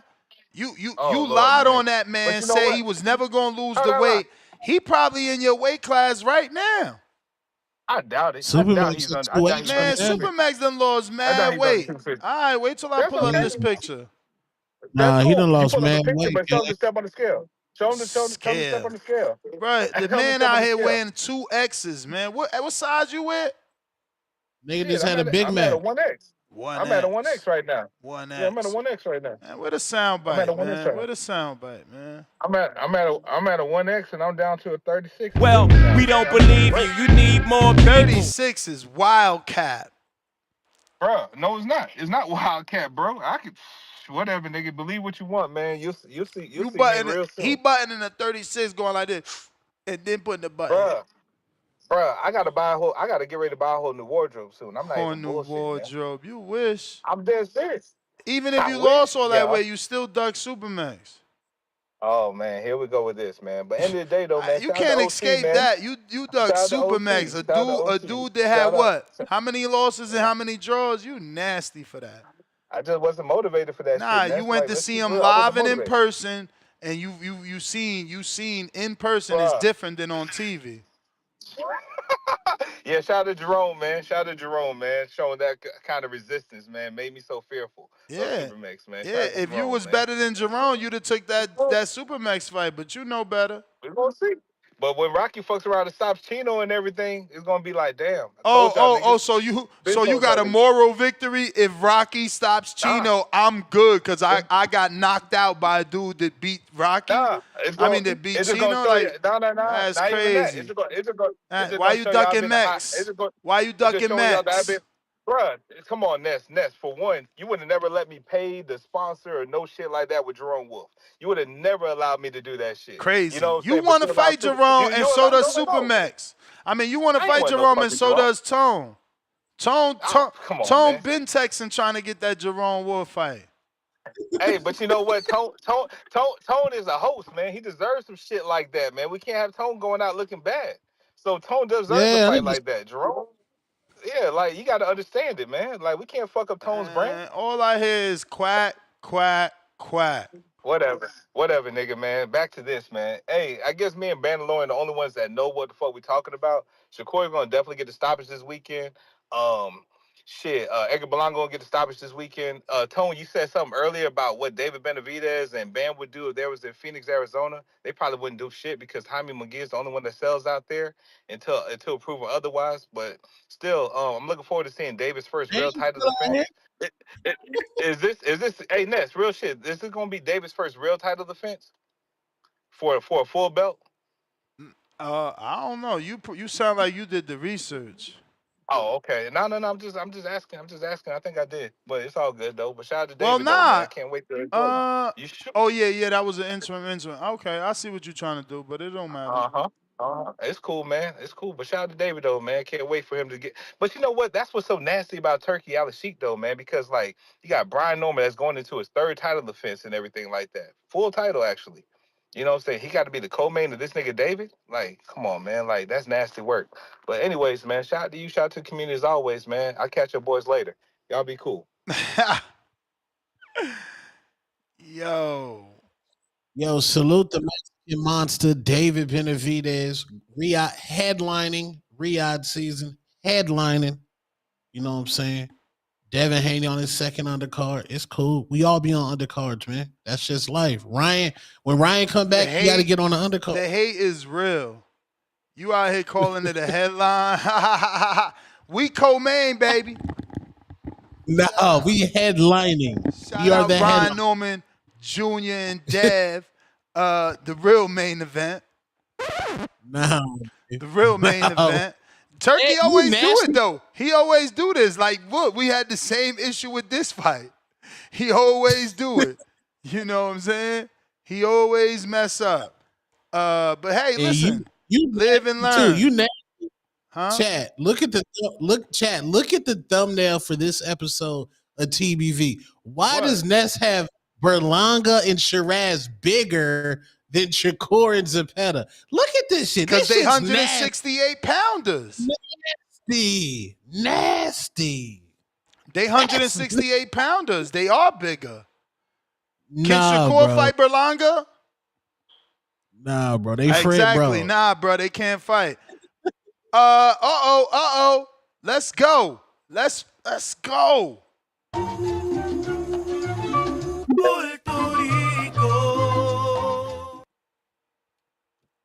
Oh, there's Mark Shiraz.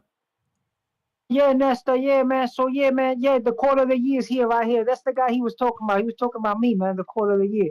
So, yeah, man. So, yo, just got Berlanga, bro. I hope Berlanga stuns this dude, knocks this dude out, clean out. You know what I'm saying? And he can move on to bigger and better things, man. It's not gonna be about Canelo. It's gonna be about Berlanga. Berlanga's gonna take the mantle, bro. He's gonna be the star in the making. He's gonna be like Canelo. Like he got a points defeat loss. He won a couple of rounds against Canelo. Now he's gonna take this fight and beat this guy up, knock this guy out, look like a star doing it, and then he's gonna move on to a fight the undisputed champion of that division. Then he's the one that's gonna be calling out Benavidez. That'll be a easy fight because they're both the same size. He's a big puncher. Benavidez is a puncher, and they could do this either at 168 or 175. That's the fight I want to see, man. I want to see $6 billion man against Benavidez, the monster. That's the fight I want to see. The two titans right there going at it, man. That's a fight that's gonna be in the future. It's not gonna be no Canelo and Benavidez. It's gonna be Berlanga and Benavidez, man. It's gonna be a real good fight, man. So yeah, I want to see this girl get the win this time, man, because she did. That was a competitive fight. Serrano. I want to see her get a win now, move on to bigger, better things too. You know what I'm saying?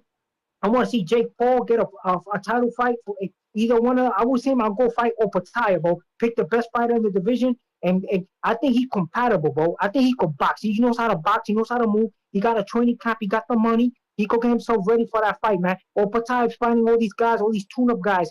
Finally, he's gonna fight a guy that can box, move, and is maturing in maturing while he's fighting. But he did pretty good. He fought JC Superstar son, and he won it by points, man. So I want to see that fight. Shakur Stevenson, I want to see him beat the Zepeda guy and move on to bigger and better things. Get the respect he got before the De Los Santos fight that he used to have, and move on to be a multiple champion. I also called in your show before and said I wanted to see Devin Haney fight Jaron Ennis. It's not going to be Jaron Ennis, but it's going to be Brian Norman Jr. I don't think Brian Norman Jr. has fought anybody of that caliber that could box and move like that. A guy with reflexes like that could use the whole ring. I think Devin Haney has enough to upset Brian Norman. Brian Norman fought a guy that was cater-made for him, that Jin Sasaki, but I don't think he's going to be able to do the same thing against this guy right here, Devin Haney. Thank you for having me on, and you guys have a great day. Big shout out to Berlanga. I hope Berlanga impresses everybody and gets this unified championship fight. Thank you very much. All right. And you saw my pictures, right, Nestor? You saw my pictures, right? I'm ready for this Super Mexican, man. If you want to try me out too, man. I'm 56 years old, but I think I could make a comeback and I'll fight this Super Mexican guy, man. What? You if you want me, how old are you? How old are you? I'm 56. No, man. you can't. You can't because our fights are USA Boxing sanctioned. So Super Mex is like 34 or something like that. So you too old. You got to fight in the Masters division. No, Okay, you're not too old to fight. I could get the amateur. I know I could get the USA amateur book, but I don't know if I could be ready for him. But I'll get myself ready, man. I'll get myself ready if I have to, man. Yeah, no, for sure. You're not too old to fight. You're just too old to fight him.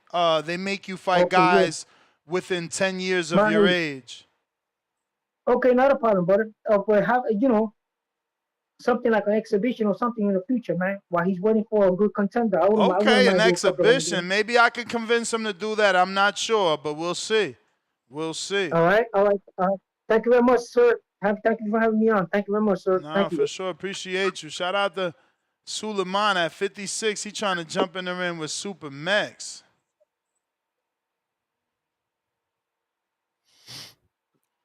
Super Max, Lord child.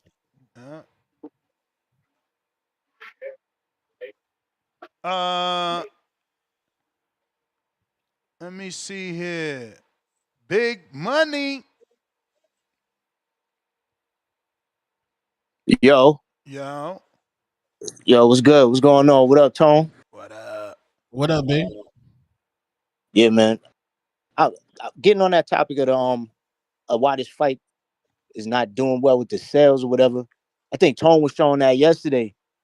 Tone, which seats is the ones that's sold? The blue ones is not sold, or the gray ones are sold? Great. Some of those are blocked off, but the grays, some of those are sales. Okay. So it's the blue that's on. Yeah, I don't know if I think it's the promotion. You know what I'm saying? I don't think, like somebody said earlier, accessibility to get out there. Like you got to remember, you got the Van Wyck, you got the LIE. You know what I'm saying? You got the Whitestone. You got a lot of ways there. You get the 7 train, drops you right there too. You know what I'm saying? There's a lot of ways to get out there. And besides, in a couple of weeks, they're gonna be doing the US Open out there too. You dig what I'm saying? So It's not like Oh you can't shit. get there, and that's the issue. You know what I mean? I think the problem is promotion, because this is a smaller type of an event, and I think Turkey ain't gonna put the machine, aka the fly ass movie style commercials and all of the extra advertisement. Like right now, like it seemed like all they doing is like they got the little bookend thing that they put on that you can put on your video. Like if you do like a little video, it'll just promote, oh, Ring Magazine, car coming.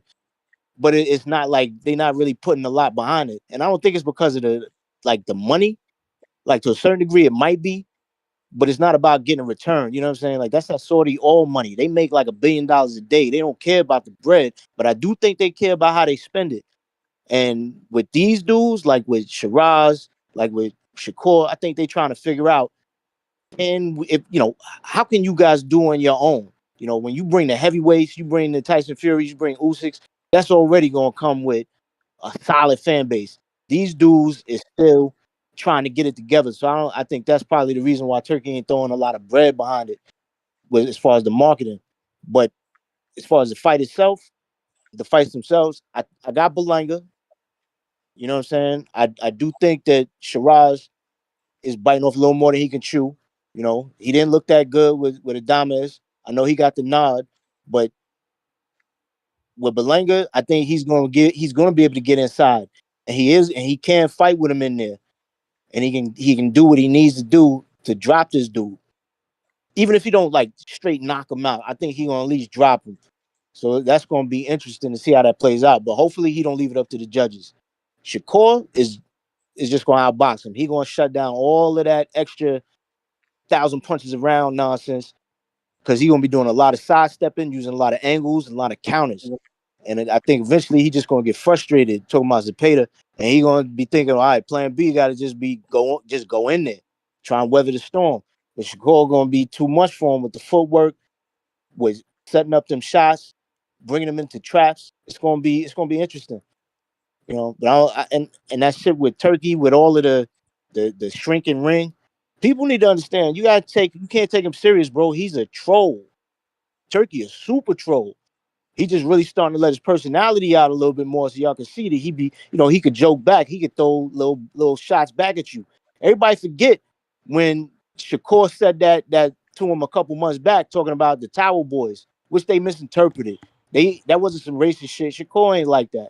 Shakur will say what he got to say to you. You seen how he came at Coppinger. He said, and even in that clip you just shown, he calling them out their name, calling Floyd Senior and Junior out their name. He said real calm. He talked like a grown man. He don't get all super emotional with it. You know what I'm saying? So I could see him being on his grown man-ish. But at the same token, when he said that nonsense about Turkey a couple months ago, Turkey going to get on him. That's why everything is directed at him. You know what I'm saying? Even though that Tom and Jerry was about that William Skull, he directed a lot of stuff at Shakur, because aside from him being a troll, he's a good marketer. He know if he say something, we gonna pay attention. Oh, what he talking about? Tom and Jerry, Shakur, and everybody already thinks Shakur a runner, and he's not. You know what I'm saying? Everybody got short-term memory in boxing. Shakur was standing in your kitchen, especially in Make It Hot. You know what I'm saying? Devin used to do the same thing. But anyway, yo, can't wait for the weekend. Should be lit in Queens. I might go to a bar out there and see what's going on and just watch the fight. All right, man. Peace. All right. Peace. Unbiased Brim.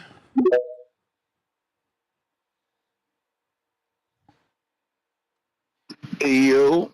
Yo. What up, Nestor Gibster? What up? What up, Two-Tone, the superstar? Don't forget to say the superstar. It's cracking. Man, who else in the building with the gang? Who else in the building? That's it for the They moment. dipped off, man. That's it They for the dipped moment. off. Only the All strong right, survive. well, let's talk about the fights that's going down. First things first. Berlanga. I don't have a high opinion of his actual true skill set and development as a fighter, but he has a chance to make some noise with a victory over Shiraz. It actually puts him in real contention for real title action. I personally think Shiraz is going to outbox him, but he does have that punch. And if he lands it and he can hurt Shiraz, he can win the fight. I just don't think it's going to happen. I think when we talk about just boxing and skill sets, I think there's going to be a little bit of a gap between the two, and it's going to show. Shakur and Zepeda, I haven't never really been too high on Zepeda. I think he's good, but, you know, all that volume, right, and you ain't putting nobody out, right? So I don't think Shakur should be worried about his power, to be honest with you.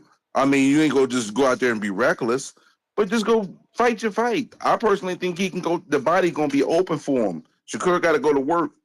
And, you know, the truth of the matter is, it's not fair, but he need to be spectacular.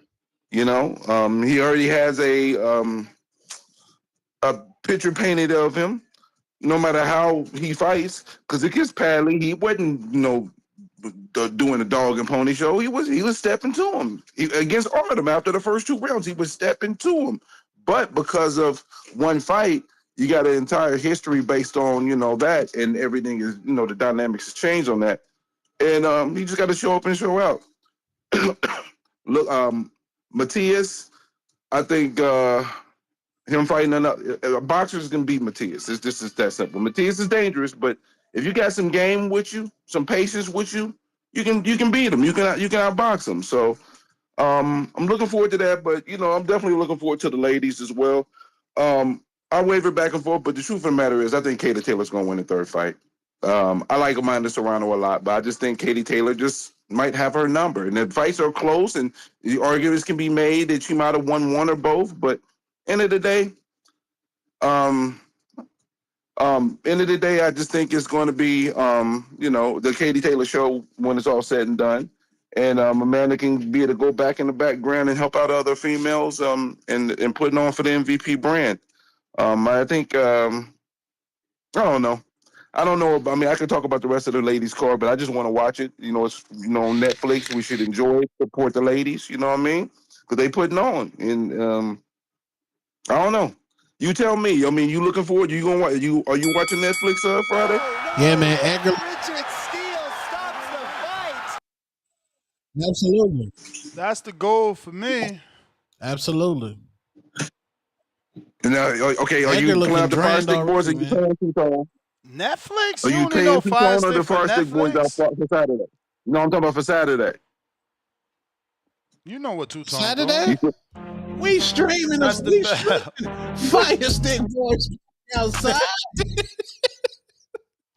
They act like You they know don't what, know this- you, this champ. like They act like they don't know you. Real Jose. Yeah. To this day. It's a lifestyle, nigga.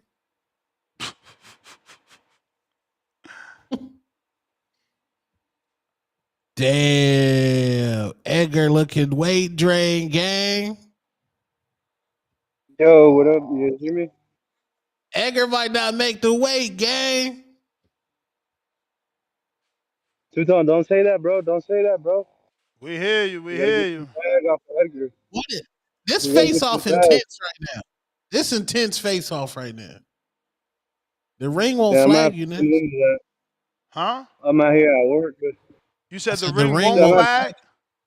You said they Nah. won't? You capping. They won't flag you. They won't, bro. You capping. I watched the whole thing one time. Maybe they ain't caught me. We need to clip that chin, man. God damn, that earring so big. He need to win to keep buying that type of jewelry. Facts. Edgar about to knock his ass out, bro. Hamza's in mean mode, though. Shout out to He Hamzizi. is. He in He in mean mean mode. mode. Why he got to come out there with the book bag? He Who that always short nigga? accessorizing, man. He's Lord, ain't his fight time. Tone, you'd have been up there like Rick Reno with the glasses too? If you was the host? If you was Rick Reno, would you have the glasses on? Nah. It's TV. Capping. You capping. You had glasses on the whole appreciation. He capping. He know he had glasses. Yeah, Look. I rocked the Ziva. Yeah. Edgar still talking shit. Somebody, you pussy. Hamzah look good. That way, this ain't the weigh-in. This the rivals, Nah. bro. Hamza Yeah, still this the look meat. good in the cheeks. Yeah. Look, showing them the abs. Let's go. That Yeah. can't win no fights for you, though, champ. That can't win no fights for you. Hamza must have said you missing weight. He had that for Edgar to do that. That's why Edgar pulled his shirt up. I think it's more about the slang. Like he probably called Edgar a sausage and made him think he was fat or some shit. You know, like, they slang is weird. You be calling motherfuckers sausages. That's weird. Quest using one of them counters. We got $45 worth of counters left. Salute to the community. Hell yeah, I'm going to see. No, it ain't tonight. It's Thursday, ain't it? You wrong, Dre Day. You think you slick. Superman don't come out till Thursday, bro. I ain't even doing a Thursday night show because of that shit. What up? Yo. Yeah, one What's tone good? in the What's good? Who sent them counters? Who sent them counters? Let me double check. Looking Round one. like that was Edgar Tone, man. Granados. Shout out Edgar Granados, bro. That's a real nigga right there. One of the realest niggas in the community, man. Shout out Edgar Granados, bro. Yeah, I'm going to get to my picks of the fight week. I got Shakur with the UD. He couldn't stop Oscar Valdez. And on his credit, Oscar Valdez is an elite opponent.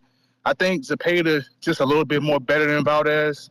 You know, I think his output's better. You know, I just think Zepeda's just better than Valdez. I do think Shakur's going to win, yes, but I do see it being like a performance like that. I don't know if he stops him. I wouldn't be surprised if he stops him, though. I think that's the easiest fight to pick. All the rest of the fights are 50-50, so I really couldn't tell you, man. But somebody called in earlier and said Shakur's not a star because he's under Bud. I think, man, you just confused, bro. You know, he's not a star because he's not getting knockouts. You know what I'm saying? And it's just the way he fights, man. It's nothing has to do with Bud. It has nothing to do with under someone's wing. You know, it's just how he fights and how his way, how he goes about how he fights. You know what I'm saying? He comes out on interviews and saying that, like, he doesn't care. So that's why he's not as big. It's nothing with because he's under Bud, man. You know, there's none of that. You know, it took Tank to get hella knockouts, to get under Floyd. You know, that's what you got to do. People like knockouts, and that has nothing to do with being under somebody's wing. That actually helps to his case. If he didn't have Bud, no one would know, like, really would fuck with Shakur, if we're being honest. You know what I'm saying? So good thing that he has Bud. So that was crazy. But yeah, man, I don't know where to start, bro. I don't know where to start. So next, man, is the Border Wars shit, right? Who is the fight on? Who pulled out, bro? Who pulled out? Because I want to know. Because, like, you know what I'm saying? You saying a lot of people pulled out. You put me in that category. Where V-Dash at? Hey, Tech, man, call V-Dash. You sent that man money to go. We ain't heard from V-Dash in like 30 days. Where Tyron at? Crazy. Where Tyron at? Let me pull up this bout sheet, bro. You know, man, come on, bro. This shit is depressing right now. The way dudes dropping out like flies. Yeah, the closer to the date, the closer everybody dropping out, man. It's just people putting me in this duck category, man. Come on, Ness, man. I said I fight Z Pacino next Border Wars, man. I never said I fight Cliff. I never ducked anybody. You know what I'm saying? It's crazy, man. It's a 3-minute call can really people can put a narrative out you on a 3-minute call. It's crazy. You know what I'm saying? Round one, I was eating Cheetos on the couch. I was in the fucking gym. Like, come on, man. Like, it's a lot of people, a lot of haters in this community. It's crazy, man. A lot of people be hating in the fucking comments. Shiny Suits a fucking hater. You don't even call in, Shiny. He hates on my calls. You know what I'm saying? Call in, bro. You know what I'm saying? I don't even take you serious. You an internet troll, just like Darius. You know what I'm saying? It's a lot of trolls in the community, man. I'm one of the real niggas. At least we still got Cliff and Quan, yo. I forgot about that one. We still got that. Is Cliff even fighting? You know what I'm saying? He hasn't called in a while, has he? Like, he was on here yesterday. He was on here yesterday. Oh, okay. Shout out Cliff. Yeah, man. Two-Tone, let me ask you a question, man. You still there? Man. All right, okay. That's how they So- beefing. Oh, go ahead. Okay, so I'm not even looking at the chat. Fuck the chat. Tone, you looking at the chat right now? Come on, don't look at the chat. Them niggas are some haters, bro. You know what I'm saying? Fuck the chat. Tone, you getting in the sparring wars? I don't know, bro. It depends, Tone? man. I I don't know. It feel you, depends. Tone. B. I might go to the club that night. It's Friday. It's Milwaukee, nigga. Where the yams at? I feel you, man. That's my call, man. Shout out to the trolls in the chat. I'm out. 1 second, guys. All right. We're going to be live with Bakram Christian. in a matter of seconds. Hi. What's going on, champ? How are you? Good, thank you. You? I'm doing good. Even better that we was able to get you on. Glad you were able to jump on. Okay. You want to translate that? Yeah. 1 second, sorry, I'm setting up. Говорит, что рад, что ты все-таки вышел на связь туда-сюда. Я тоже. He's happy too. He understands majority of part of it. All right. So yeah, man, let's get right into it. And I want you to know, Erickson Lubin is definitely tuned in. His team hit me up and heard that we were gonna have you on, so he's tuned in, but he's with his son, so I'm not sure he'll be able to actually engage. But you brought him in? No. He's he's listening. Yeah, he's watching. Okay. Yeah, tell him. А ведь Эриксон Любин тоже смотрит, он со своим сыном, типа, смотрит сегодня интервью, он не будет подключаться, но смотрит. Ну, пусть подключится тогда. Я думаю, Эриксону Любину надо, как я ему сказал, найти человека, который организует бой, и мы можем подраться, потому что на данный момент я разговаривал со своим менеджером, никому не интересен этот бой, поэтому его и не случается. Из-за финансовой стороны? Ну, я не знаю, в любой стороне, какая разница. Ну, не интересен и все. Okay, so he says if Lubin wants to, he can actually tune in too live. But he says like Erickson Lubin needs to find someone who will make the fight happen if he wants to fight. He spoke to his manager, Agis, and at this moment he was told that nobody really interested to make this fight financially, and because if someone was interested to make the fight would have happened. Если PBC захочет, мы можем организовать это за 5 минут.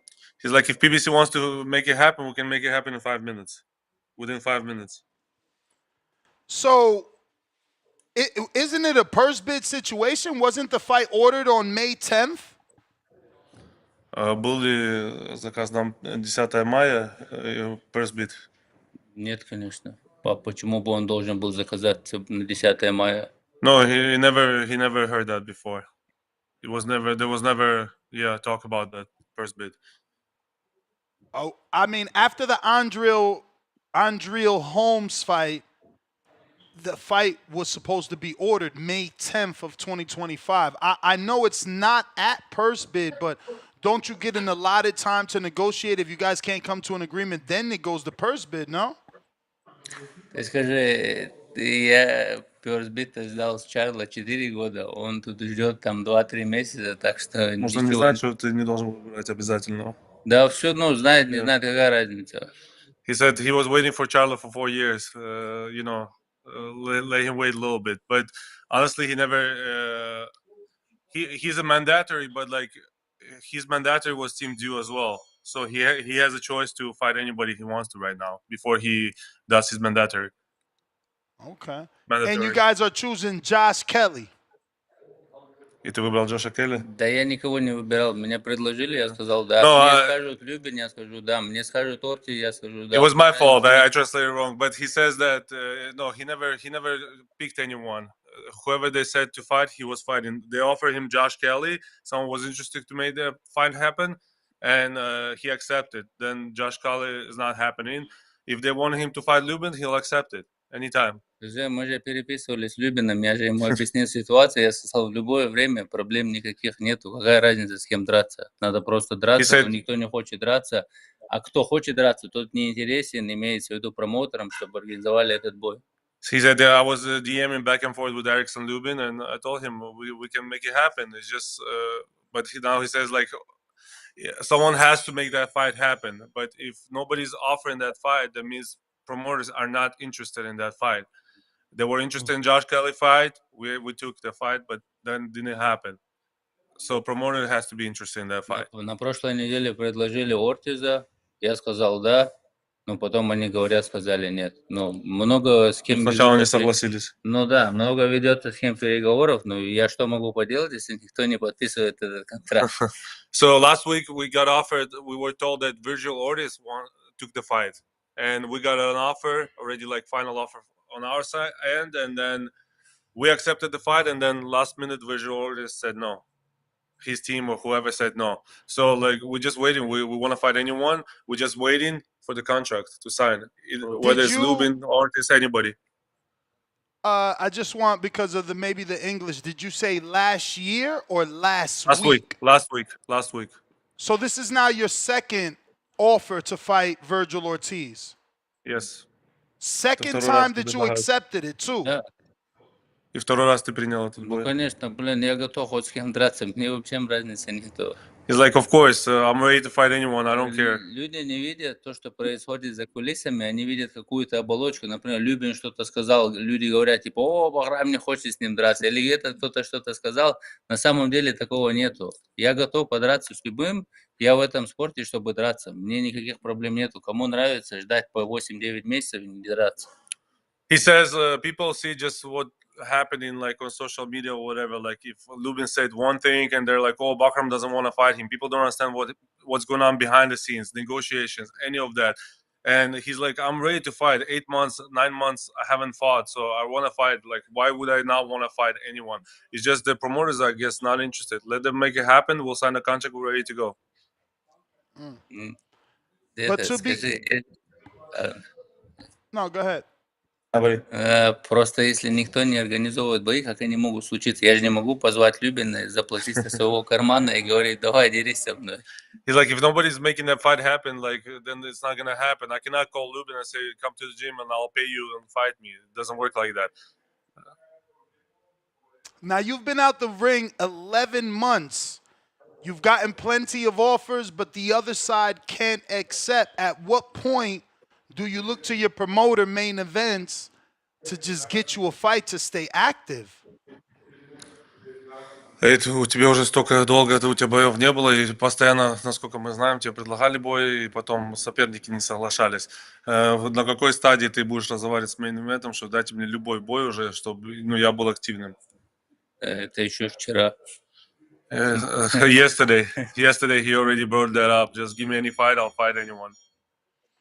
Да не, ну я говорю это каждый раз, но, грубо говоря, с кем драться, если, по сути, не могут организовать хороший бой. Я не хочу там драться с кем попало, поэтому в итоге так и получалось. Но сейчас уже такая ситуация, что надо хотя бы хоть с кем-то подраться. He said at first, like, obviously after team fight, he was trying to get a big fight and, he didn't want to fight just anybody.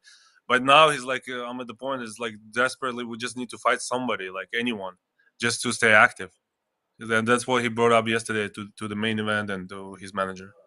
So what happened with Josh Kelly? That seemed like a good enough fight since he's going on almost a year off. It could be perceived as a, stay busy fight. Что случилось с Джошем Келли боем? Надо, наверное, у него спросить, наверное, испугался. Кто знает, что у него в голове, когда они сначала соглашаются, а потом отказываются. Его тренер меня вызывал, его промоутер меня вызывал, сам боец меня вызывал, но когда я сказал да, почему-то все исчезли.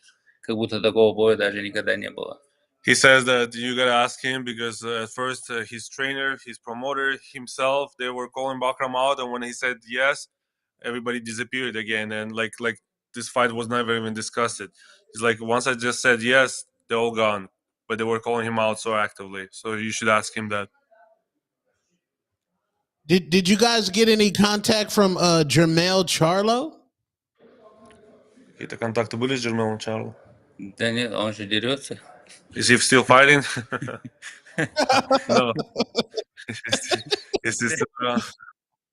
Нет, the bar, man. 2 года назад, после 2 лет, я думаю, он точно не будет со мной драться. Ему надо там что-то сделать, какую-то корректировку, вернуться в вес. Но скажут бой, я согласен, проблем никаких нет.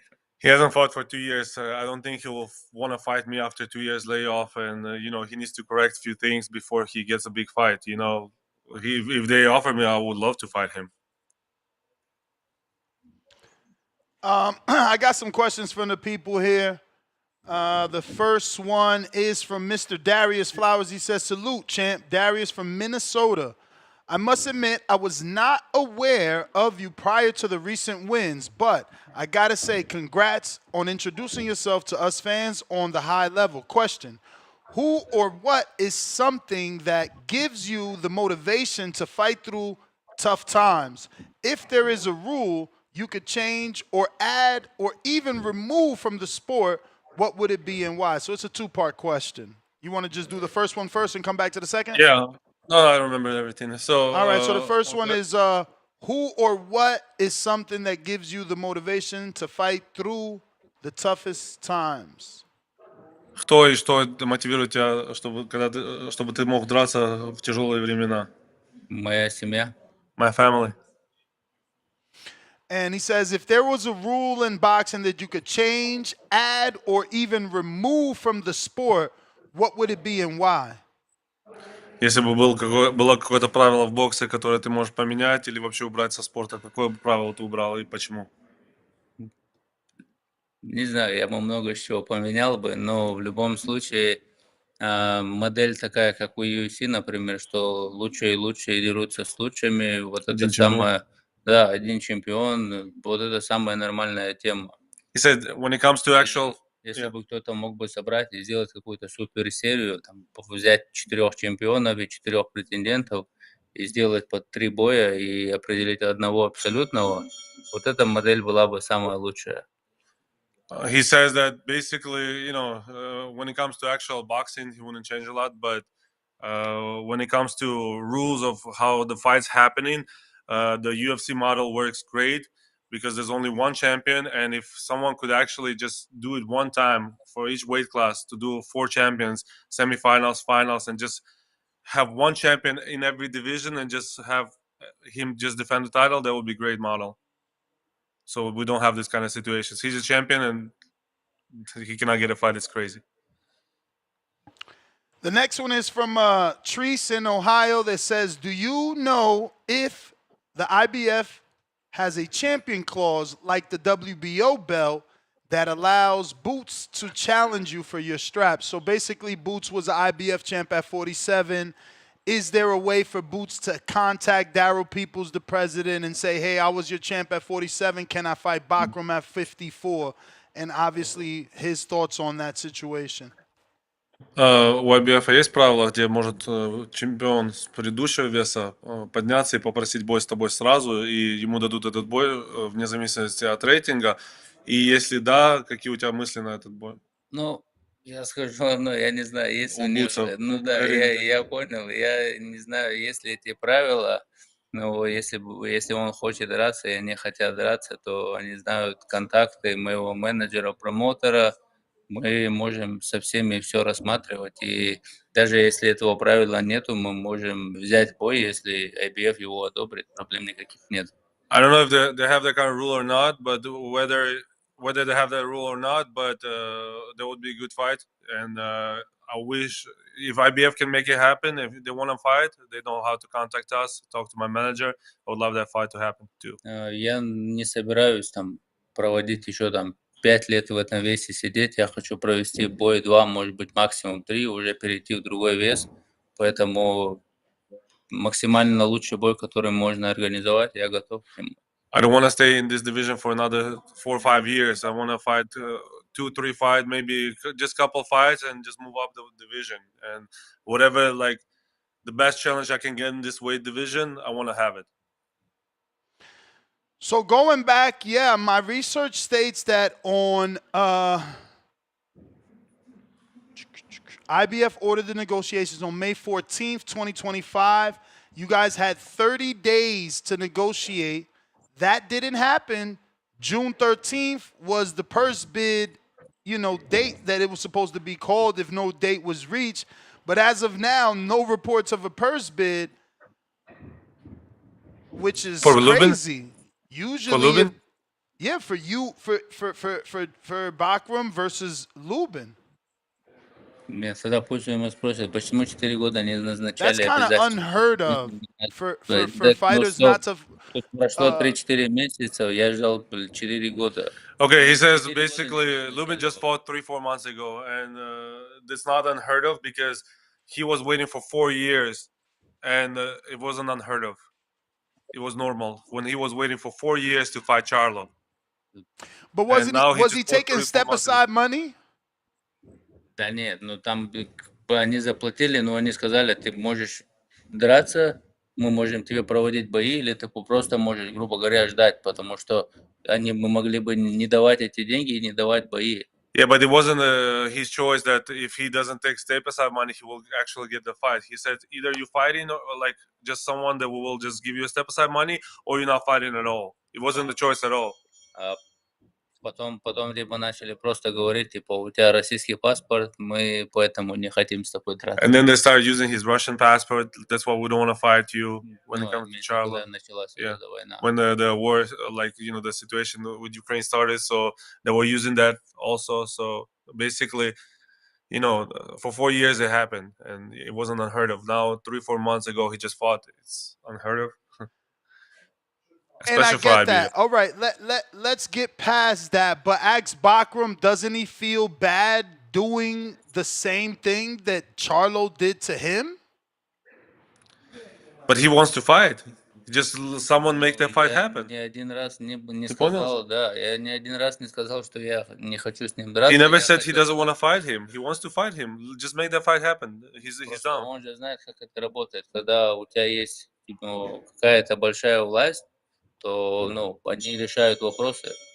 Lubin knows how it works. You know, when you have a lot of power, that's how they make the, you know, like they had power over him with Charlo. That's what happened. Now he wants to fight. He's not saying no. Как я могу отказаться, когда у него было 3 пояса, 4 пояса, блин. За один бой можно стать было абсолютным. Как я мог подраться с каким-то там условным мешком за какие-то копейки, если я мог драться с ним, просто не давали боя. He says that with Charlo, it was not his choice. Never, like, you know, why would he choose step aside money over fighting the guy for undisputed or for 3 belts? But legally, they got to give you your shot. If you don't want the step aside money, the IBF has to mandate the fight, or you can sue them. They would have to mandate the fight or strip that champion. By accepting the step aside money, you're allowing that champion to do that. But we can move forward. We got Let me translate this. Let me ask. Ну, по легальным, по правилам, по закону, ты мог бы выбрать, принимаешь ли ты деньги или нет. И типа, если бы ты захотел драться, IBF могли его заставить драться. Ну нет, ну говорили, что нет. Потому что уже в то время уже началась война, вот эта вся, последние 3 года. Сказали нет. Или у тебя выбор есть, или делать промежуточные бои, или ничего не делать, ждать, пока он объединит пояса, и он закончит. Yeah, in his case, it wasn't that choice, because when the situation with Russia and Ukraine started, they used that he's a Russian citizen, this and that, and they used that against him. And they said either you're fighting like someone we tell you to fight, or you're not fighting at all. So that's what he was told. I got Ali in Dago, San Diego. He says, "What's up, Bakram? Thank you for winning me $500 when you beat Tim Tszyu. And who do you think wins the Canelo or Crawford fight?" I think he understood.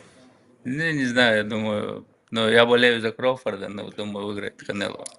Очень близкий бой, 50-50. It's a 50-50 fight. I want Crawford to win, but I think Canelo's gonna get it. He's gonna win. Ask him, does he believe Crawford when he says he's coming back to 54 to undispute? Ты веришь в то, что Crawford? No. You understood that, huh? Manuel LG in California, can you get on the Canelo Bud undercard? We need you back as soon as possible. Ну да, ну типа такая была затея, чтобы подраться с Келли там, и поэтому я приехал в Америку, начал готовиться, но в итоге, скорее всего, это не получилось уже. It was already for sure think whether we're gonna fight Kelly on that card. It was like already a done deal basically, and it didn't happen. But yeah, of course he wants to fight on such a big card. So obviously he's a Turkey guy. Turkey's made plenty of offers to him. No one's accepted. Why not get Turkey to make Lubin the offer? Does Lubin not want to fight in Saudi? Like, why do you think Turkey's not interested in Bakram versus Lubin? I mean, I think it's a good fight. Да, и, ну, я не могу сказать все 100% как есть, но то, что я могу сказать, то, что мой бой с Любиным не интересен Турке, ему был интересен мой бой с Ортизом. Вот поэтому не случается. Конечно, я готов подраться и 13 сентября с Любиным, если это организуют. Мне проблем никаких нету, я готов, я в кемпе. He's like, I wish they can make that fight happen for September 13th with Lubin. That would be great. But from my understanding, I cannot tell everything. But Turkey wants to make that fight happen with Virgil, and Virgil didn't want to take it. And Turkey is not interested in Lubin fight. If he makes it happen, that would be great. We're already in the fight camp. Скажи, может быть, Любин свяжется с Туркией и попросил... Maybe Lubin can contact Turkey and ask him for that fight. He can hear it. Have you guys thrown your name in the hat for a Boots fight? Because we see the Turkey Al-Sheikh keeps offering Virgil the Boots fight. Has he offered Bakram the Boots fight? And has he offered Boots the Bakram fight? No. Пусть делают предложение. А были какие-то предложения? Нет. Ну, я такого, мне никто ничего не говорил, я насчет Бутса ничего не слышал. For Boots, he never heard anything. There was no offer at all. There was no even conversation. But yeah, that would be great. То, что мне скажет Эгис такого не говорил, значит, для меня его не было. Там, что они вели, не вели, я не знаю. He says, I'm going based on what Agis tells me, and Agis never even mentioned that fight. But I don't know if there was even conversation about it or not. But if the offer comes on the table, I would love to take it. On a scale from 1 to 10, where does he how bad does he want a Boots fight at 54? От 1 до 10, как бы хотел бы сильно ты Бутса бой? Ну, это большое имя, 10. It's a big name, so 10. Ну, пусть будет 9, потому что у него нету пояса. Only 9 because he doesn't have a belt. Virgil Ortiz, same question. То же самое 9. Ну, все, у кого есть пояса, это 10, а большие имена, это 9. All the big names are 9, and whoever has a belt, 10. All right. Salute. Я просто хотел объединить все пояса. У этого длинного были варианты подраться со мной. И у кого-то получилось бы 3 пояса, но они конкретно меня игнорировали. Такое можно было устроить за минуту. He says, my goal was always to get all the titles, and this tall guy, he says, he means Fondora, obviously, had a chance. Like we were calling him out so many times, and he just they ignored us completely. And but the fight would be so easy to make it happen because he's a PBC guy. Просто как можно драться с бойцом, с кем я дрался в прошлый бой, который там не продержался со мной даже 3 раунда, и он дерется сейчас за WBC с Фондорой, но это же полная какая-то комедия. Как такое можно вообще было сделать? You said unheard of, but how is it possible that the guy who he just finished in 3 rounds just came back, won 1 fight, and he's fighting for WBC title? Versus Fondora. That's unheard of. That's crazy. Не надо ничего говорить. Почему люди об этом не говорят? He's like, that's a comedy. Why people don't talk about that? Говорят, что как будто я не хочу драться с Любиным или там еще с кем-то. Мне вообще без разницы, с кем драться. Говорите то, что есть на самом деле, а не говорите, не выдумывайте сами, что вы там придумали. So people just making stuff up, but why don't they talk about that? How fair is that this guy is fighting for biggest title for WBC? How fair is that?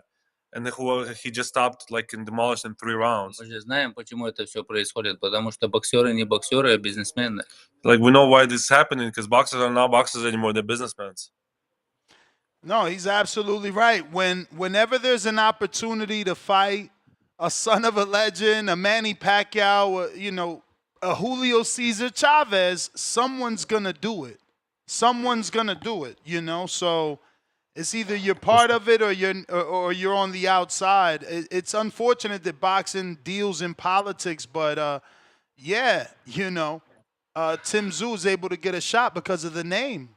He's a name. What do you think? Which fight would you want to see? Oh man, any of those, man.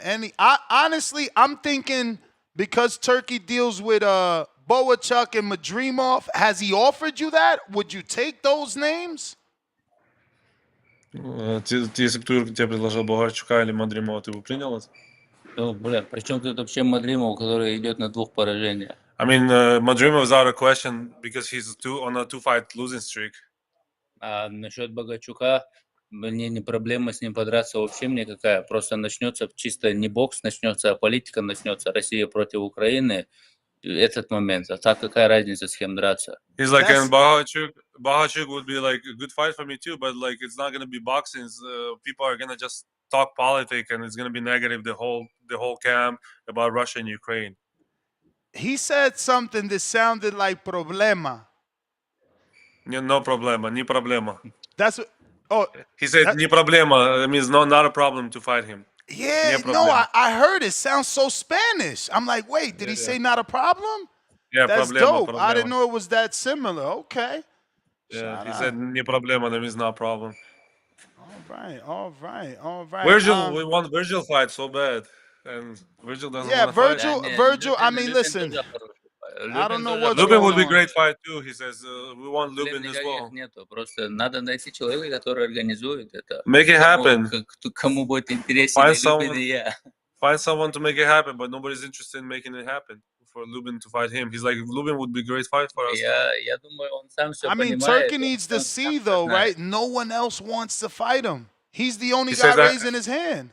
Yeah. Well, he says, I think Lubin understands what's going on. У Турции свое видение на бокс, он платит, он организует те бои, которые он хочет. Какие могут быть претензии или проблемы, он делает то, что он хочет. Nobody can question Turkey. He has different vision on boxing, and he pays for the fight, and he wants to see certain fights, you know. And if he doesn't like that fight, he's not making it happen. Если ему такие бои нравятся, как этот Хейни там прошлый бой провел, или там, который Гарсия провел, пусть такие бои проводит, проблем никаких нету. Кто платит, тот и заказывает музыку. So he says that he likes big fights, like Henny just fought, Garcia just fought, those kind of events, you know, whoever pays, he orders the music. For sure. I got a consejero that says, Bakram, appreciate your time on the show. How do you take care of your mental health, especially before a fight? Как ты занимаешься своим ментальным здоровьем перед боем? Как ты настраиваешься? Да, у меня с этим вообще никаких нету. Я помолюсь, попрошу Всевышнего, и у меня все очень хорошо в плане ментальности, нету никаких проблем. He says, I have no problem with the mental health. I will just pray and ask God for something, and I'm calm. I have no problem. Все, что происходит в этом мире с тобой, со мной или еще с кем-то, это все по воле Всевышнего, и никто это не может изменить. Поэтому все предопределено, все в руках Его, поэтому нет никаких проблем.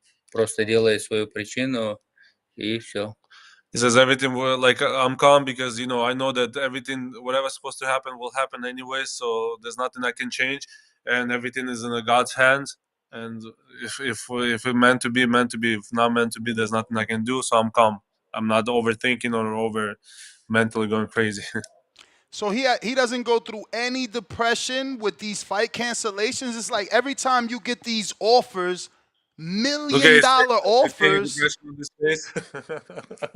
But I'm saying you keep getting these $1 million contracts to fight Virgil 2 times, to fight whoever, Josh Kelly, and no one is saying that's not depressing you at all.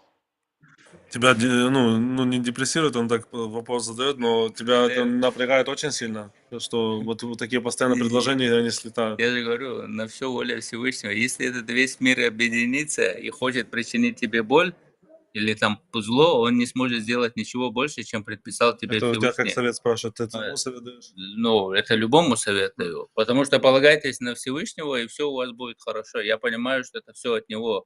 Люди не имеют никакой силы, все уже давным-давно предопределено. Знаешь, такая моя судьба, ничего страшного. Advice to the person who asked the question, if even the entire world gathers and tries to hurt me, and if God doesn't want this to happen, it's not going to happen. Вне ринга, That's why just stay strong and stay calm. вне ринга у меня такая прекрасная жизнь, что вообще никаких проблем нет. I have a Просто beautiful life outside the ring. I have a beautiful life and I have no я problems at all. очень люблю этот спорт, поэтому продолжаю драться и терплю, что вот это случается, ничего страшного. And I just love this sport, and I'm just keep fighting, and you know, whatever happens, it's okay. And I'm just being I have a lot of patience, and I know it's gonna happen. And just like with team fight happened, you know. That's his faith. He got good faith. Shout out to him. I got Devin Sanchez that says, "What's up, champ? You have a funny X account and very active on there. Are you the one running the account, or is your team doing it for you? Since we never really see you vocal." Это у тебя очень смешной экс, ну, твиттер аккаунт. Раньше ты его не вел. Ты сам ведешь или кто-то еще ведет? Потому что раньше мы не видели, чтобы ты разговаривал, что-то говорил. Ну, есть человек, который занимается им. Но все Ну, равно они я говорят тоже, то, что, да, то, конечно, что ты говоришь. да, я тоже смотрю, но есть человек, который пишет. Yeah, he has someone that basically doesn't run it, but like just writes it and whatever. But I say what I wanna like express, how I wanna express myself, and someone makes it in a funny way, maybe bring some more attention, you know. All right. We got Dre there that says, "Salute, champ. Who do you feel is going to be your toughest opponent at 154 pounds and why?" Кто будет самым сложным соперником 154? Почему? Напиши, Да. почему именно. Может быть, Фондора, потому что длинная. Но я не знаю, пока ты не встретишься с ним в ринге, не можешь сказать. Ну, по антропометрии Фондора самый неудобный на данный момент, мне так кажется. Может, это будет любить кто-то. Maybe Fundora, because like he's very uncomfortable. Like I never fought someone with that tall, or sparred with someone that tall, and maybe that fight will be very difficult because everybody else is like, you know, same as, you know, you spar with people. He's like maybe Lubin. I don't know. You never know. All right. We got 5 minutes. He has to train. We got Quick from Seattle that says, "Can you tell the viewers a little bit more where you're from, Grunzy in Russia? What's daily life like out there? Your favorite food? What are the women like out there? How is boxing training different from there opposed to here in America? Things you do for fun out there. Thanks, champ. That Tim Tszyu beating was very impressive." Это расскажи о Грозном немножко, как вообще ты, как жизнь, какая еда тебе нравится, как вообще тренировки, насколько они разные, с теми, что за дядьку расскажи. Ну, Грозный — это как будто маленький Дубай. Если он видел Дубай, то он примерно представление о Грозном, только он поменьше. Еда — это много-много мяса. Насчет тренировок, ну, легкие тренировки, ничего особенного. Основная работа начинается в этом зале. He said Grozny looks like kind of like a smaller version of Dubai now. You know, they changed a lot. And so if you ever been to Dubai, Grozny is very similar, but just a lot smaller. And the food is a lot of meat they eat. And training, he just doesn't train crazy there. Everything starts here, like the main work, it starts here in the United States. All right. I got time for one more. Yeah. We have 5 more minutes if you want. All right. We got Cantrell that says, "In the UK, you're among the elite in your division. Who champion phase do you want to, I guess he meant to say, what champion's phase do you want to break and next and solidify your legacy as the most dangerous man walking the planet? All hail King Bakram." Lord. Can you repeat the last part? What champion's face you want to break to solidify your legacy? In any weight division or just for his weight division? Yeah, he didn't well, he said elite in your division. Yes, in your division. Okay. Кого лицо бы ты хотел сам больше сломать в своем весе, чтобы просто саботировать свое будущее, свое... Да нет, у меня нету такого, кому-то сломать лицо. Просто с кем поставить, с тем и будем драться. Там, у меня нету никому злости, ненависти. Мы все просто спортсмены. He said, I don't have a thing like to break someone's face. We're just sportsmen, and we don't have such thing. I respect everyone. I just wanna get it done. All right. We got Adrian. It says, good afternoon from Lakeland, Florida. I went to your fight against Tim Tszyu in Orlando, and you put an absolute beautiful performance, and your power is real. Would you make an offer to Earl Spence? He always says he doesn't take tune-ups. Это был на твоем бою в Орландо, ну, кто задает вопрос, и был очень впечатлен, особенно твоими мощными ударами. Предложил бы ты бой с Эрлом Спенсом, потому что Эрл Спенс как раз и говорит, что он, когда возвращается, он не хочет легкие бои, он сразу хочет с сильными бойцами драться. 100%, давайте. Вообще без проблем. Я думаю, он, скорее всего, уже не вернется. He said, I don't think he will ever come back, but yeah, 100%, I would love to fight him. But I don't think he will come back after this fight. Последний вопрос. You got one more? All right, Demo in Houston. If Turkey was listening right now and you could ask him for one fight, who would it be without saying the guys who've already turned you down? Okay. Oh, besides them? So one fight that he can ask for right now if Turkey was listening, but it can't be the guys that already said no. Кого бы ты хотел попросить Турки, если бы он сейчас смотрел это интервью, с кем бы ты хотел подраться, помимо тех людей, которые уже отказались с тобой драться? Ну вот, Любин. Let's fight Lubin. Он же ждет. He's waiting, so we can stop that talk. Let's fight Lubin then. Oh, man. He said, stop the talk. I understood on a yacht. I'm like, whoa. Oh, man. All right. Well, Bakro, man, thank you for your time. And Vadan, thank you for your time. We appreciate you guys. Thank you, man. All right. Appreciate it. Appreciate it, love, always. Thank you so much, guys. All right. We'll Appreciate talk soon. Come to LA for when the camp starts. Nah, once camp starts, I told my audience I'm driving out there for sure. Appreciate it. There you have it, ladies and gentlemen. Bakram Khataev, IBF world champion at 154. We got it done. We made it. We made it. We made it, man. Treese, Toledo. What up, though?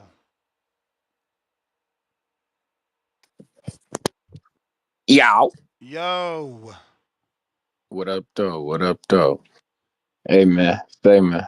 If you can't get Lubin in the ring with you, Bakram, you know me, man. My guy, Charles Conwell. Fuck it. Give him my opportunity. It wouldn't be the first time a guy got a title shot off a loss. Promoting that out here. You know, over on this channel, we hey, don't man, promote say, title man, shots hey, off losses. I get what you trying. Hey, On this channel, we don't promote that. I get you. I hear you. That foolery. And I hear you. That's and cheating. I hear you. That's cheating. I got a campaign for my fighter, gang. It wouldn't be me. We ain't with the cheating, B.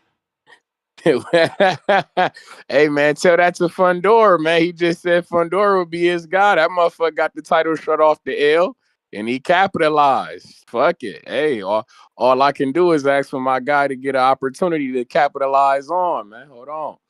But, you know, shout out to Bakram, man. Great interview. We fucking with him. I like him. He knocks shit loose. Real violent. I'm into it. You know, I kind of would like that Boachuk fight, though. I ain't gonna bullshit. That's what, you know me. That's something that I'm into. That's swinging and banging right there. I'm with that shit. I like that Boachuk fight. We can do that. But, hey, man. Say, man, I seen your man Kermel Moulton working with Femilele Cafu, man. Have you seen that? I'm assuming that's around your way and shit. I know. Nah, I ain't gonna check them out, but they probably are knuckleheads. Word. Okay. I'm just curious to see how, man. Look, I like Cafu, man. I seen this last couple fights. Usually he only fought in motherfucking South Africa, but I seen that fight where he won the strap in Japan off man, and was Tanaka and shit like that. You know, third shift working and shit. I catch those Japanese fights. So, man, look pretty good. I like Cafu, man. He had a great performance. I fuck with it. I'm interested to see how he gonna look against Bam, man. But with this Berlanga and shit like this, man, I got Berlanga, man. I'm picking Berlanga. I like the thing that he can do it, man. Or only thing that has me a little nervous is I peeped that he missed weight his last fight and shit of his nature. I don't know if that was like the guy that he was fighting, and you know, he was maybe a little distracted or some shit. But I don't know. I hope that way. I gotta see how he look. I'm on my next shit. I gotta see how he look at the weigh-in. Word. But yeah, man, I like it. I like it. But like I say, man, this card, the Shakur, man, I need him to. We need a superstar making performance, gang. I know guys like to say Rockstar Shakur around this bitch, but I'm not gonna lie, I'm not too high on gang. You know, I'm a little biased considering you ducked my motherfucking fighter. You feel me? And we had Top Rank Matchmaker come on here and say it for the world to hear, but motherfuckers act like everybody is avoiding Shakur when it's literally a motherfucker I know who would fight him and put hands on him.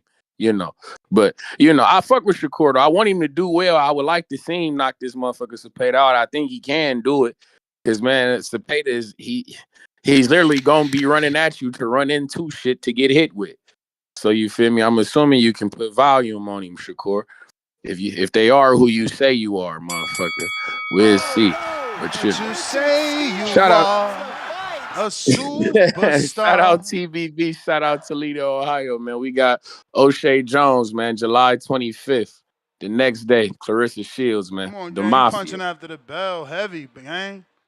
Gang, Y'all be gang, cool, gang. man. What up, Big Gucci?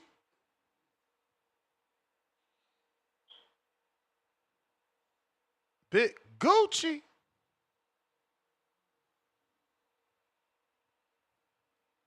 Yo, how the audio sound? Yo, Ness, you can hear me? Loud and clear. Yeah, bro.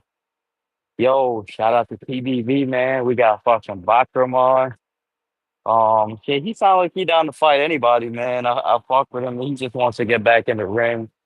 Um, but I just wish he had a little bit more shit to talk, man. You gotta stir these fights up, man. He just pretty much saying what names he want, but he gotta talk that shit, man. He a killer. You gotta talk like a killer. You feel me? Yo, Two-Tone still there? Mm-hmm. No, he left. Yeah, man. Oh, okay. All right, bet. Shout out Two-Tone anyway. Um, yeah, man. To the topic, yo, just like Marco said, man. Berlanga about to knock the morning dew off his cabbage, bro. Facts. Yo, Berlanga don't really look drained in there, man. I saw that press conference towards the end. He don't really look drained. I would say he just looked like he in shape. You feel me? Like he's not the kind of fighter like Bud or Fundora that stay like within 10 pounds of their division. You feel me? He's more like an Earl type, probably coming down from like 205, 210, some shit like that, down to 168. I mean, that being said, I got Berlanga by KO, man, especially if you consider Shiraz being, that natural slim frame. And on top of that, man, this is his first fight at super middle. So it's like I give him respect for stepping up to a big 168, man. But shit, Berlanga started in this division. He's going to have a lot more 168 fights to develop his body at that weight. But like I said, I respect Shiraz, man. But from Shiraz's last performance, bro, against Adames, you know just as well as I do, man. That was like an 8-4 round. I'm sorry, 8-4 fight for Adames, man. So I mean, he might even use that to his advantage, bro. Try to push himself to perform to make up for that L he took against Adames, man. But we'll see what happens, man. I know we still about a week away, man. But I'm hyped for this fight.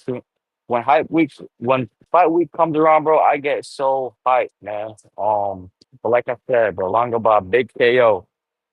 Ness, you obviously got Berlanga. What you got him by KO or decision? Shit, man. I'm not going to KO, bro. Y'all tripping. Like what elite fighter he knocked out? What half elite fighter he knocked out? Like even if Yo, Shiraz, it's his first fight at 168, and he's skinny, bro. he big as It's not like hell they though. both He big moving as up from hell. He could be 160. filling in. Y'all tripping, man. Again, I hope Berlanga Yeah, gets a stoppage, but what not even top, bro. Like what B this level. yo, Like he knocked let out. me Y'all tell you this. tripping. Well, let me tell you, it don't really matter the opposition. Stylistically, this match favors Berlanga, man. A dude like Shiraz that don't move his head, he just didn't duck, man. And when you got that round one knockout power, yeah, you gonna need some head movement, bro. And it's not something he could learn. Like when he in there and he gets neutralized by power, or he can't really adjust. Like his head is just there, man. You just need some angles. He can't really get his head off the line, bro. Um, yeah, that's why I got Berlanga by knockout, man. Smaller dude moving up to a big 168. Not just a 168, he a big 168. Been there his whole career. So shit, man. It's about to be a movie. Shout out Berlanga. We got the KO. You know what the over under is, Ness? Yeah, it was under was plus money, bro. Under was plus money, I'm pretty sure. Under 10.5 was like plus 223, I think. I'm gonna pull it back up. I took the site Oh, down. that's good. 10.5, that's good. Plus 233. All right, gang, I'm gonna keep listening. Yeah.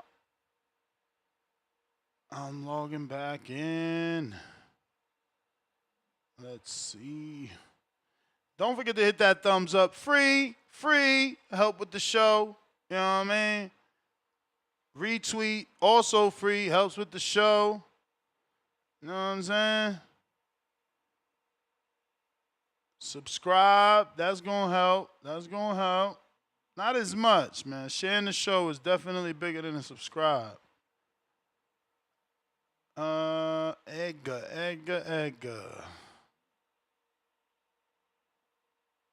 Yep. The under dropped to 113. Plus 113 is the under.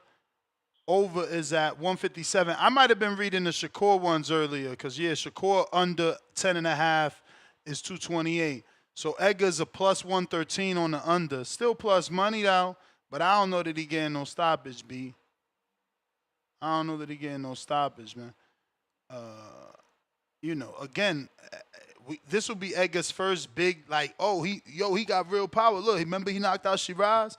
Like, we don't got that fight to point to, like, yo, this dude got real power because he knocked out Fulano de Tal. It would have been great.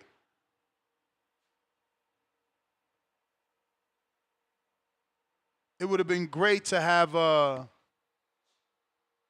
him knock out Cocares, common opponent with Pacheco. You know what I mean? That would have been half decent if we could have got that done. But let me check here. Don't forget to smash the thumbs up once again. We got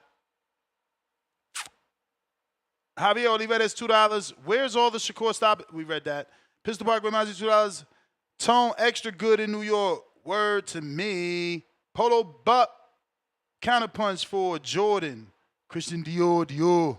I'm up in all the stores. One lump sum, $5. Laugh out loud. Ignore him, Tone. Don't let him trigger you. Laugh out loud. He got you last time. It's Ken Kniff from Connecticut. Shout out Eminem. Boston, Jared, $5 round one. Where exactly in Boston do you live with a house like that? I'm asking for a friend. Now, he sent me videos. He looks like he lives in Connecticut. Those houses look like they in Connecticut. Same shit. One lump sum, $5. Laugh out loud. You need a curl bar on the show. Watching you move your hips every day out here like Jane Fonda and Richard Simmons. Dak Prescott hip workout. Hey, I hear you, champ. I'm actually trying to convince my mom to get back into the gym and lift weights because I am looking stiff. I'm out here looking skinny, you know, but it's mentally, I just haven't been able to do it. Like, yesterday, I'm like, babe, we're going to the gym, and she smiled, and that smile was enough for me to know that she didn't want to go, and we ain't go. But, fuck, 2 months ago, bro, I was in that gym every day, even on Sundays. I got to get back. It's tough right now. At least I ain't lose my steps, but I lost my gym, and I failed on my 100 push-ups. I did like 3 months straight and fell off after getting sick. It's tough, man. But I definitely have already been walking 10,000 plus steps one entire year. I'm on like 370 something days right now. So, you know, one step at a time. Michelangelo, member for 3 months on the prospect level. Shout out Ness, two-tone. Two-toneladas, or two-toneladas. Barnacle Boy and Mermaid Man. You guys are assholes. Adrian, $2. If anyone wants to hit the strip or bars after, let me know. Hey, man, get in that Discord, man. That's how you meet people. Peace to God, member for 3 months on the prospect level. Shouts to round one, two-tone Marco Ness, number one. TM, $5. Woo. So senior saying Shakur put Molly in Kid Austin's baby bottle. Yeah, I seen them texts. I'm saying what he posting don't prove nothing. Like, he posting that he sent Shakur a text that someone sent him. Like, that don't make it true. Gavin Goins, $5. Marco, you going to the Benavides press conference Friday in New York City? Marco's gone, man. Only the strong survive. Price is right, $2. Ness, I'm guessing you've taken the quote-unquote the way out house emoji. I don't know what you mean by that, bro. I was actually going to throw that at Coco and see what that means, but yeah, I just need you to tell me what that means. Freddie C. Claudio, member for 4 months on the prospect level. Thank Jesus, round one left. Hook like Berlanga, $5. Hamzah gonna go fight for his country. Saudi Arabian flag. After this, like Loma did for Ukraine. Laughing out loud, laughing out loud. He will realize what a real bomb feels like. Laughing the fuck. No, let's fucking go, Edgar. Puerto Rican flag, real power, flex emoji. I don't know about that real power, but we got to see. Hopefully he can show us that. I mean, if he gets a knockdown, I'll also classify that as real power. But, you know, can he knock out higher level fighters? We can't call Hamzah an elite fighter yet, but he's a higher caliber of fighter. Dre Day, member for 5 months. Ness, did you check the Amazon Prime special showing? I don't know what that means. I don't know what that means. Help me, bro. Help me save $1. I'm here to save $1. I ain't here to spend one. I'm here to save one. You feel me? Tomorrow at 4. Can we do that? Let me see that again. Let me read that again. No, not 4. We could never do 4. We could do maybe 4:30. Let's see what we got tomorrow at 4:30 on the sketch.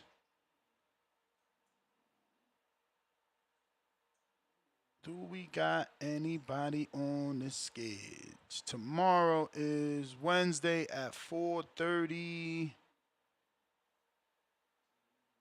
a.m. We got all these are a.m. Okay. We could do Bruce tomorrow at 4:30. 4:30.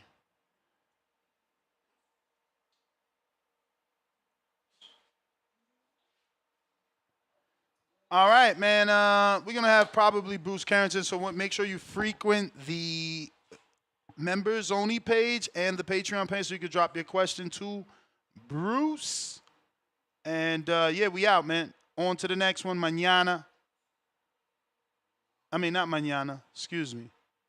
4 o'clock Pacific Standard Time. Elsewhere, what up? Never leave a man behind.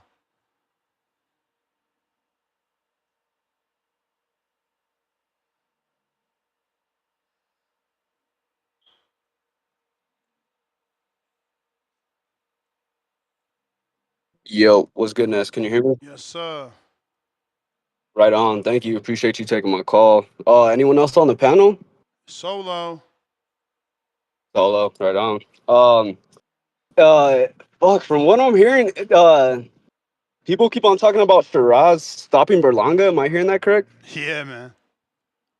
Yeah, no, I don't see that shit happening. I mean, I couldn't even really see like Berlanga stopping Shiraz, like likewise, but I don't see that fight ending in a TKO or stoppage victory. I think that's gonna be a well fought battle, but I do see it going 12, like no matter what way it goes. I like that Shakur Stevenson fight. Shakur Stevenson fans, man, we need to get a little bit louder, man. It's fight week and it's still very quiet out here. It still is Tuesday though, so give them the benefit of the doubt. What else do we got? Amanda Serrano, Katie Taylor. I'm hoping that Amanda Serrano could pull it off this time. Third time is the charm. I heard someone saying, I'm hoping, man. Me and my lady been watching the first two fights, and we've just been hoping Amanda Serrano could pull it off. So it'll be good to see that happen. MVP and Jake Paul doing big things. I seen Alicia Baumgardner and everything over there. Like what I see going on over there. Other than that, I can't really think of anything else that's new. The card in Ryder, the card for Ryder season in November with Devin Haney, that card is gonna be fire. So I like what I see there. But yeah, other than that, I was just calling to check in with people saying that Shiraz is gonna stop Berlanga, man. I don't see none of that shit happening, like for real. Bro's going life and death with Carlos Adames, and I mean, no knock to Carlos Adames, but man, that was supposed to be Shiraz's fight to a fucking world champion, and he shit the bed. So I don't see him doing anything like stopping Berlanga, but I do think it'll be a well fought, tough match for the both of the fighters. So yeah, that's all I really had to say. Thank you for accepting my call, Ness, and salute TBV. All right, champ. Appreciate you. We're right back at it. 4 o'clock Pacific Standard Time. Looks like tomorrow we should be getting Bruce Carrington in the evening show as well. So look out for that post. Peace.